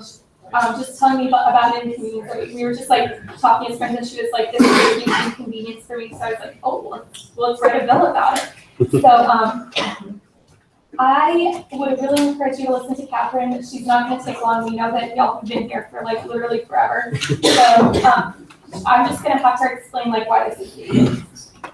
Hi, Senate. Howdy. My name is Catherine Kimball, and I have a parking pass for King Garage, and there's not currently a bike rack like in the immediate vicinity, and the ones that are even like remotely close are like limited on the hours, and they'll remove it between the hours of like 7 p.m. and 20 p.m. But I can't park my bike there, and so I have to like take my bike out of my car, and I'm like a 100-pound girl, and it's really hard, and it's just a huge inconvenience. And it's also a safety issue because there's like signs in the garage saying you can't ride your bike in here, but I'm like, I've got to get all the way to the other side of campus and I have 10 minutes, so I need to ride my bike. So if we could just get, it's pretty straightforward, if we could just get a bike rack set up by King Garage, it would alleviate a lot of inconvenience, and it would also correct the safety issue. Okay, I'm going to anticipate one question. I know a lot of you are thinking that the bike rack outside the MSC is really close to King Garage, but my response to that is that bike rack is nigh on to impossible to get a spot in because it is so crowded and overused, and it would be really good to have another resource so that people like Catherine don't have to like manually like haul their bikes back and forth from campus every day, because as I stated in Whereas 5, that is ridiculous. That do you yield the remainder of time? I do. All right, we'll begin the question and answer with Senator Krumholz. Senator Krumholz on campus. Permission to preface just a little bit? No. Okay. So were you sort of aware, it's two prongs. One, are you aware that there is a bike rack available outside West Campus Garage that is less than a quarter-mile distance away from King Garage, and that this garage is also equal price to West Campus Garage, as well as 24-hour service? Okay, yes, I am. I wasn't able to get a parking pass for that. I got a parking pass for King Garage because it's closer to the side of campus that I need, like the chemistry building. I'm a genetics major. And the parking pass at the other one, it's on West Campus. And yes, I could get a permit there, but it's always pretty busy, and it just worked out that I got the King Garage pass, and so I think it would be beneficial to have a parking garage. And I've seen other people taking their bikes out of their car and riding them through the garage, so I know it's not just me either. So, yeah. We'll now go to Senator Roberts. Senator Roberts, College of Liberal Arts. So so basically, have you talked to anybody about a timeline of when a bike rack would be put in and like where it would be put in due to like all the construction around King? I've talked to Transportation Services a couple of times actually, and sent some emails back and forth, but they've said that they can't, or they said they don't have any immediate plans to put a bike rack up because of all the construction. But there's a lot of space. I've looked around and I've seen a lot of spaces where you could put a bike rack that wouldn't interfere with construction, and it's a pretty simple, just put a couple metal rods in the ground. Yeah, bike racks are so critical. Like this should be a complete non-issue. Like come on, a bike rack every other parking garage is not there. Thank you. Chair Clark. Chair Clark, City Services. My question, I guess, would be Carol. Where do y'all envision this bike rack? What are some of the places that y'all see? Okay, so it is stipulated. Can you scroll down a little bit? I said something. By the exit on the east side was where I decided we should have it. We'll now go to Senator Economides. Senator Economides on the Senate. I apologize for not knowing a lot about the bike rack situation, but would it be an overnight bike rack or like how? Ideally, it would be an overnight bike rack because I don't need my bike like on campus overnight. Like if I park it there, I need it to use it during the day, and then I wouldn't want to put it in my car again at night and take it home. Like it would alleviate, because I could put it in the one by the MSC, but that's the same problem. I would have to put it back in my car, and like it's a real pain. Seeing no other questions, I'll send this bill to the Student Service Committee. I have a motion personally, Speaker Hood, because we only have 9 minutes left. I move that we Your bill's been sent to the student service committee. Sorry. Congrats. Because we only have 9 minutes, I have a motion to deviate from the agenda and move straight into committee reports. Seeing multiple seconds, all in favor of deviating, please say aye. Aye. All opposed? And there's the chair, that passes. Please stay in order, but committee chairs, again, reminder, please explain your committee. For those of you who are new to the 69th session, you'll receive an email from Pro Temp Penny outlining and giving the chance to prep basically the committee that you would like to join for the remainder of the 69th session. So please pay attention. We'll begin committee reports with actually Chair Rosie. This is the first. Stay in order, please. First, you go last. So I think we still have a couple bills in committee because last time I checked, there weren't all of them in my committee folder. I couldn't find them, but I'm pretty sure I looked at the minutes and there were more in there. So we'll need to check on that. So we will be having a committee meeting when we get back from spring break. No reason to do it during the middle of spring break. Love you, not that much. So my committee does anything with legislation. Well, not legislation. Legislation changing the code, the Constitution, any of the bylaws. Basically, that's it. There's quite a bit of that goes through, so we usually always meet to set up. If you have any more questions, feel free to talk to me. That's pretty much it. Somebody let me know any questions. Outside. Seeing none, thank you very much. All right, we'll go to the chair, Dula.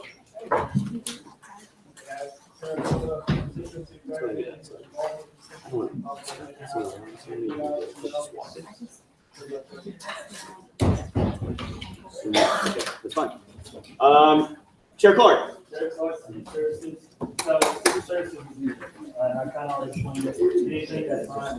Please stay in order. Anything that you can think of that has nothing to do with academics. So if you are willing, and I know a lot of you ran on student services, and since you're passionate about the prep committee, I'll let you all guys.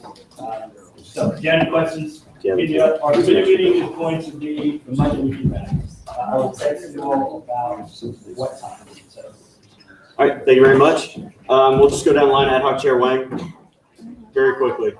Ad hoc Chair Wang, so diversity is actually a temporary committee, so you can actually be a part of diversity and also be a part of, say, student services. So if you're like really passionate about both subjects, you can actually be a part of both.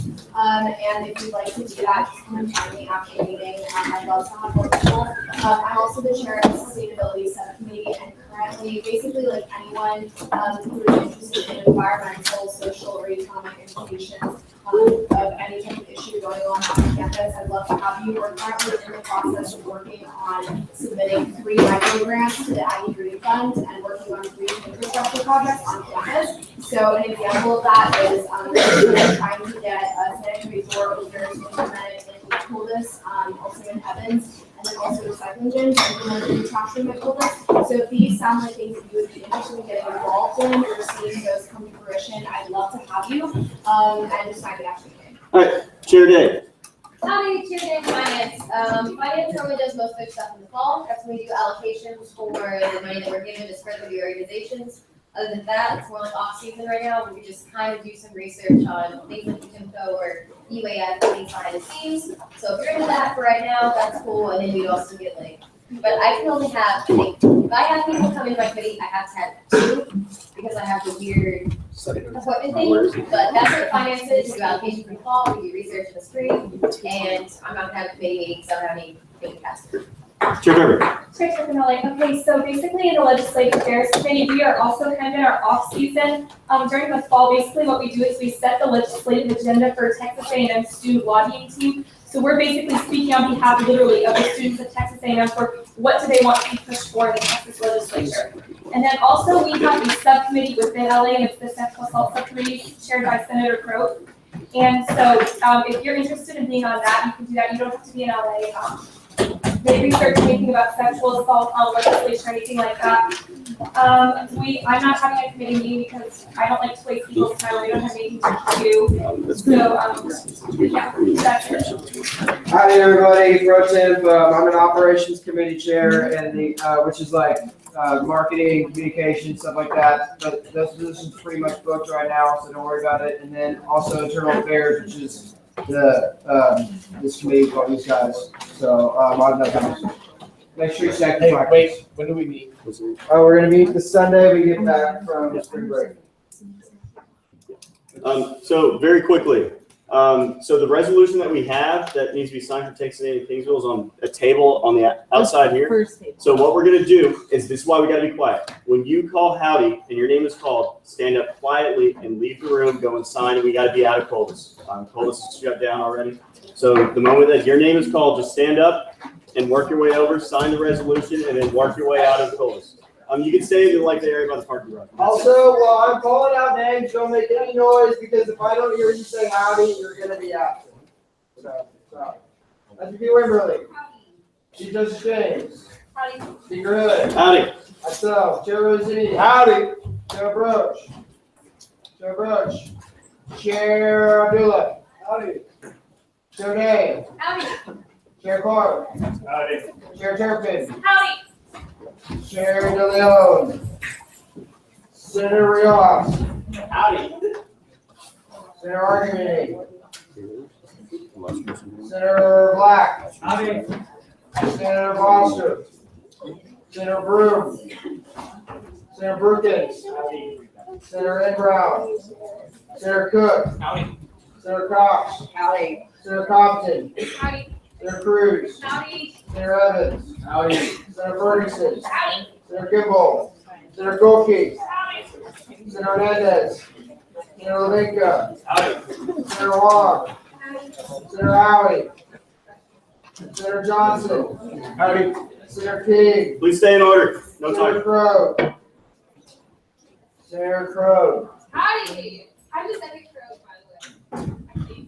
No, your sister is on the back. All the new senators are on the back. Oh, sorry, I'm not without them. Senator Grumholz. Howdy. Senator Lander. Howdy. Senator Martin. Senator Martin. Senator Moxford. Howdy. Senator Moore. Howdy. Senator Nelson.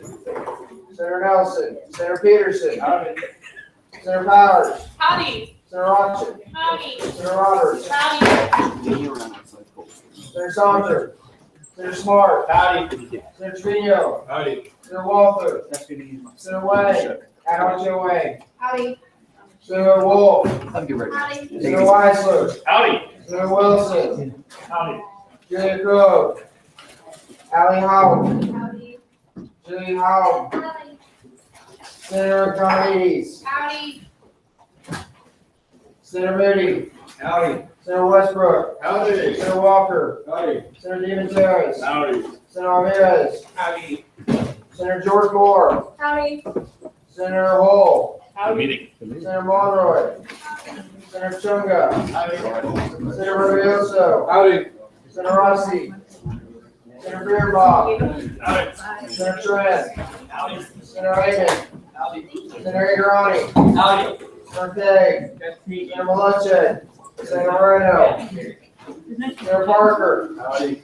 Senator Sweet. Howdy. Senator Regula. Howdy. All right, I know how to sell it. Senator Markey. Howdy. And I'm gonna sell that too. Senator Serrato. Howdy. Senator Spalding. Senator Lasavia. Howdy. I didn't call your name. I know, but I'm here. We'll see you. Oh, you're out of here. You're done. Thank you for calling my name right. You're welcome. Meeting's adjourned. All right. At 11.